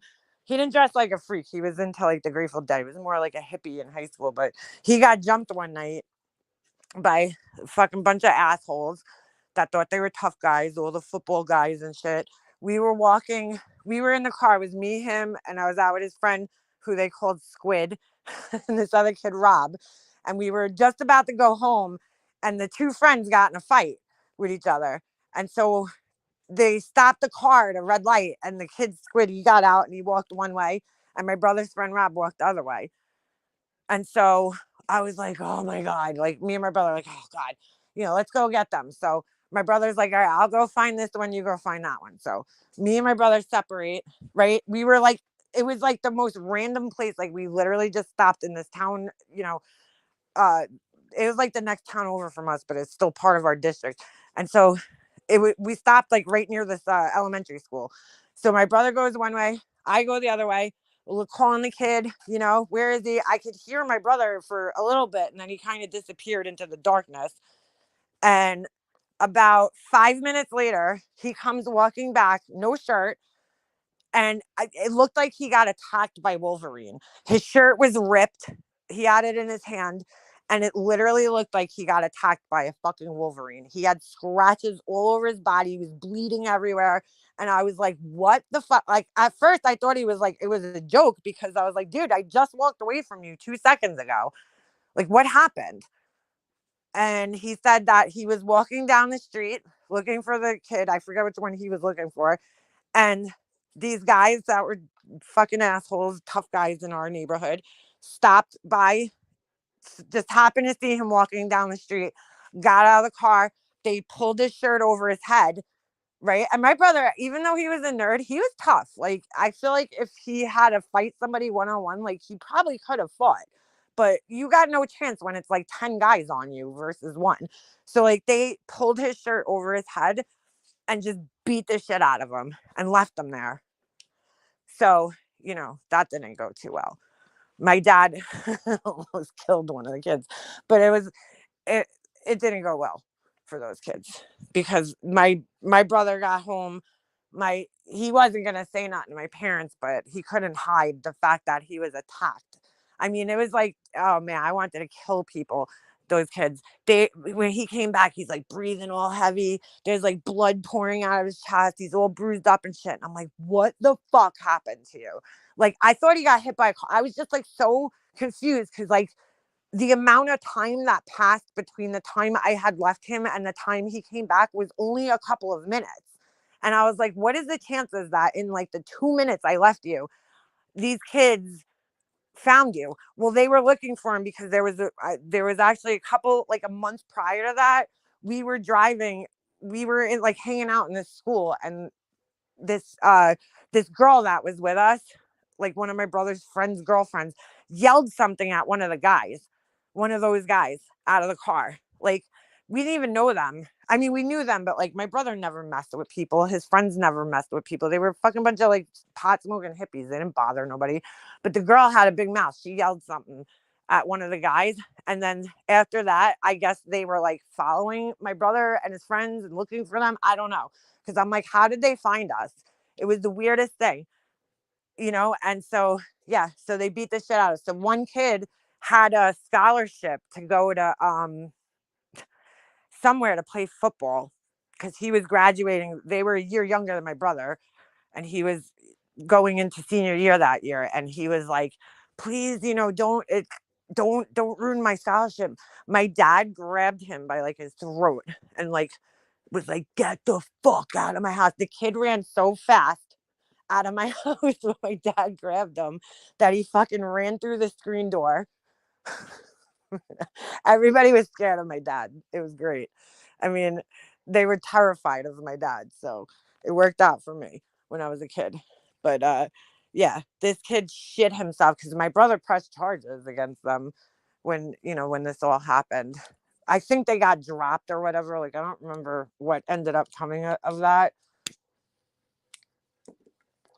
But initially, my mom was like, we're pressing charges. I mean, like, dude, they fucked my brother up. It wasn't like he just, like, got beat up. Like, they tore him to shreds. Like, 10 guys down on the floor kicking you. Like, he didn't even do anything, my brother. They literally just beat him up for the way he looked, for the way he dressed, and the kind of music that he listened to. So, yeah. So I definitely wasn't a big fan of people like that. Not at all. Not at all. And I know people like Chase to be like, why do you bully Laura then? I'm not bullying Laura, dude. It's the internet, and we talk a little shit, Tracy. That's a little different. I'm not going around hurting people and beating people up, because I could already see that one coming.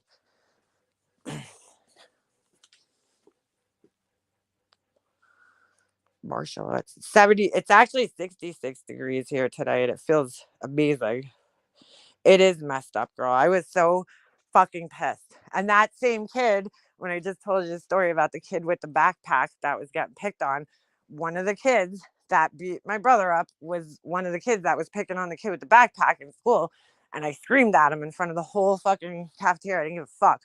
And he's like, ask your brother what happened to him. And I'm like, I'm not my brother, motherfucker. I was like, come fuck with me and see what happens to you. Because I hung out with older kids that were like in my brother's age. Like, I hung out with the kids that were considered the cool kids in my brother's grade. So I was like, come hang out with, come fuck with me and see what happens to you, dude. And plus, my best friend, her older brother and his friends, like, nobody would have let anybody mess with us in our town. So we had back. So, and he never bothered me after that, because one of my friends was in the school with him and was like, yo, dude, don't mess with her. It ain't going to turn out good for you. And then that was it. And it's so funny because they all friend requested me on Facebook like years later. All the kids that beat up my brother. I was like, what the fuck? I'm like, why is this guy friend requesting me on Facebook? Like, you kicked my brother's ass. You don't remember this? I think because they probably beat up so many people in the neighborhood, they probably don't even remember who they beat up. They were a bunch of roid fucking readers. It was so funny because most of them were like losing their hair in like high school. I was like, yeah, you got big muscles, but you probably have a tiny penis. I hate to say that, like Laura, but and no and no hair. You're 18 and you're losing your hair already. Like, those words. Steroids were huge when I was in high school. Like, I don't know if kids still do those, but back in the 90s, like, steroids were the thing. Everybody was juicing. That's what we used to call it. And all the guys were doing juice, and you always knew when they were, because they'd get acne. They'd all have back knee and fucking, all of a sudden, like, the guys that didn't have acne all of a sudden had acne. You're like, what the fuck? Like, do kids even do that shit anymore? Steroids. Oh my God. I remember though, I had a bunch of kids in my school, like, all of a sudden, just got like jacked overnight. You're like, okay, dude, you're losing your hair, you're jacked, and you got tons of pimples, and all of a sudden you're like an angry person all the time. What happened to you? Steroids. We called them juice heads. That's the name we called them. That's why Jersey Shore, like, they called them juice heads. That was the name. That's exactly what we used to call people, just like that, juice heads. Ronnie, I'm from Jersey Shore, perfect example, juice head. That guy definitely juiced. There's no question in my mind that guy was juicing. Because there's like muscle, and then there's like, usually when people do steroids, what happens is like their chest gets really big, their arms get big, and then like the rest of their body stays really small. When somebody's actually working out and building muscle, it's usually like pretty even looking.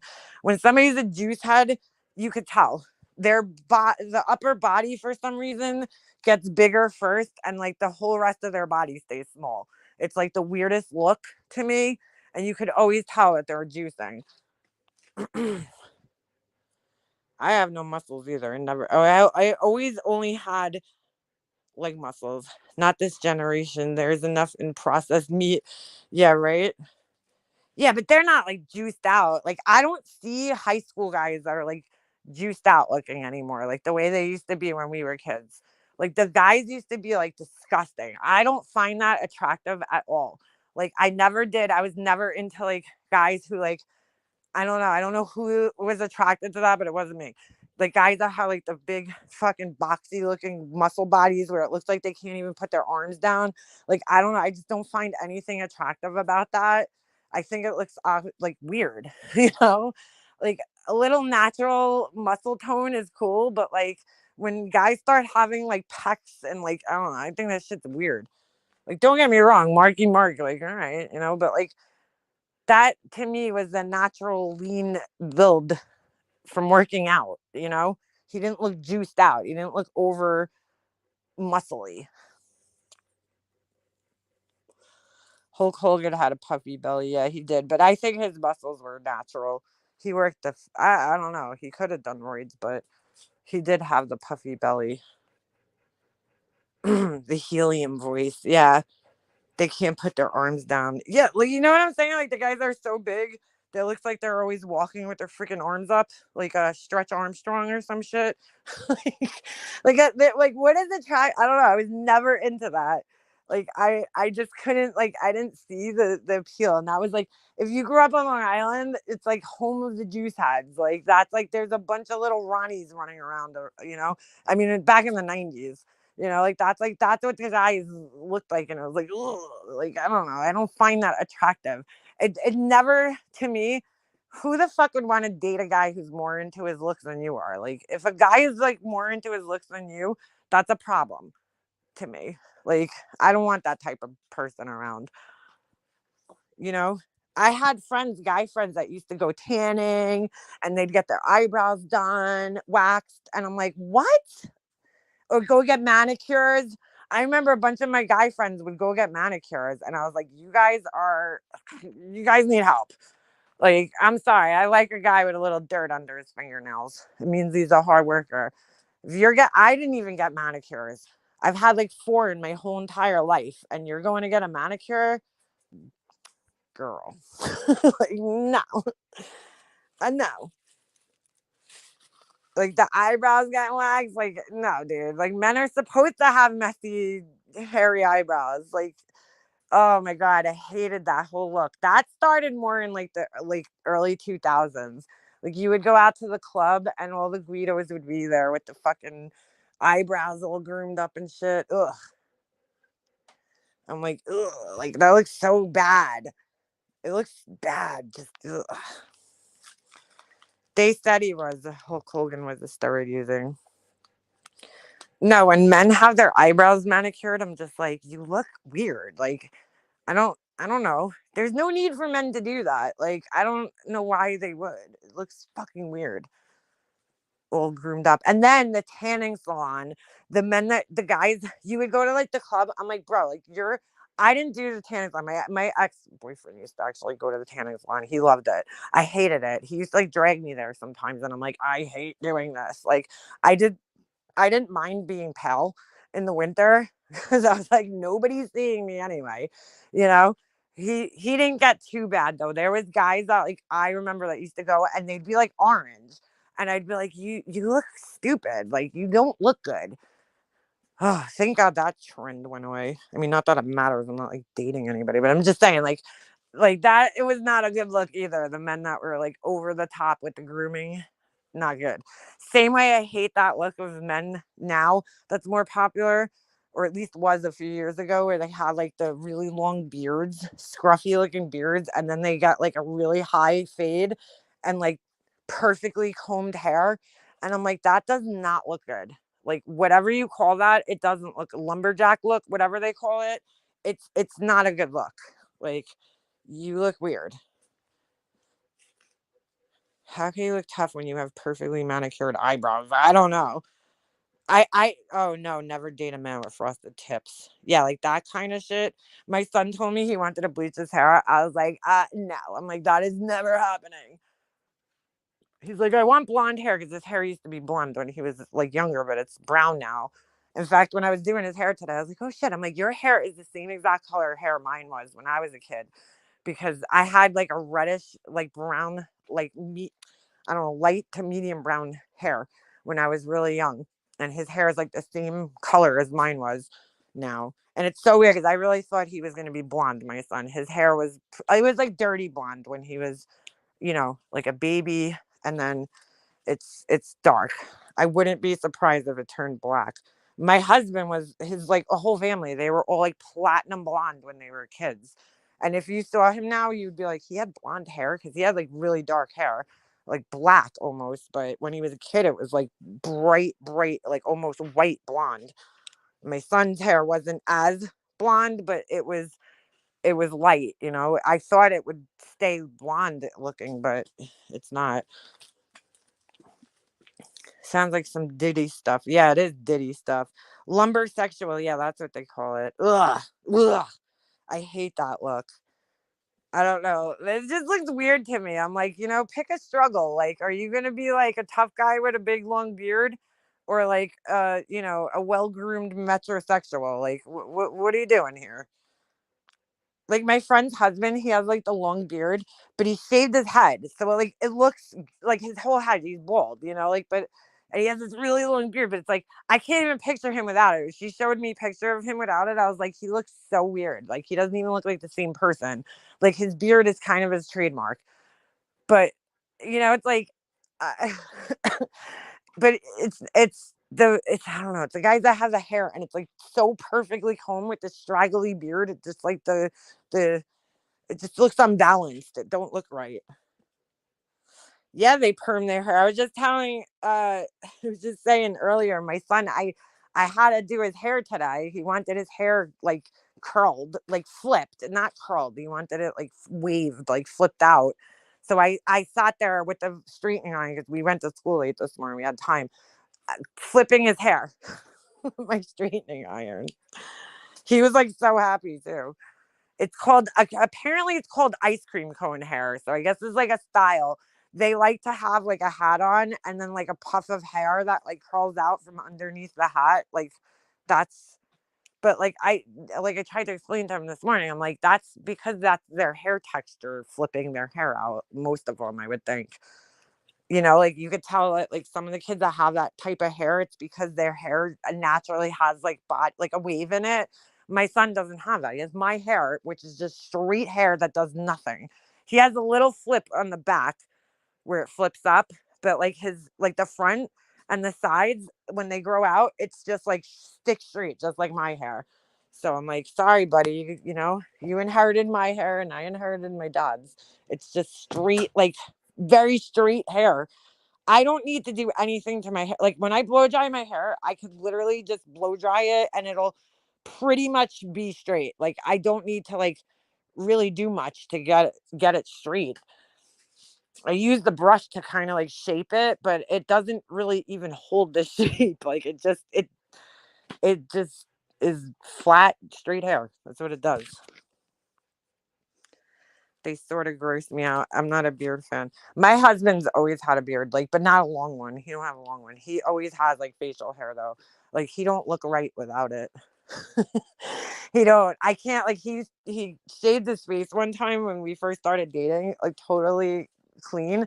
And I was like, don't ever do that again because I am so used to him with facial hair that he's like looks like it almost looks like half his face is missing when he doesn't have the beard. I can't explain it because like ever since I've known him since what, 7th grade, he's always had facial hair of some type. I think I met him when I was like around 13 and he used to have, I mean, it was a style back then, but you guys remember like in the early or maybe late 90s, I guess. Yeah, mid to late 90s when the guys like used to have that like super thin beard. Like it was like a line like Method Man had. Like it was like I don't know, just like a straight line and it was like just like outline their chin. Like all my guy friends had that. They like it the ones that could grow facial hair because some of them didn't have it, but they all like would shave their beard into this like very thin line. That's what my husband had when I met him, and he always had something. He always had some type of like facial hair on his face, and so like when he shaved his freaking beard off, I was like, what happened to you? Like, it looks like you lost half your face. Like, because it balances his face out. I don't know. He's just like, not that he looks bad without it. It's just I'm not used to him without facial hair. Even like my father-in-law, he always had a mustache, my husband said, and he shaved it off one day and they were like, what the hell? Like the kids were like crying because they were like, what happened? I mean, my uncle was like that too when I was a kid. He always had a mustache and he shaved it off, and we were like he looked so weird. It took so long to get used to him without the mustache. I don't mind a little, shadow, a little short beard like my husband has. I don't like the long ones are gross. Like I wouldn't personally like it. But you know what? Because my friend has it and he kind of I'm kind of I'm used to it, like not used to it like that, but I'm just like it kind of grew on me. Like I can't imagine him without his long beard. He has like a long beard, but he keeps it neat and shit. Doesn't look like nasty, but his beard's got to be at least like 5 inches off his chin. It's definitely the longest one I've ever seen, but it's not like straggly looking. Like he keeps it, neat. It's just really long. I mean, I'm glad my husband don't get into that. That's all I'm saying. But it's like it's his like trademark. Like I can't picture him without it. He looks like Santa Claus. I mean, but yeah, I'm not into I see some like gross ones. You know who shaved recently? And I was like, dude, you look so much better. Does anybody watch Cinema Shogun on here? Big guy, big guy. I know a couple of you guys. Oh, dude, I have to do Linky's pineapple. I totally forgot. I had to paint it. I knew there was another thing I had to work on today. What do you call it? He had that like straggly looking beard, Cinema Shogun, and I hated it. I was like, oh, it's so gross. And he shaved it off recently, and I actually left him a comment. I'm like, you look so much better. Because that guy gets jacked on for his looks. People are so mean to that guy. And I'm like, you know what? I don't care what he looks like, but I do think he looks a lot better with the beard shaved. Hey B, he's been covering what's her name? Gypsy Rose a lot. I can't keep up with her. I'm like, oh, shocker. She left her husband. Like, why is anybody surprised? Did you actually think that marriage was going to last? Because I didn't. She left her husband. Shocker. And then, what was the other thing? She got plastic surgery, I heard. She got her nose done, which, she needed a nose job. I'm just saying. I mean, her nose is kind of like her character. I feel like it gives her character, but as a girl who's had a nose that wasn't that bad, but I'm just saying, I get it. Like, I get wanting a nose job as a female. Men who get them, I'm a little like, okay, it's a little weird, but like women, who have bigger noses and want a nose job, like I did it. Best thing I ever did in my life, My son wears short goatee. That's what my husband has. He has a kind of like little tiny one. I like TM's chin. Gives her a certain look like TM's chin. Where'd she go, dude? She went like back into hiding. I thought she was gonna spend an entire week dragging Laura. I guess that didn't work out too well for her, huh? I was so looking forward to her like dragathon of Laura, and then she fucking just disappeared. Thanks a lot, Tiffany. Thanks, girl. I knew a guy that got a chin implant. Oh, that's weird. I remember, what was that show on MTV back in the day? The guy got calf implants. I'm like, what? That is the weirdest thing in the world. Why would you want bigger calves?